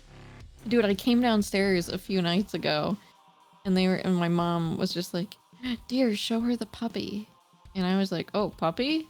And my dad showed me a picture, and I was like, "Oh, who in the family got a dog? Whose dog is that?" And then my mom looked at my dad, and then he looked at her, and then my mom looked at my dad, and then he looked back at her, and she was like, "Maybe ours," and I was like, "Huh?" What? Well, Huh? I'm gonna take it and run with this. Okay, here That we was go. definitely your mom. Oh, absolutely. I can tell when it's her influence. You mean when it's a good idea? Exactly. It's always good ideas if it's coming from her. God damn. What's going on with your dad? being a deadbeat. Oh my god. Oh my god. I love that Oh. campaign. I love that campaign. Yo, deadbeat reference. Oh my fucking god, go. W Reverend IRL. All right, I'm gonna go rest my throat. Very well. Oh, We'll- nerd. Rest We'll well. have, we'll have one day. Crowned, I'll see you tomorrow for fishing. Summer, I'll see you Thursday for deadbeats. Sounds good. We'll see. I mean, don't do that to me. We'll see. I don't have the strength. I don't have the strength, Summer. Don't do this to me. I'm only doing it for the girls and for Jesse because he hasn't played with us in like 2 months. What you can't say you're only doing it for the Joe Fudge is out of luck. Oh, Joe can kiss my ass. And Greg, Snake knows me. Snake will understand. I got that. How I've been playing D&D with Snake for years. He'll be glad to be rid of me for a week. You're that you're spiteful. Is that what this is? Is that No, what it's Snake just I just torture him. My existence is a torture. He hates puns. He hates anything puns. My existence is a pun. I don't think so. You see my Twitch name? No. No. I gotta go by. Who was that? Oh, somersault, like the move. I get it. I don't know. All right, I gotta go. I'll talk to you later. All right, Peace. bye. Goodbye.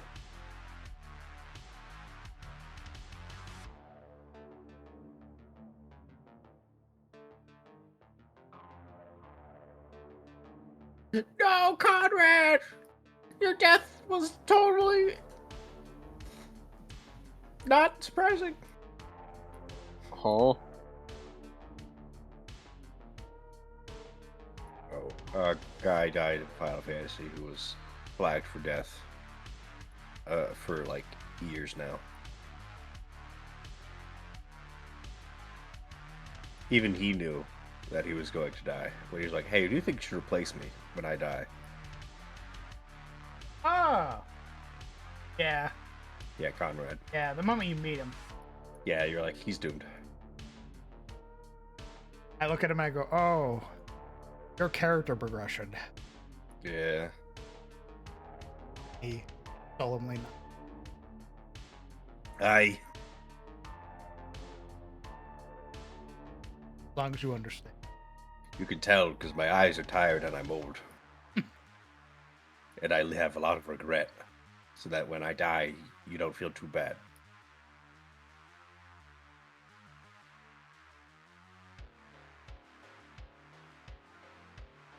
All right. This looks way better than the one I had before. Much more That's structured. bonkers.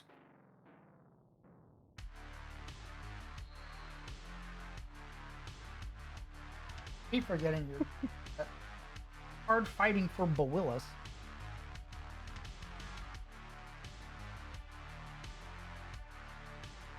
Yep. Eat some beach umbrella.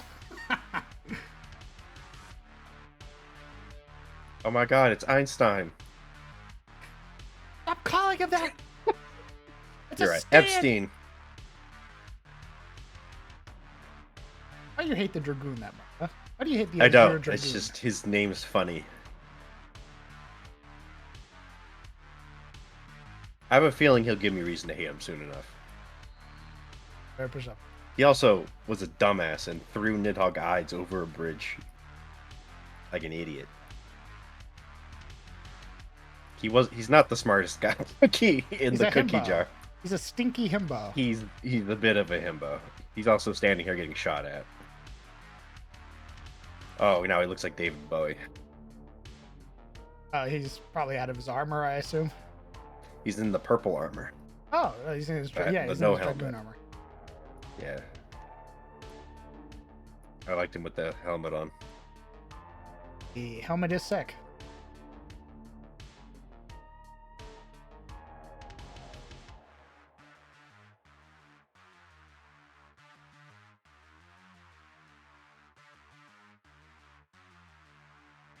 You know, sometimes I feel bad for the Garleans because they must have spent like billions of dollars and several years to build this big cannon, and it just got smashed by an anime protag who flew from the sky. So the issue is that Estinian as the Azure Dragoon, which if you also play a Dragoon, you are on the same level basically. Although you're stronger than him, and he acknowledges that you are the better Azure Dragoon. Daughters. He's a fucking like sicko. Like his abilities basically haven't been seen in a very long. Like his level as a Dragoon hasn't been seen since like the early Dragon. Yeah. So him being able to fucking dragon dive the Gustav cannon or whatever the fuck it is. Yep. The Guardians have no way of being like, oh yeah, yeah, this will protect us from basically any artillery that the Alamegans shoot at us. And then what they don't expect is the superhero, the dude imbued with evil dragon blood. Hi guys. Here I come. Alright. Hello. Welcome back. What's going on? Oh shit. Summer and Brett left. Yeah. It's just us. Yeah, they do that. Yeah, what's happening, boys?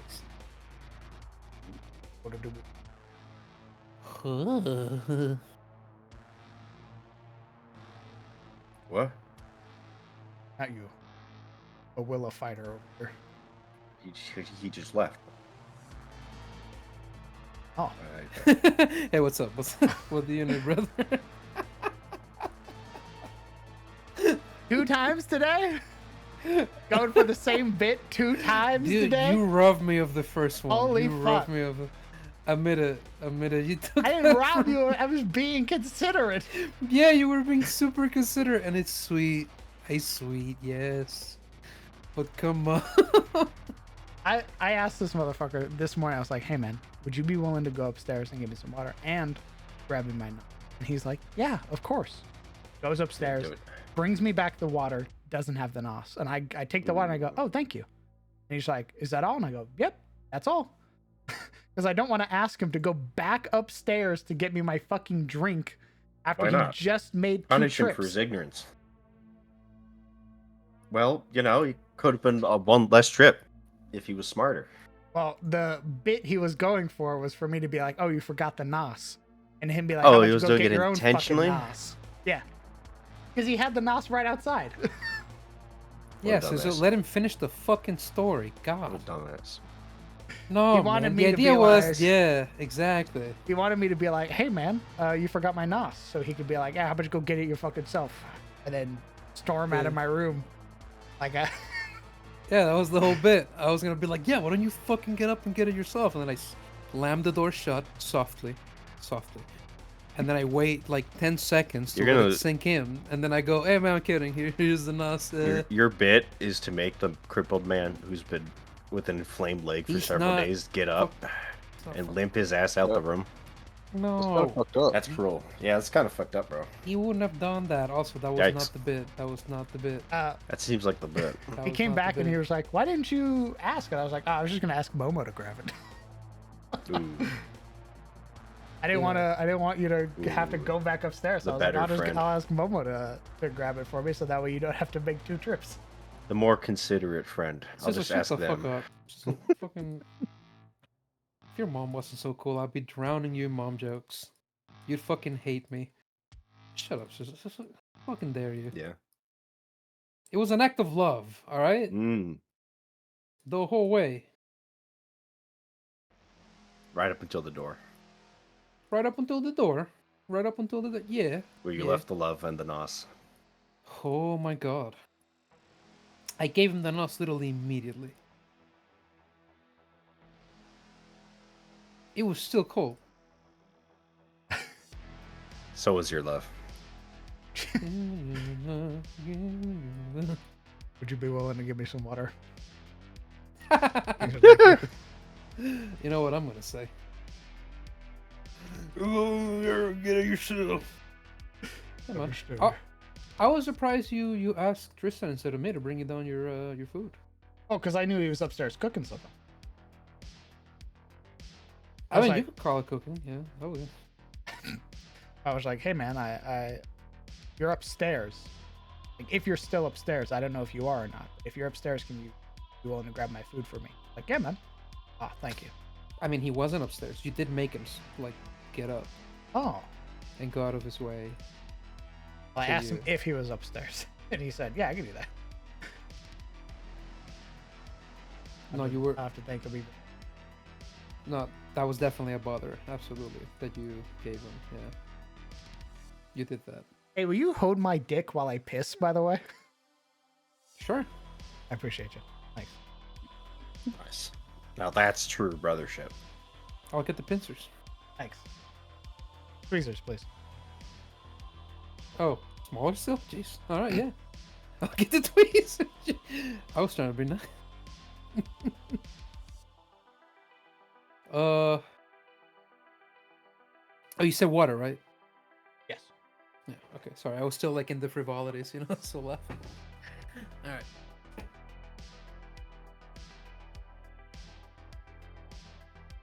Goldthorn, if there was another game, brother, I wouldn't let anybody play their old characters. Mostly because of the way that everything has been changed. Sag. Come in.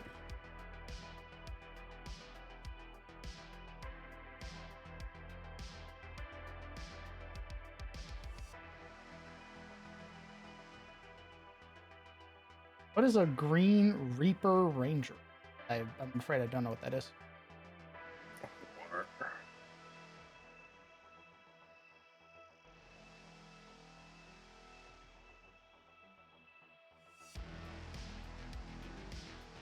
You just need to do the water now. Done. Grim Hollow subclass. Ah, that'd be why I don't know it.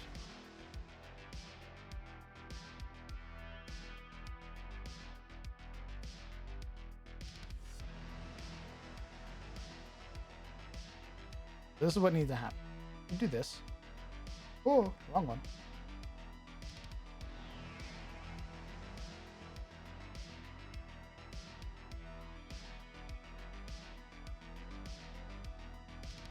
Party managed to return to the.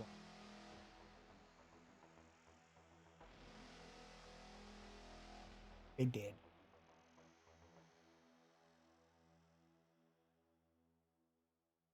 Send me a picture of what a seawall looks like, because I'm not familiar. Hydrate. Thank you. Hydrate. Much appreciated.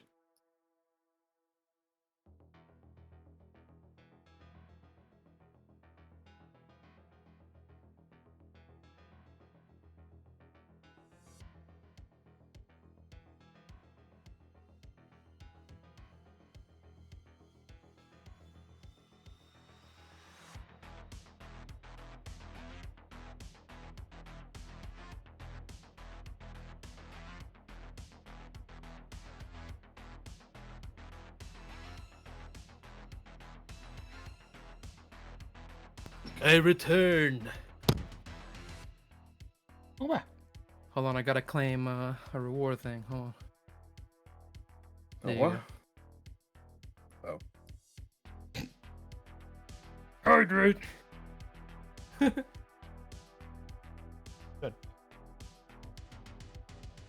Oh, Skulltron. New game. What new game? I think he's talking hypotheticals. Oh. Ooh. I mean, we don't know. We don't know if. I mean, if there is a game, we don't yet know the setting, what it's gonna be. It'll probably be in Tiras. But who knows? Depends on the scope, right? Like when I made Alaric, when he pitched us the campaign, it had a very what would be the term for it? Larger than life kind of feeling, like we're all playing nobility and high nobility. And we were told it was going to be a flagship campaign, so level 20, that we would span the continent, a bunch of stuff. So we all sort of made characters with like a lot of promise, right? If there's a new game, first I doubt you'll have the same like setup on its onset. So probably not. I don't think Alaric would fit, sadly. I'd have to make something else. Something that fits within the scope of what he pitches at us, I suppose.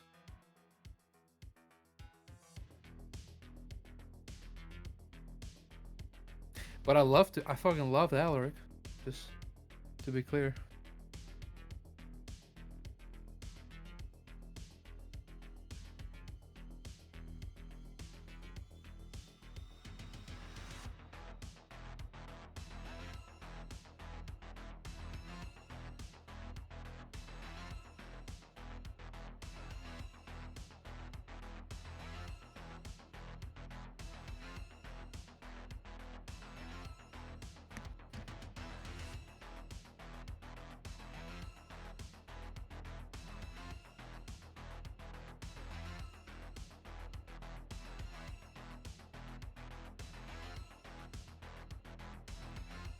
God, I hope he was there for that. Oh, he was. Jeez. Yes. So, with this new setting, things being so different, we've all been here for the new tiers and how it's been built and how its constituents have changed and whatnot. It's been very inspiring towards making new characters. And I personally believe that that's the way to go. I don't much think it's a good idea to reprise very symbolic characters over and over because it sort of pulls away from their original concept and their original inspiration, and this is from my perspective. Other people could be different, but when I do it, I feel like I recycle the character in such a way that each representation of it, each new representation of it, becomes rather a worse reflection of what they originally were, until it's more a self-insert than a character concept. So, as a way to challenge myself as a storyteller, I always make a new character, regardless of gender or class or what have you. So long as it's new, right? Agreed, good guy.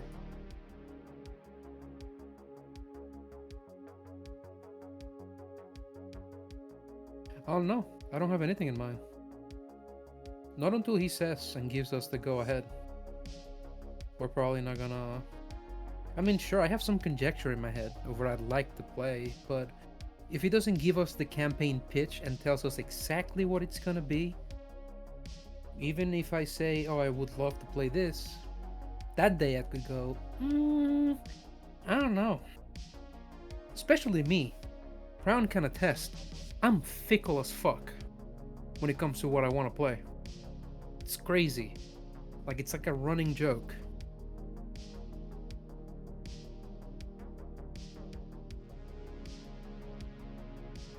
See, Legion, I am not against playing femboys.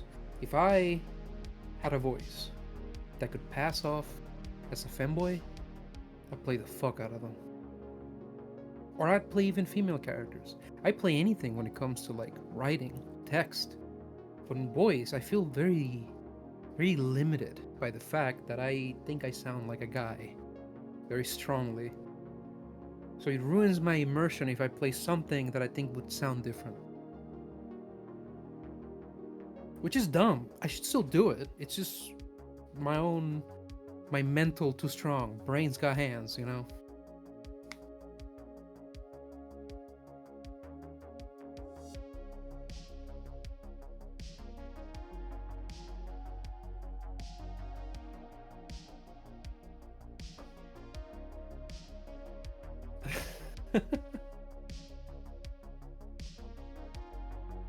Crown, would you let me play the mailman? What? Would you let me play a human fighter whose name is Mailman because he's delivering these hands? No. No? Why not? That's a goofy ass name. You're right, Hale. You're right. You're right. But I would want my femboy to sound feminine. I don't know why. It's like I can't stand it otherwise. And this is not like a standard I hover over other people's heads either. This is just all me shitting on myself.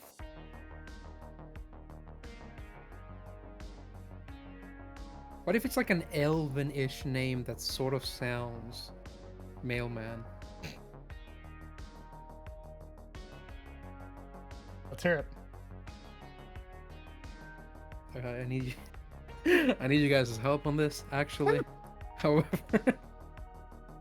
no, I mean, come on. Gator came up with it. He's gotta fucking pull through. Surely.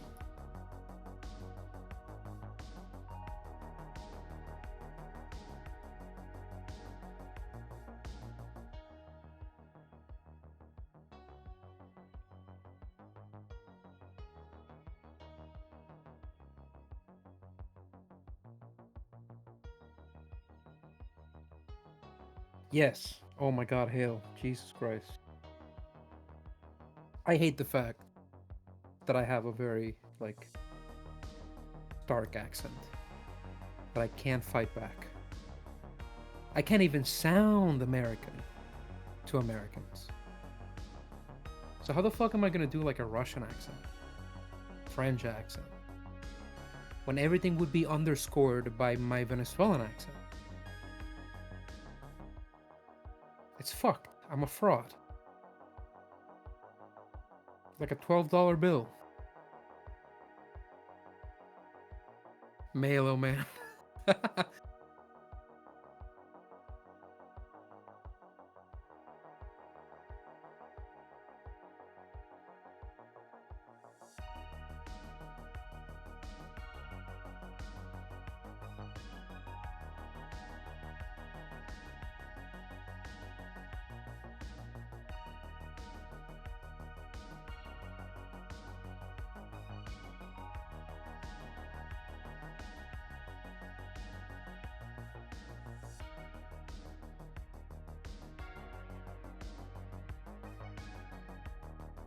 So Crown, what do you think? My old man. That's what you want? You want to play an elf? He always wants to play it You, dude, you always do that. You, you always do that. Why, man? You play Every you time play a I dwarf even fighter, hint. then I'll allow it. Holy shit. Every time I as much as hint at wanting to play an elf, he fucking goes, "You're gonna play an elf?" Oh my god. Oh, I've only played 2 elves. 2. Dude. Okay, name them. Alaric doesn't count. He Alaric does. does not. No, That's man. an elf. He's a half elf who chose humanity. Elf. Look, I'm not playing an elf, but you're making me want to play one out of principle. You understand? Elf. I think this is like Elf. reverse psychology. Yeah, it's gotta be. It's got no, no, but it is though. But it is. You're doing some mind shit. You're doing some mentalist shit.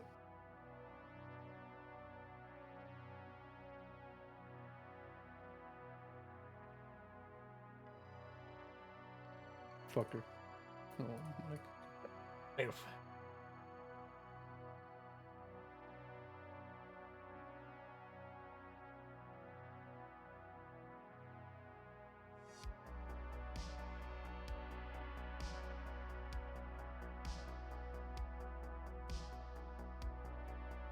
It's all very upsetting. Match. Guess I'll have to play a Neurosi elf. Nice. Ain't got no snow. What? Don't got them. Yeah, we do. Yeah, we do. Why? I ain't Why? made them yet. Oh, but yeah. Yeah. right?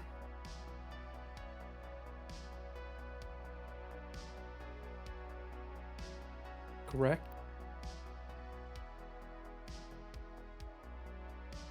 I'm delaying the invasion.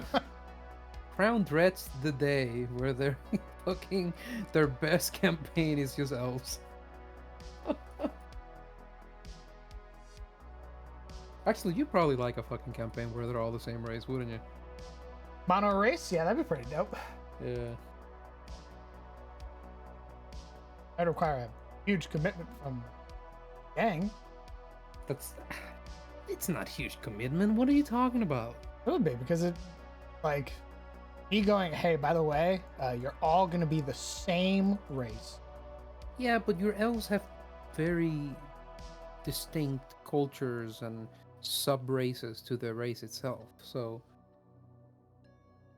We have people who are like, yeah, I don't really look at the nuance of that stuff. I want to be special. what the hell? Oh my god.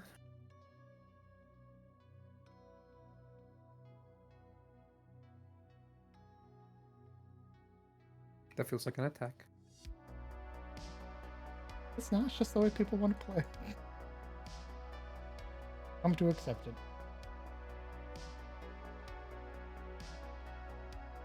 Hi guys, what do we think? Schmelf. What about ocean elves? I have no intentions of making those. Sea elf. So no mare at all? No blue people? You can play a Sahagin. What? Can we? I don't think they're a playable race, but What do you mean you don't think it's your setting, asshole? What the fuck? It's your world. You can do whatever you want.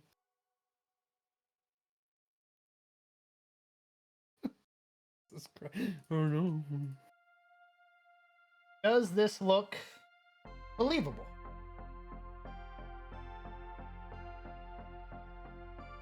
It's a big ass dock. Well, their whole Okay. livelihood is fishing. I like it. I would say.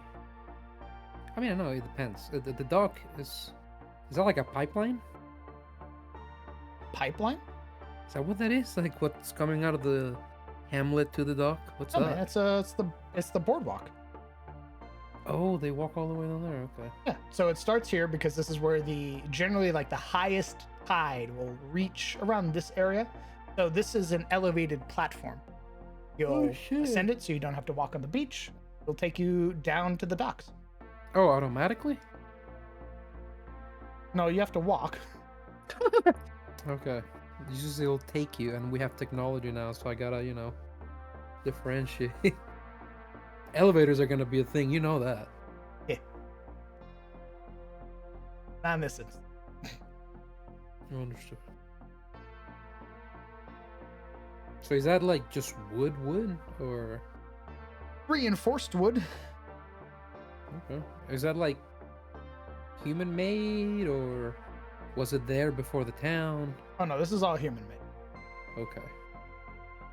This was contracted by the Carpenters Guild. And I imagine that that's not floating out in the water, but rather there's things going into the water, touching Yes, the... it is on. It's on pillars. Okay. Yeah, that's fine.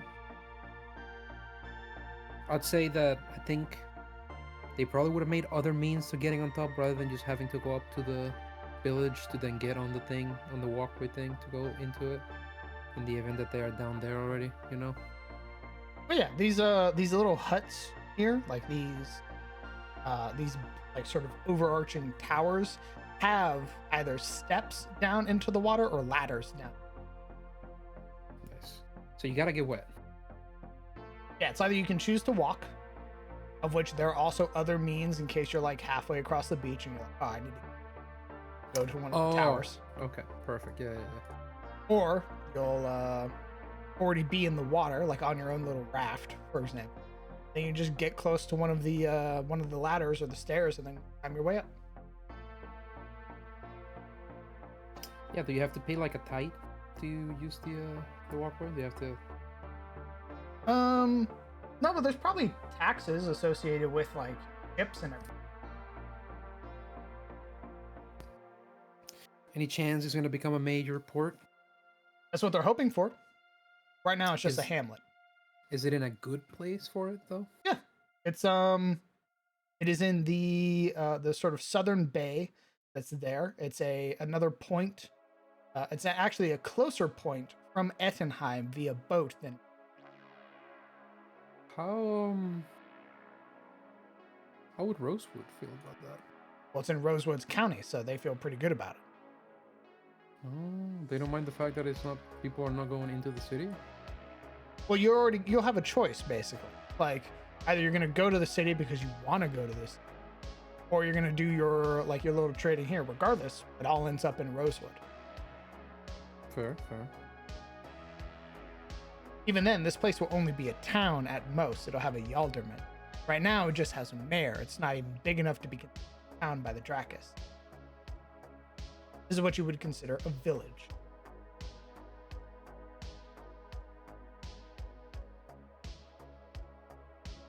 How many people you think live in there?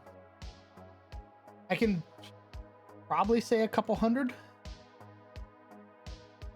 That's pretty good.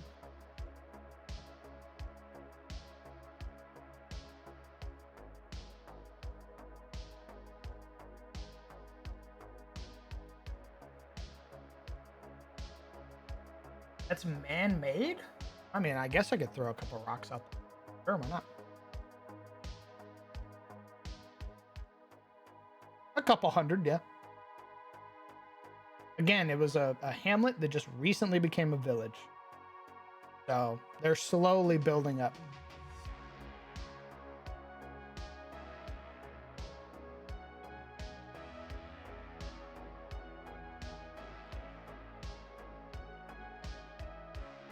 Who's financing them or backing them? What do you mean? Like who supports them? Like who trades with them? Oh, Do they Elion. have? And does- Fairy trade with them as well. Does the mayor have a benefactor? Or is this all like their own effort and by their own volition? This is all their own effort. The money that they've been able to raise because of their sort of fishing endeavors have allowed them to contract the guild to make their dock. Oh, interesting. Yeah, Thus, so because they're good fishers and they are able to trade with the Fairy and Elion, they've been basically given enough money that they can contract Carpenters Guild make this. and that's like a twofold investment because the Carpenters Guild comes in, they expand the docks, larger quay, they can then lease bigger boats from Rosewood and get more fish, Indeed. thus make more money. It allows them to go deeper out into the ocean to do more fishing. That too, yeah. From right there, actually.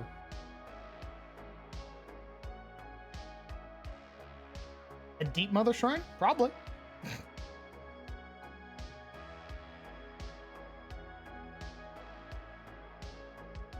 Why you gotta summon that evil in here?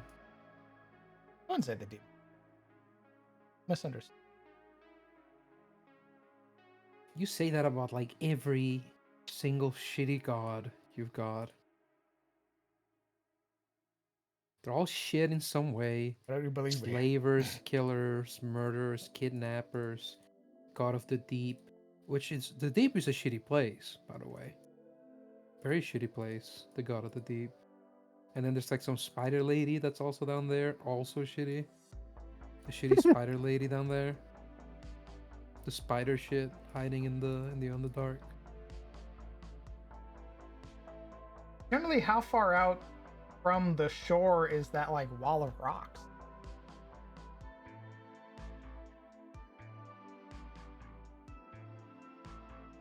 Oh, he's talking about breakwaters? Yes, yeah. He called it a seawall. It's those pile of rocks that they have sort of parallel to the shore. Brother, Meant I've to never break lived on the the waves. coast.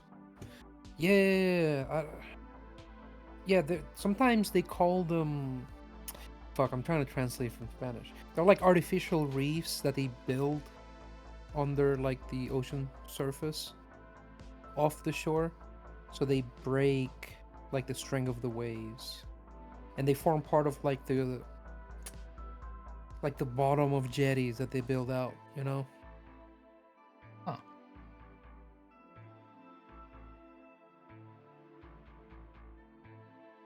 I think it fucks with beaches though. I think it causes fuck erosion. It erodes the beach. Really? Yeah. Yeah, because the water is not reaching like the like it artificially diminishes the waves and how far they lap up the beach. Thus they erode the shoreline itself. Huh. Wouldn't it? I wonder if it would make more sense to have a wall on the.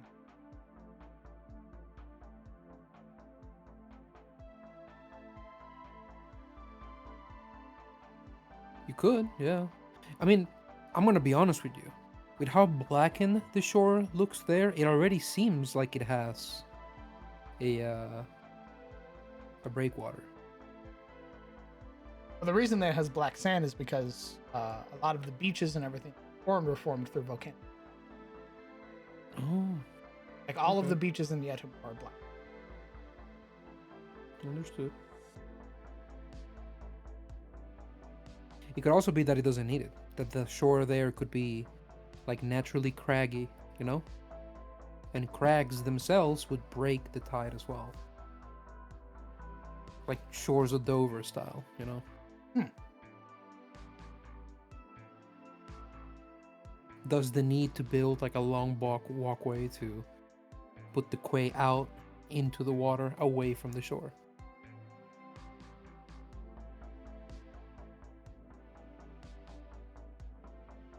Yes, Mathis.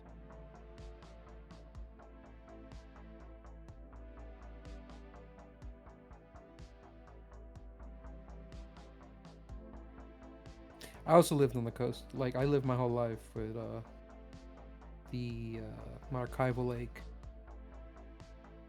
Like a 10-minute walk from my house.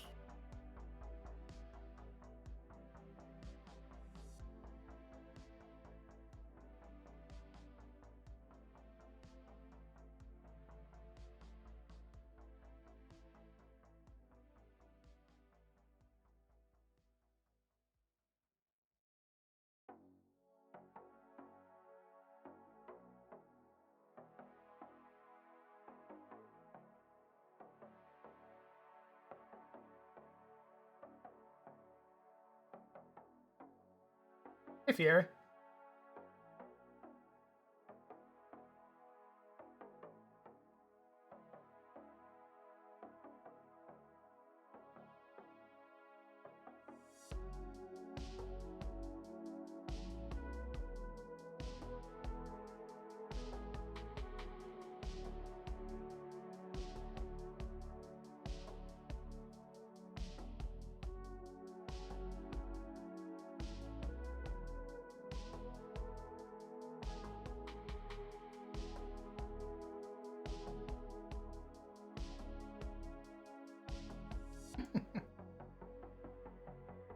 Artist I followed also just recently got caught up on JJK, and they're also pissed.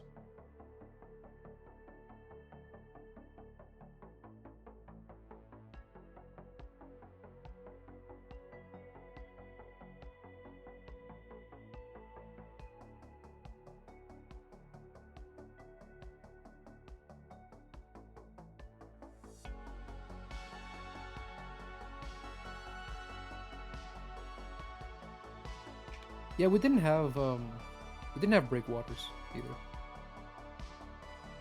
Our coast was very tame, super tame.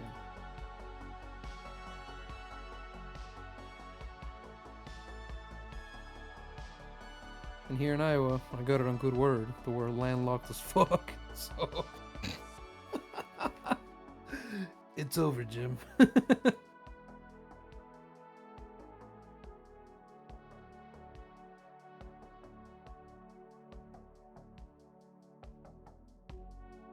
We're incredibly fucking landlocked. Honestly, given its sort of position here on the Gulf, I don't think they're gonna need it.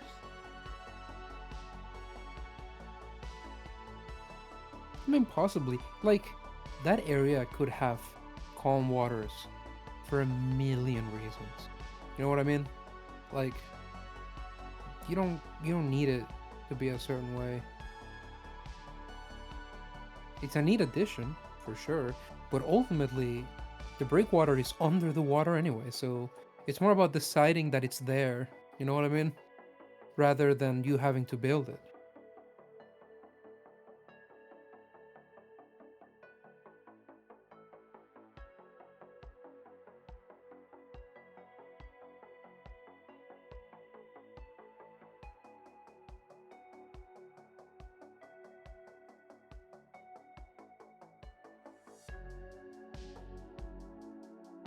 I throw. Ooh, okay.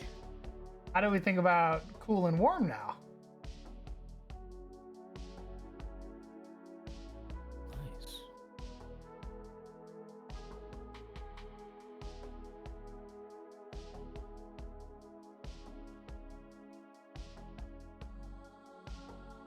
This is without. This is with.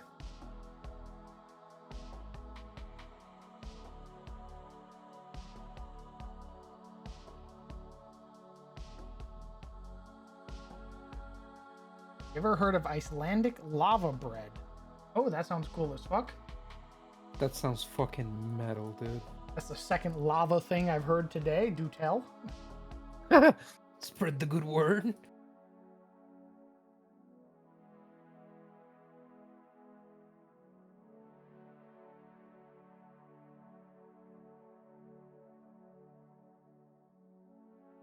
Really pops up against that greenery. Nice. I agree. It does have a really nice contrast.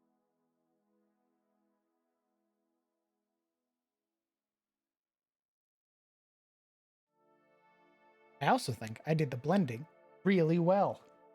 Usually takes for fucking ever, but this very nice.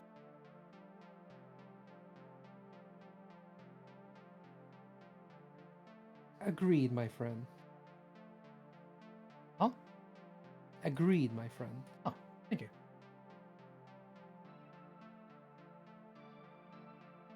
Here they are. Wonder where the fuck. 40. Wow.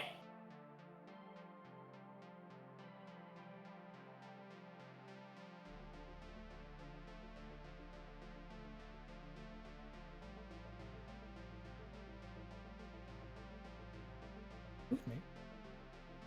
Fucking burn them.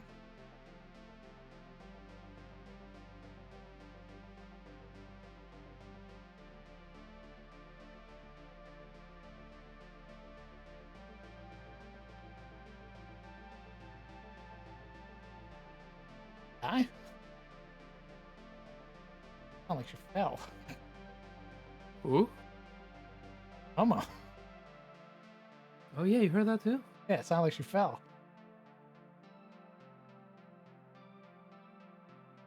We'll go check. Well, this is it, boys. Ooh, She kicked the hey, bucket. Jizzle. You got any space in that basement of yours? A little bit. Ooh, how much a month? Like a closet. I mean, Country boys make do. yeah, further from the dock, they give advance warning on the coast is near, especially for sailboats. They have to take. Oh, yeah, I guess. But what if it was a technology light instead of a smile? What if instead of fire, it was actual light? Boing, boing. Technology precursor.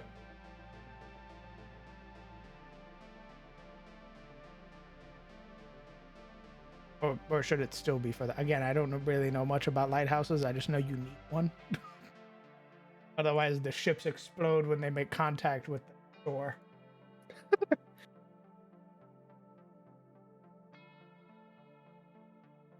Sounds like evil magic.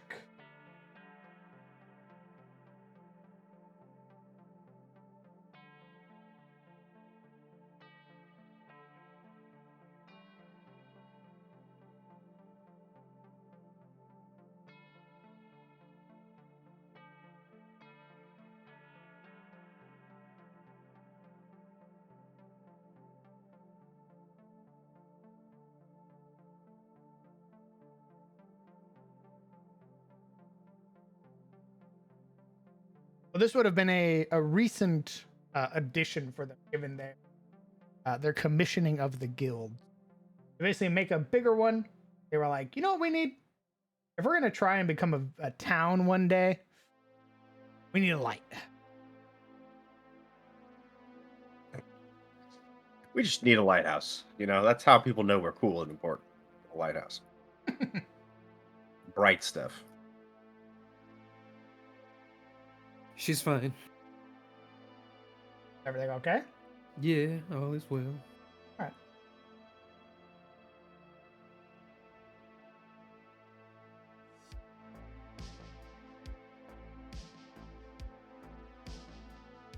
That does remind me though.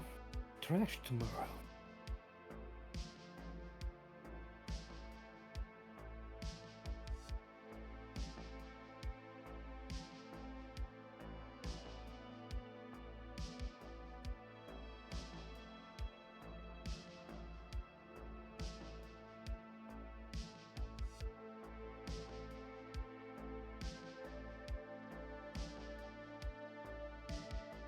All right, how about right there?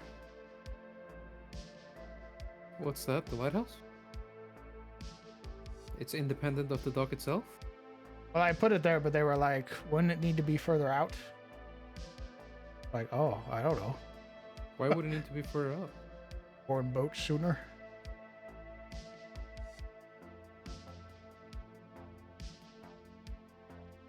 I mean, I honestly don't know. That's what I said. I was like, I don't know. I just know if you have like a village or like a place like this, you generally don't you need a lighthouse to make sure that somebody doesn't skull fuck the shore on their boat.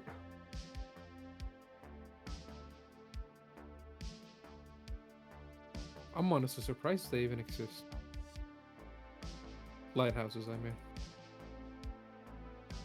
Surprised they exist? Yeah. Why? I don't know. Like, I know lighthouses are super old. But, like, one with, like, a floodlight shooting out? You didn't Yeah. see the lights throughout the rest of the village? No, I know. I'm not saying they don't belong. What I'm saying is, I'm just, like, that it's there to begin with Ah. is already quite a lot.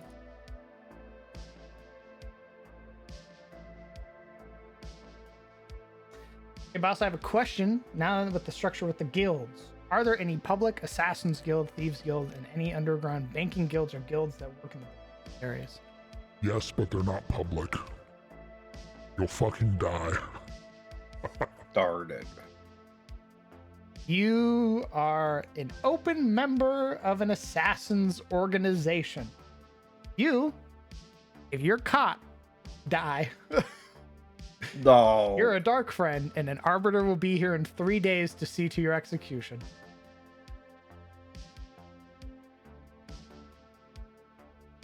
Thieves. I want thieves guilds, but they sort of toe the line of also being dark friends. You can't really be like a good thief unless you're like stealing from the Vigar, but even then you wouldn't really be a thief. More of a scout, then. Yeah, like all of those groups, you would basically be Vigar or on the side of chaos.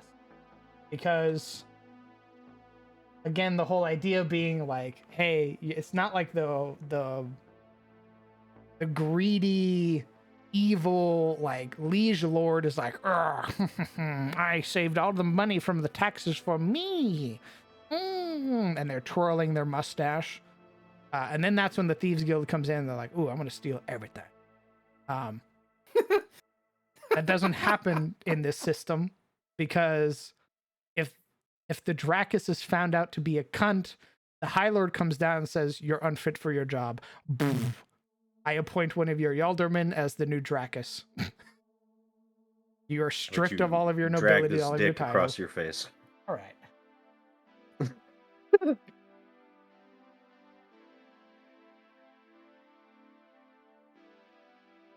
Yeah, steal from the rich would kind of piss everyone off because now they're ruining the road system. Yeah, I mean, like, stealing now is a very selfish thing. Not like, ooh, I'm a Robin Hood type. You could be a Robin Hood type in Carousel.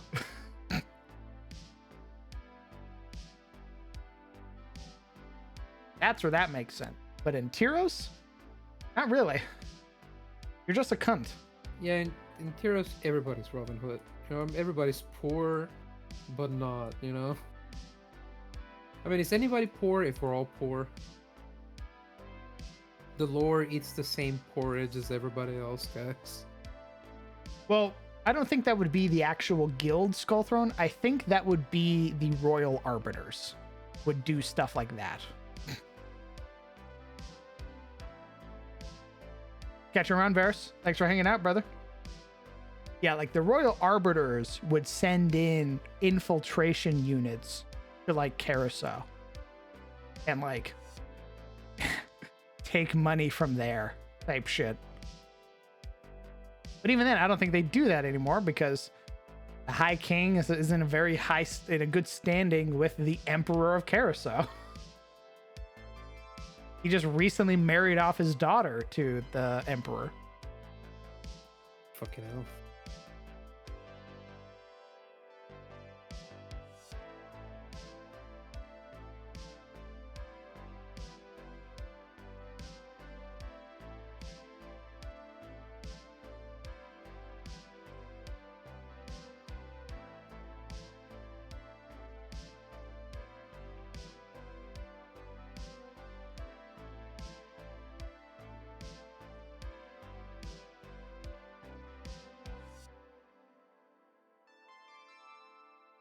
Telling you right now, the High King is an elf lover.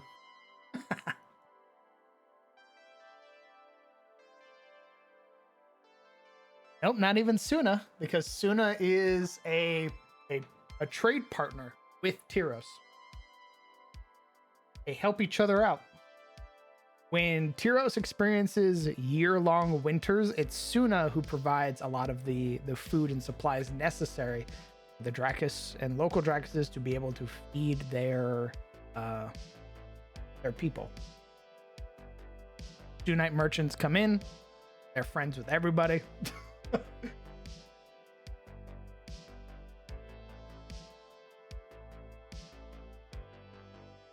That's why they're no longer like slavers, right? So everybody can be homies. Yeah, the conflicts are more originating from the Vigard now. There's still a metric, fuck ton of conflict, but it's now in the form of the Vigard. Not like, oh, my neighbor stole my head of wheat, and now I'm gonna starve. It's not a thing anymore. Or if it is a thing, it's because your neighbor, the cunt, and he's Darn a it. dark friend. What? Not Billy, no. What a turd. And even then, it's no, not Billy, and then you go catch Billy, and you bring Billy into the constabulary so that way they can get him a trial with the magisterium for them to be like, oh, well, Billy needs help, so we're gonna get Billy rehabilitated. Billy needs help. We can save him. Yep, that's the POV of a lot of people. I knew his mother. She was a good woman. I swear to God, if it's the last thing I ever do, I'm gonna see Billy back on that farm. Yep, that's exactly how it is. I love that. Billy, I knew your daddy. He wouldn't want you to see you like this. I killed my dad. No, you didn't. And Don't dark say that. whispers in your head. I'll save you, son, if it's the last thing I do. On my All right. word as your father's friend and your Well, uncle. it's gonna be the last thing you do. Jesus Christ. What I made are- Billy wholesome and he fucking destroys them. What are the Vigar and what are Dark Friends? Vigar is an old Lendavi word in my setting for chaos. It is anything chaotic. That refers to the cannibalistic elves that reside within the wilds. It resides to the Gaul-like humans that live in the mountains, the barbarian raiders. It refers to the Oryx, pillaging, marauding orc tribes. It refers to the Rendavi, the chaotic goblin. And then it refers to the Morley. Basically anything that wishes to destroy order. Dark Friends are people who believe that the Vigar or the ideals of the Vigar are good. And they generally side with the Vigar. Side with chaos. And they are your next door neighbor. They are your best friend. They're not going to like mustache twirl evil, try to get you to, do some heinous shit. They're gonna be like, hey man, you're sort of sucks that you're struggling the way that you are. But Farmer Bob is leaving town for a little bit. But he's got some good stuff in his house. I mean, it's not like he's using it anyway. So maybe you could use it. Little things. Hey man, wouldn't it be nice if our fields were always tended to? All you have to do is just put these little effigies in the ground. Nothing big. Just put them at the edges of your farm. Hey man, you know that really nice statuette of Saint Luella Church? Really tiny, it's just right there on the altar. You think you could bring that to me? No reason. I just really like it. No, it's fine. You don't have to tell the priest. Oh, I think I will actually. Damn, that's kind of fucking weird. But my barley. Forget about the barley, fool. I'm killing you. No, but my wife.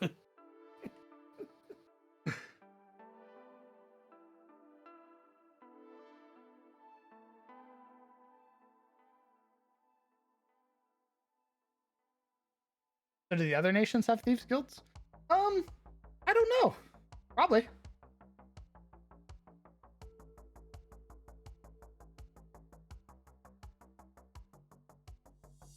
I could definitely see. I wouldn't call it a Thieves Guild. It probably has some cool ass Sunite name. But like a Thieves Guild equivalent down in Suna. Probably.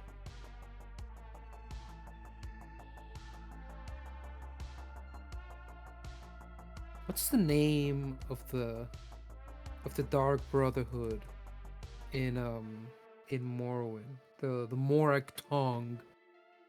Isn't that the elf Types. version? Yeah, that's the. Yeah, the Dark Elves. The Dunmer. The Morak Tong are the ones in Morrowind. Yeah, I thought that was their assassin order. Yeah, yeah. Yeah, but that's like their state assassin. Like they're illegal. Are they legal? Yeah. Hey, don't they get like a writ of execution and shit like that they carry around? I mean, the Dark Brotherhood does as well. Because the Dark Brotherhood is an offshoot of the Morak Tong.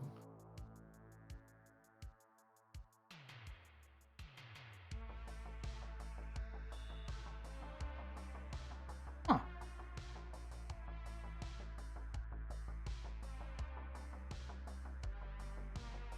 Billy, your grandpappy was a good man. He took care of us. Now I'm gonna take care of you. Yep, that's a very Tarosi mentality to have.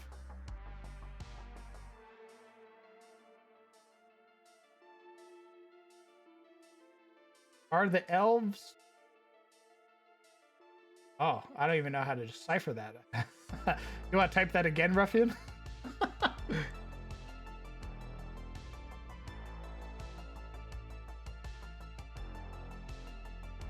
I mean, are the elves cannibals? Are they cannibals? The Vigar ones are, yeah. Yeah, the like fucked up wood elves that live in the wilds. Absolutely. I was really like the sort of Bosmer thing where they could like eat you and gain your memories. Good. I thought that was pretty neat. Yeah, I happen to think that's pretty sick. As in chill, Crown. What's going on? And the What's northern going on elves with really you? be they're cannibals if they don't eat other elves. Don't have any northern elves yet. Nice. You got a message, by the way. Yeah, it's probably some Asian. Whatever. Beep, beep, beep, beep.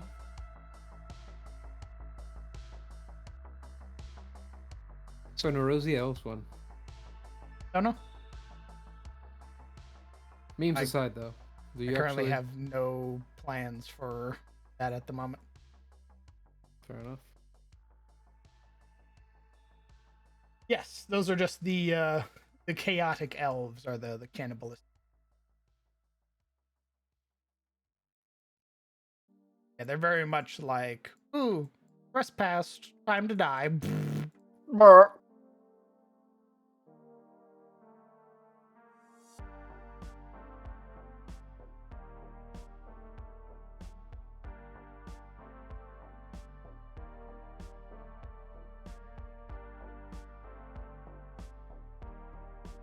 Aren't the wood elves in Warhammer like that?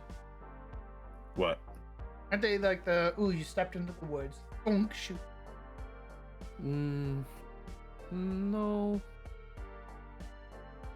Only if you're a chaos person.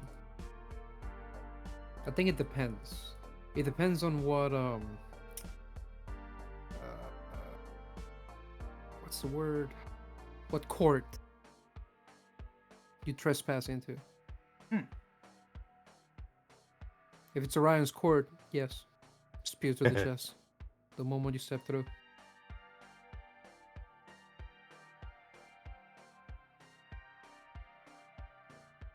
But the thing with the wood elves is that they're mostly just elves. They're just shitty elves in their woods. They look like elves, you know? They just escort you out. And they better be that way because those fuckers travel the continent as well, you know? Like there's wood elves all across the old world. So I'm pretty sure that if they started murdering everybody whose side of order stepped into their fucking woods, they'd probably get killed on sight as well the moment they leave their woods.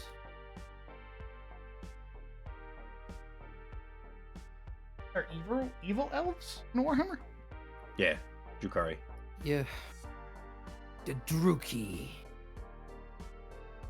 Is that the same for future? Basically. Okay.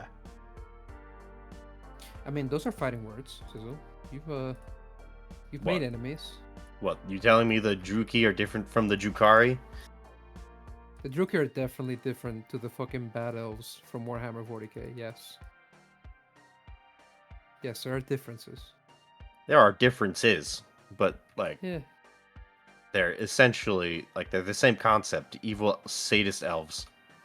Yeah, but they have enough nuance that you can differentiate.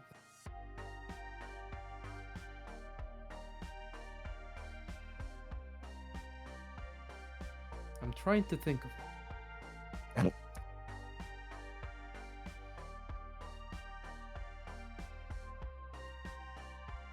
I was gonna say they have big old ships where they tie slaves and they whip them to death. Yeah. Yeah, Which and then one? Which one? And then I went back to the Druki. Oh, Yeah. they do have the Mm. arcs, and they do that at the arcs, actually. Hmm.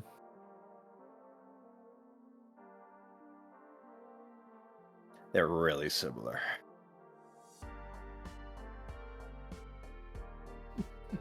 In concept. They do that at the arcs.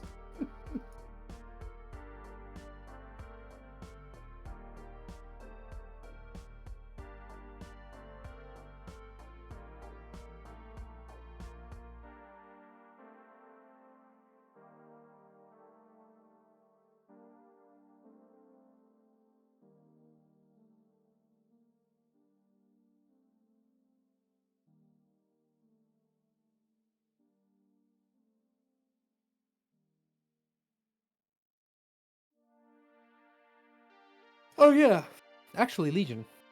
Yeah, not all dark elves are entirely bad. Like, I'll say this: dark elves in Warhammer 40k, like the what's her name? What's her actual name? I forget. The Drukhari? Is that their name in 40k? Yeah. The Drukhari? Okay. Yeah, the Dark Eldar is what I was thinking. Yeah, the Dark Eldar, I would say, are technically kind of by now physiologically different from normal Eldar. Because they've been so corrupted, right? Like, even their skin is different and darker and shittier. Whereas the Druki are just elves. They're literally just elves. There's no change in their physiognomy. They're just elves. Just normal high elves from Old One.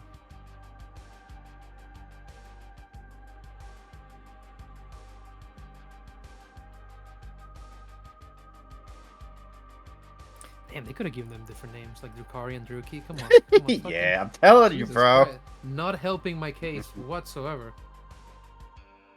Fuck. Like, give me a fucking hand over here.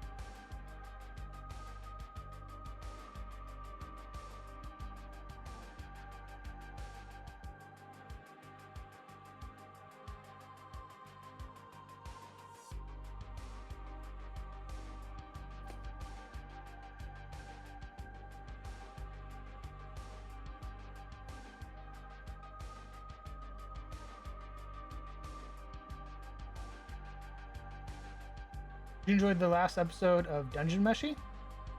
Yes. Thought it was fucking hilarious.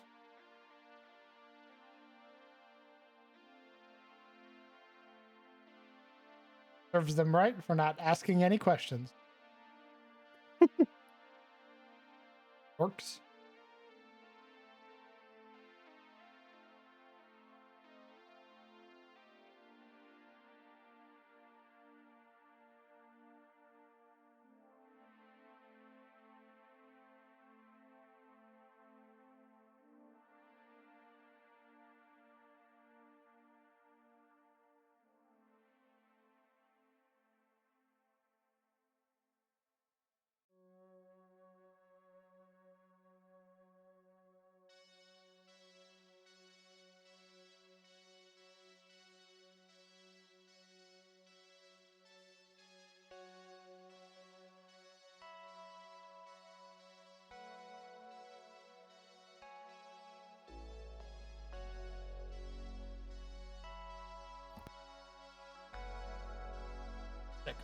Cool. With that, I think the map is done. Oh. Nice. Very good. Very good. Isn't Dungeon Meshi on hold while the author plays Baldur's Gate? Still?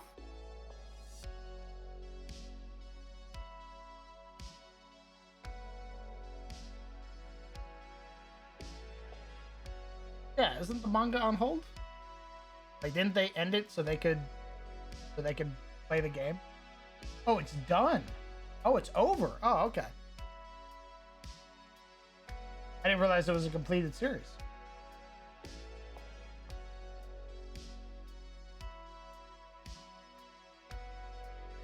Dude, they finished that game in like a week. Come on. Been done for a few years now. Oh shit. Okay.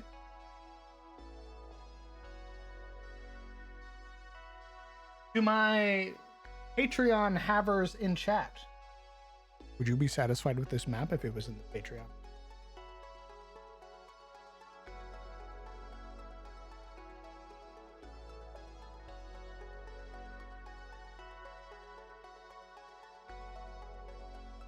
Now we demand more. I don't know. I feel like you should have built a breakwater.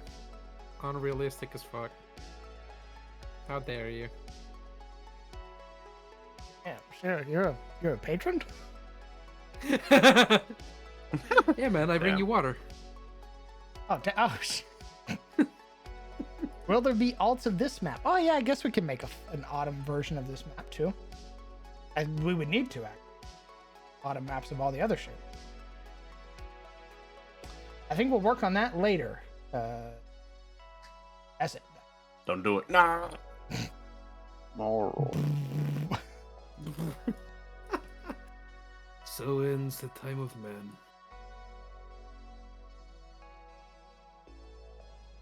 Yeah, we'll make an autumn version because it's south of Eliand. We already have all the other Eliand maps and Aram's Ferry with autumn colors.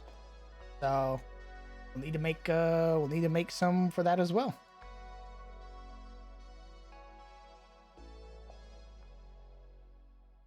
Ferry looks way better now. Same with Eliand. Holy shit. I fucking love new Eliand. Do Elion. I too love Neolian. And I want to play in it. What about winter maps? Ooh, I think I'll make winter maps Ooh-wee. when winter happens in my game. That's when I'll make winter. I go through and I just kill all the trees. The trees. And I put a layer of snow on everything and I go, oh, winter. Damn. Until then, autumnal.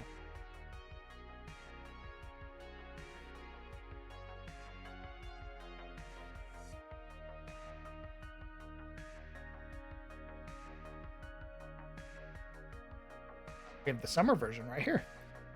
Ah, pretty that bitch.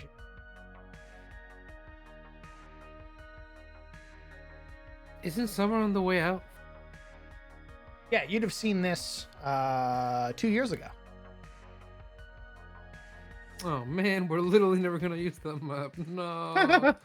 No. I don't know, it could be a particularly summer-ish month, right? Sure.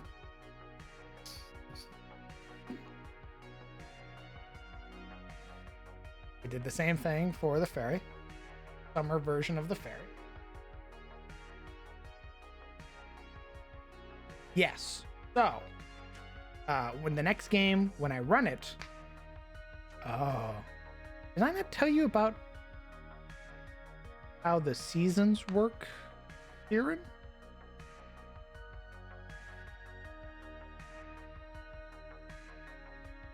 I swore I did. Is that Necro Sister available?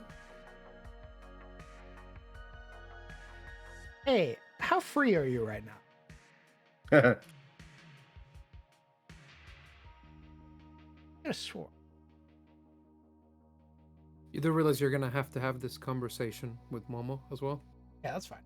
And probably Tristan. Yeah, that's fine. That is a fucking question. How free are you? Hey, so, No!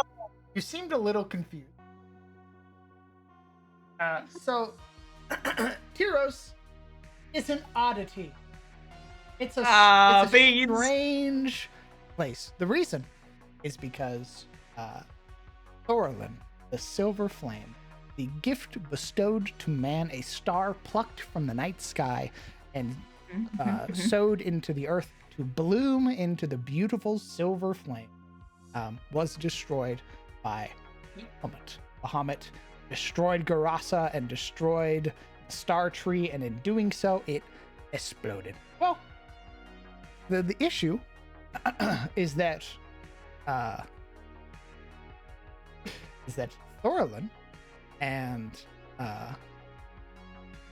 Thorlin's location and what it was planted atop of, or its main purpose, it was basically a nuclear reactor. It was basically the power source for Tyros's terraform. It bestowed a lot of benefits to the people of the land, granted them a bunch of boons. When it was destroyed, the machinery went a little fucky. In fact, all of the machinery in Tyros went fucky. One of them being the terraform. Now, Tyros has what I would like to call year-long seasons. Oh. So, for example, No. spring. All right. Let's say we'll start with spring. Spring is going to last. It could last you the 3 months that it usually lasts, or it can last 3 years. Oh. Summer can last 3 months, or it can last 9 years. Oh. Fall can last 3 months. Actually, fall, you could even have it as short as fall's only a week, Oh no. or it can be a decade. Oh no. Winter's the same way. The seasons Oh. fluctuate because of the terraformer. In fact, entire swaths of land transform because of the terraformer. You could walk through the Dragon's Throat, which is the passage that connects Stafeld, Damerful, Karis Doom, and Lothram all together. It is protected on both sides by a range of mountains. And you could walk through that, and it's a pristine, verdant, beautiful forest. Gorgeous. You come back 6 months later, and it's a bog. Let's see. So as it stands, my next game, whenever I run it, is going to be during an 8-year-long fall. Oh. You're gonna get so much use out of the word autumnal. Yes. I feel it. Yes. It will have been already 2 years into this particular fall period. The wisdoms are hoping that with a long fall like this, it'll be a short winter afterward. Good fucking gravy. Yeah. That's only in Tyros. In Heroes, anywhere else is fucking normal. Yep. Someone rolls up from Caruso, from fucking Suna, from Arias, and they're like, what the hell is this shit? Yeah.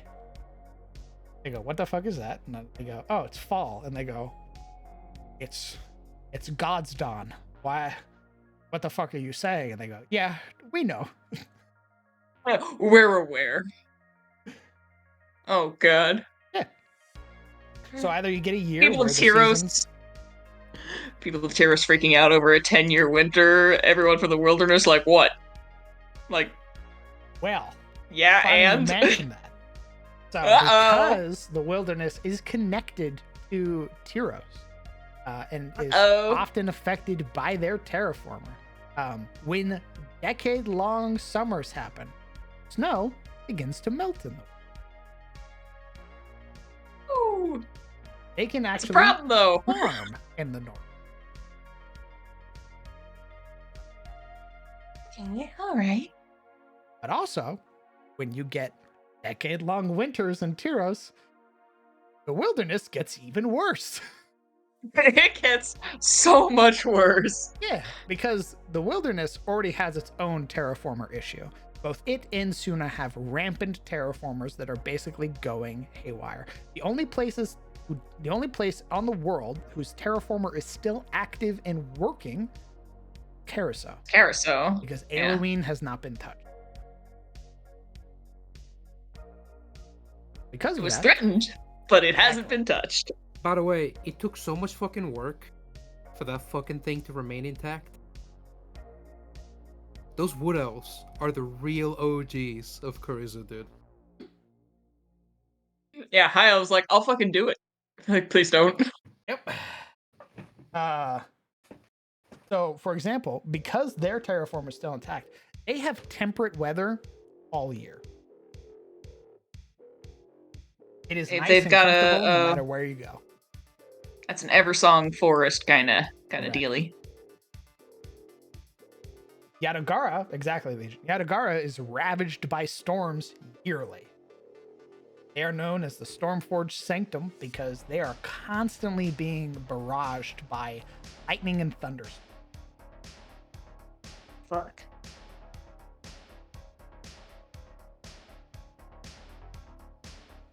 Yeah.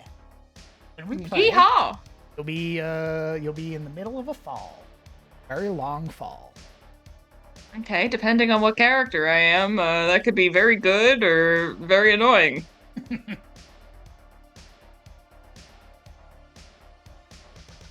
Interesting. Yeah. Anything else you want to know? Nothing pertinent right now. I'm sure I'll pick your brain later on. Very well. Raz Uwu, welcome. What is that emote? Orgor. Very well. Welcome, first time chatter. Understood. Heard me blathering on about my setting.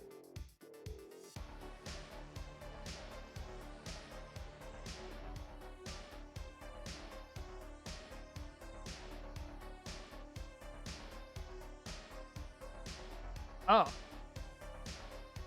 Do you know about Victim Altaurus? No. No, I haven't been here for, like, anything. Okay. Oh. All right. That can wait. You've been on at this for 6 hours. Oh no, he has not. He's been at this for far longer than that, actually. Today, he's been at this for yeah. 6 hours. Well, TLDR. Devils are aliens. Okay, yeah, I'm seeing that from Legion right now. Yeah. Yeah. They are a galaxy-conquering empire. They got their shit rocked and fighting the Illithids. I see. Because the Illithids opened the center of the universe, and they let out the abyss. You know, as you do. They have 9 planets, 9 planet worlds, or planet ships. They have in the Sea of Stars, first layer of the abyss. Each one is ruled by a Dominus or Domina. Have particular titles and have differing ship names, like Lady Helia, who is the Domina.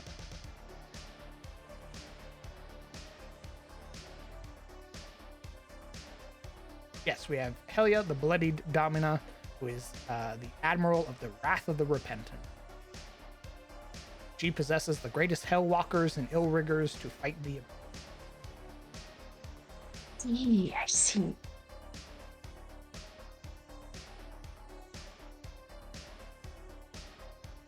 Yeah. Well, Then you've got the Abyss. that's yeah. The Abyss is different too. Okay. Yeah, I kind of figured. Yeah. So we're still using the like layer situation.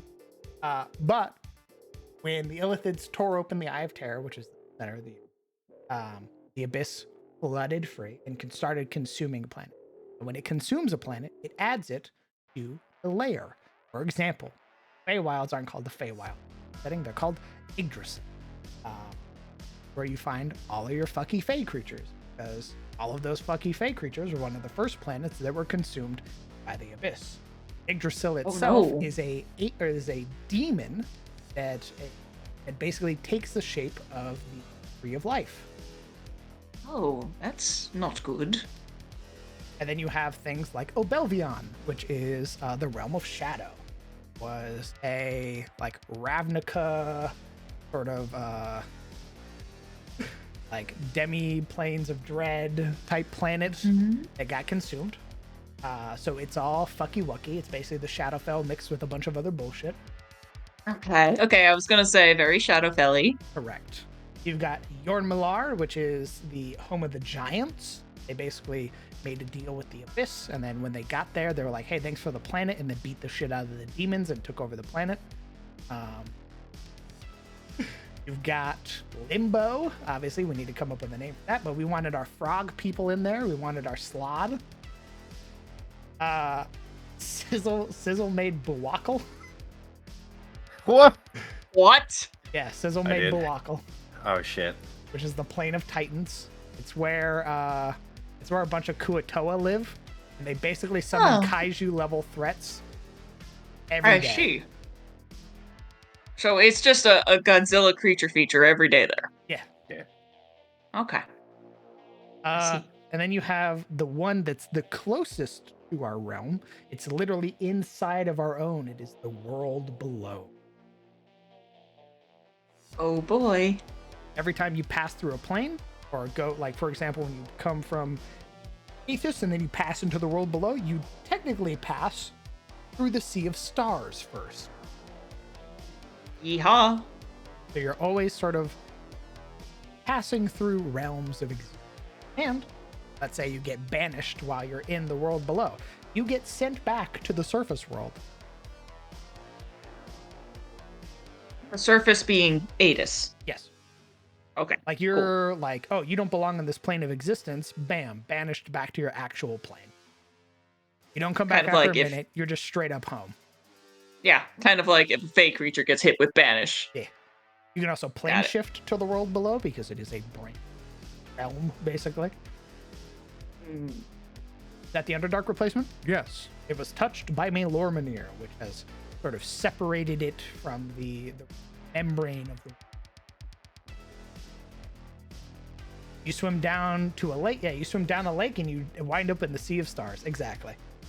You pass through a Well. thin membrane and now you're swimming in the Sea of Stars and you look above you and it's an astral dreadnought. Ah, beans. There you Send go. me back. Uh-oh. Send me back. Send me back. Holy shit. And you swim You on need some back. fucking interdimensional water wings for that. Yeah. But I yeah, just had a funny mental image. Okay. there's a Cool. bunch of cool stuff. Victor Maltaurus is also cool. on our side, in a way. They fight the Abyss. So, like, let's say you guys fight some demons, kill a bunch of demons. Victor Maltaurus is probably going to show up sometime later and be like, hey, we're going to find out where they came from. Help us. And it's like, oh god, well, why did you have to show up in the middle of the night? This is terrifying. Wait, aren't you guys the demons? No. Common Obliterated. misconception. Power Wait, so hold die. on. So aren't you guys from another dimension? What?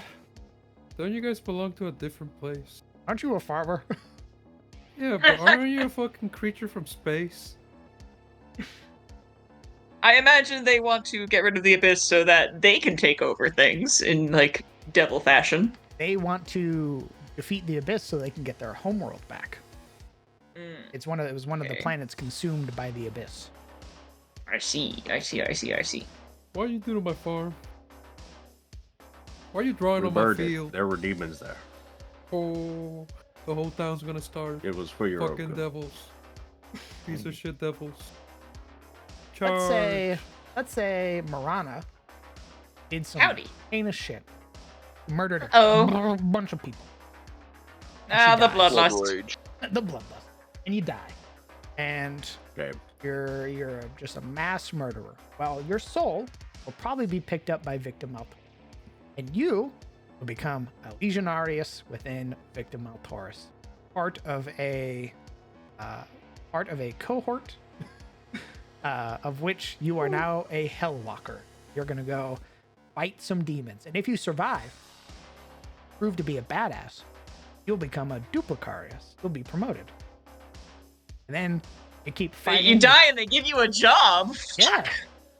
You keep God fighting, damn it. and your Centurion gets promoted to a Tribunus, and your Optio gets promoted to a Centurion, and your previous Optio goes, you are going to be my Optio.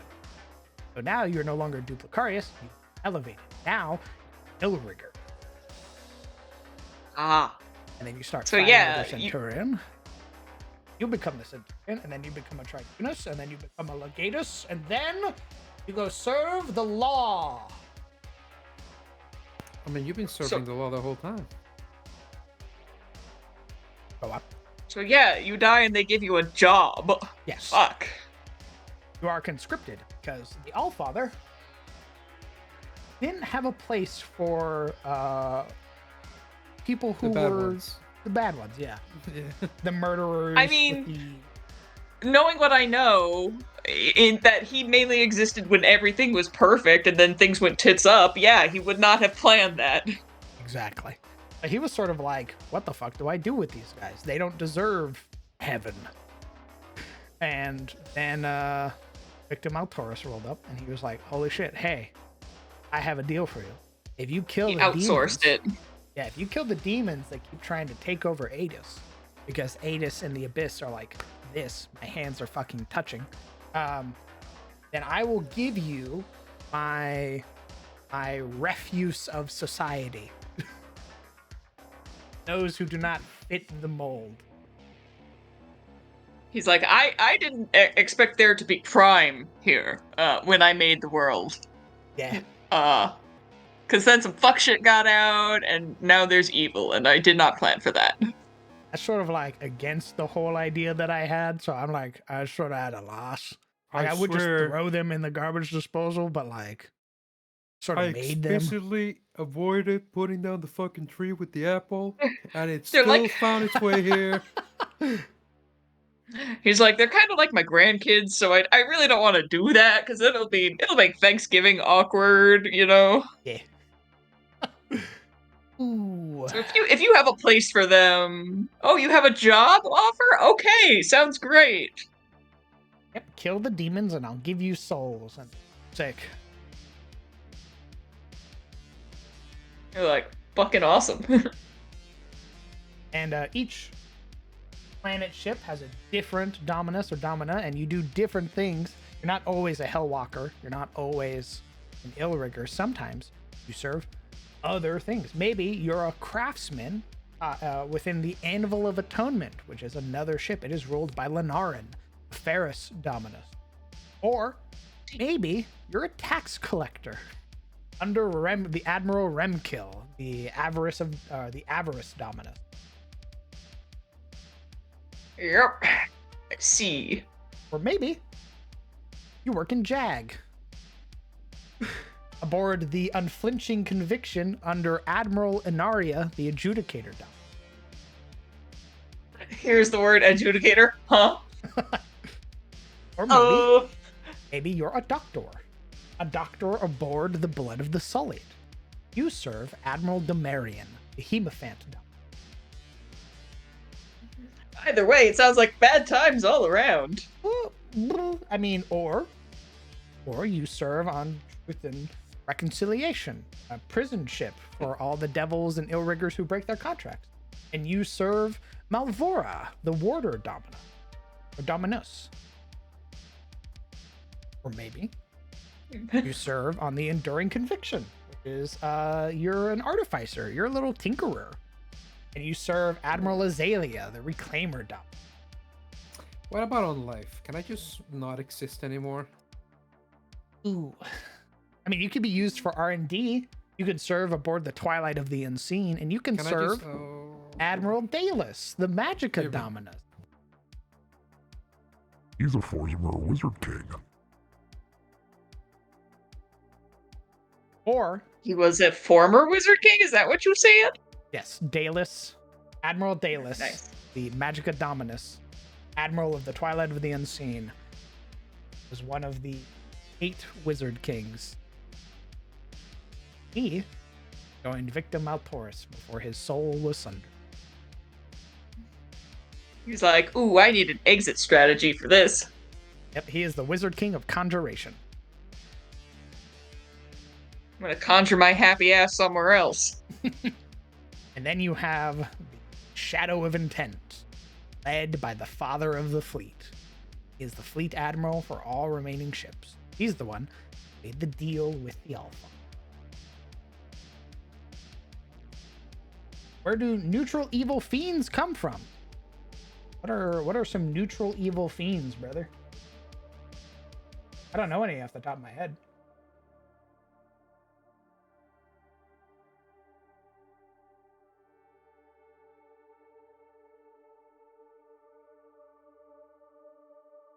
Yugoloths? Aren't those demons?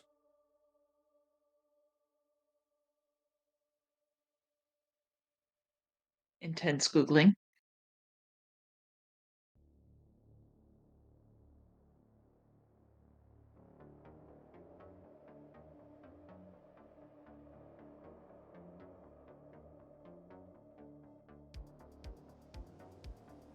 Well, fiend is used for demons as well. It's also used for devils. Fucking annoyingly so.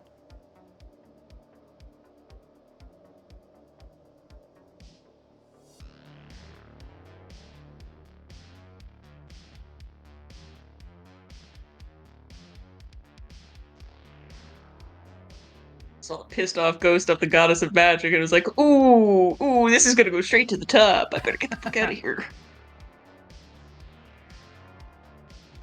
Sorry, fine. Yeah, where is that fucking ghost? I have questions. A bug?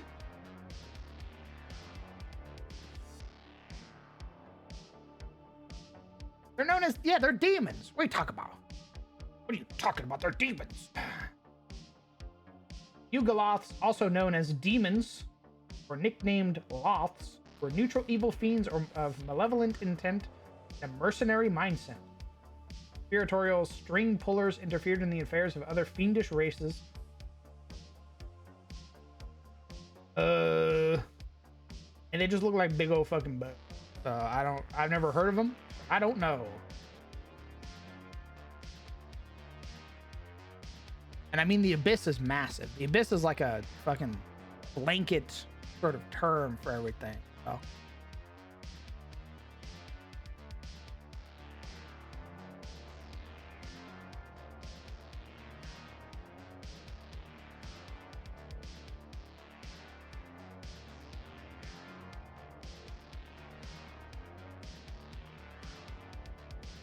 Once all the writing has been said and done, will you do a story time stream and cover the lore of the world?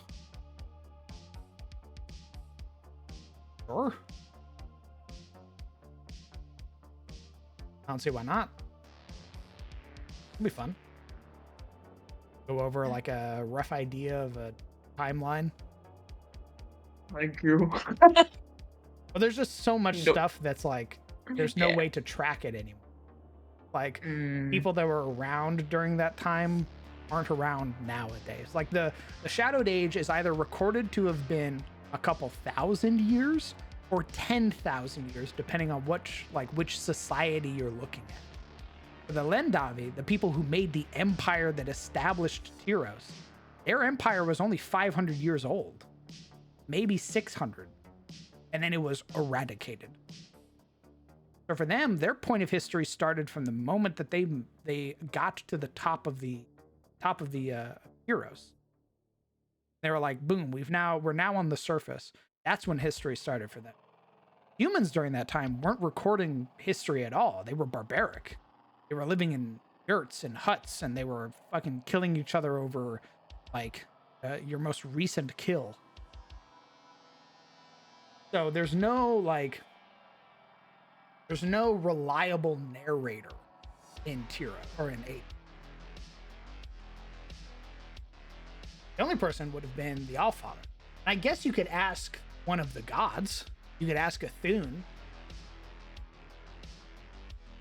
He would probably be the only one who would have a definitive timeline for everything.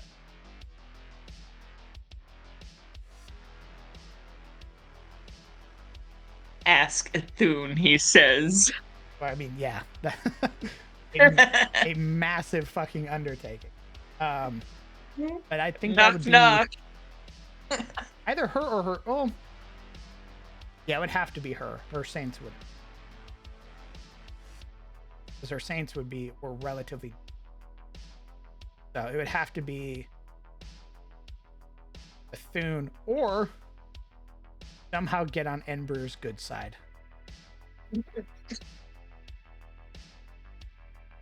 Oh, no, we ain't going back there. Kicking and screaming, kicking and screaming. Yeah, I think you either find Bethune, somehow make friends with Enber.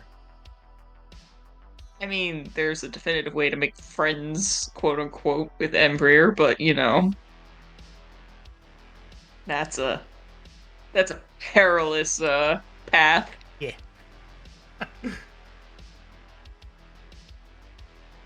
That's a you can most certainly try, if I ever heard.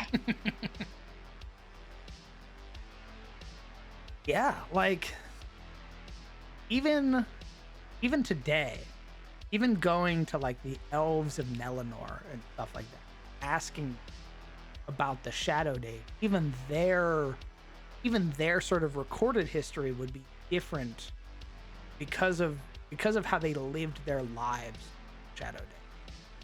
They didn't really interact with people much. Generally halfway through the Empire's existence. They didn't really leave their woods. They didn't really leave their home. There are maybe a few people now. Grandfather's dead. Grandfather was alive during.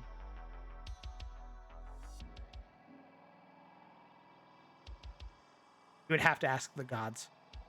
They're probably the only people in the setting who know the actual timeline. Nah.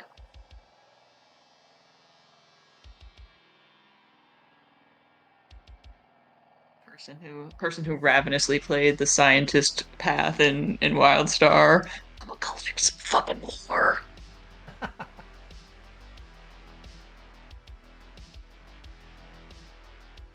Yeah, but the Allfather and the Shadow are chilling in the Dread Shrine. Oh yeah, him and Maelormanir are just vibing in the Dread Shrine. The singularity. Oh yeah, right here.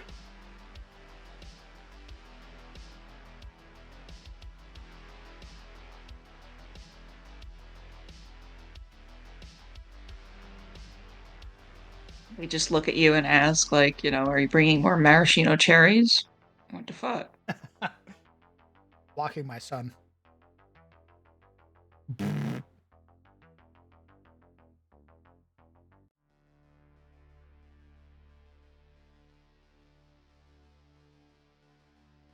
Imagine a player getting to that goal and having to have all of that history. Yeah, I mean, I could definitely see that as a goal for a character.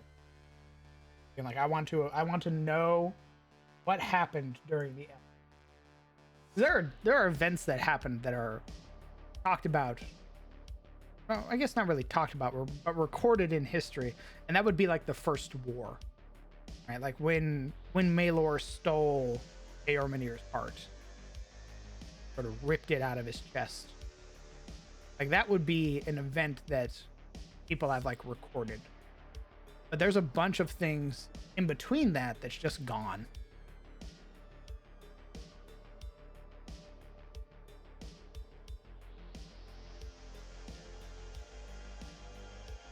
I'm a Jurgle-like figure, Legion. All the fucking records here. Casting legend, it would depend on the item, right? Like if you casted legend lore on like something from the Elder Years, like basically the mythical time of magic and shit like that, you might explode your head. But, you know, casting legend lore on something like a Tooth of the Dragon made during the Shadow Days, that's different. That's recent. At least recent in relevance to our current timeline. Even if it was 10,000 years, you're closer to that period in time when the sword was made than you were to the Elder Year. Imagine casting legend lore on some precursor tech. Yeah, your fucking head explodes. No. Nat 20 or else you become a fine red mist. I like those odds. You pick up the cell phone, cast legend lore. Ah. I found the spawn pool of the crocodile people. Oh yeah, you cast legend lore on a fucking Sectili spawn pool. You explode. Because Sotomura comes out, he's like, Get the fuck out of my head. Oh.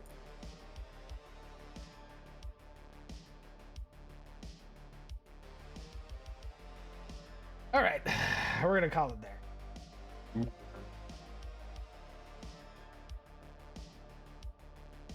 Coward. Yeah. Go ahead and say goodbye to chat, guys. Goodbye, chat. Goodbye, chat. Hi, chat.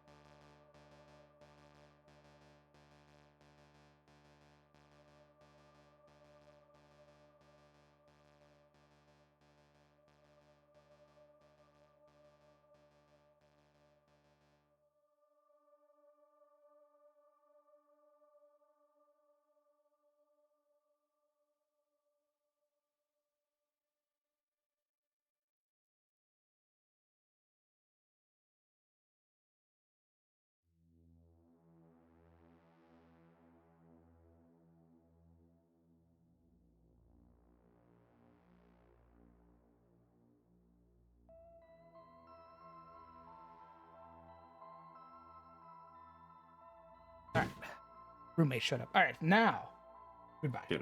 I'll be back. All right, friends, companions. Thank you guys so much for coming out and helping me make the map. We finally did. I've been sort of like spinning my wheels on this map. I wasn't really sure what the hell I was gonna do.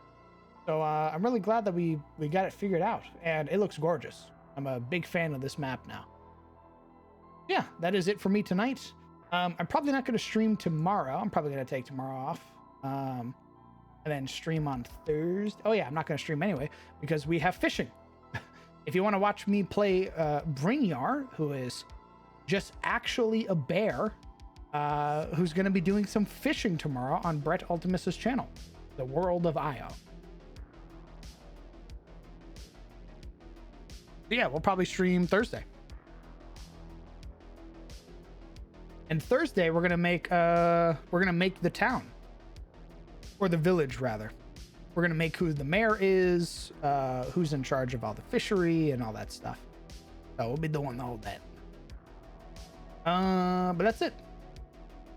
If you want to get your hands on some beautifully made maps made by yours truly, and you want to throw me some support, Patreon is the best way to do that. With your support, I am able to keep doing the things that I love, which is this. It is creating all of this amazing content, if I do say so myself, for Dungeons and Dragons. And then eventually, we're going to get back to running some motherfucking games. Getting back into actually using my name as the crowned DM instead of the crowned map maker. So yeah.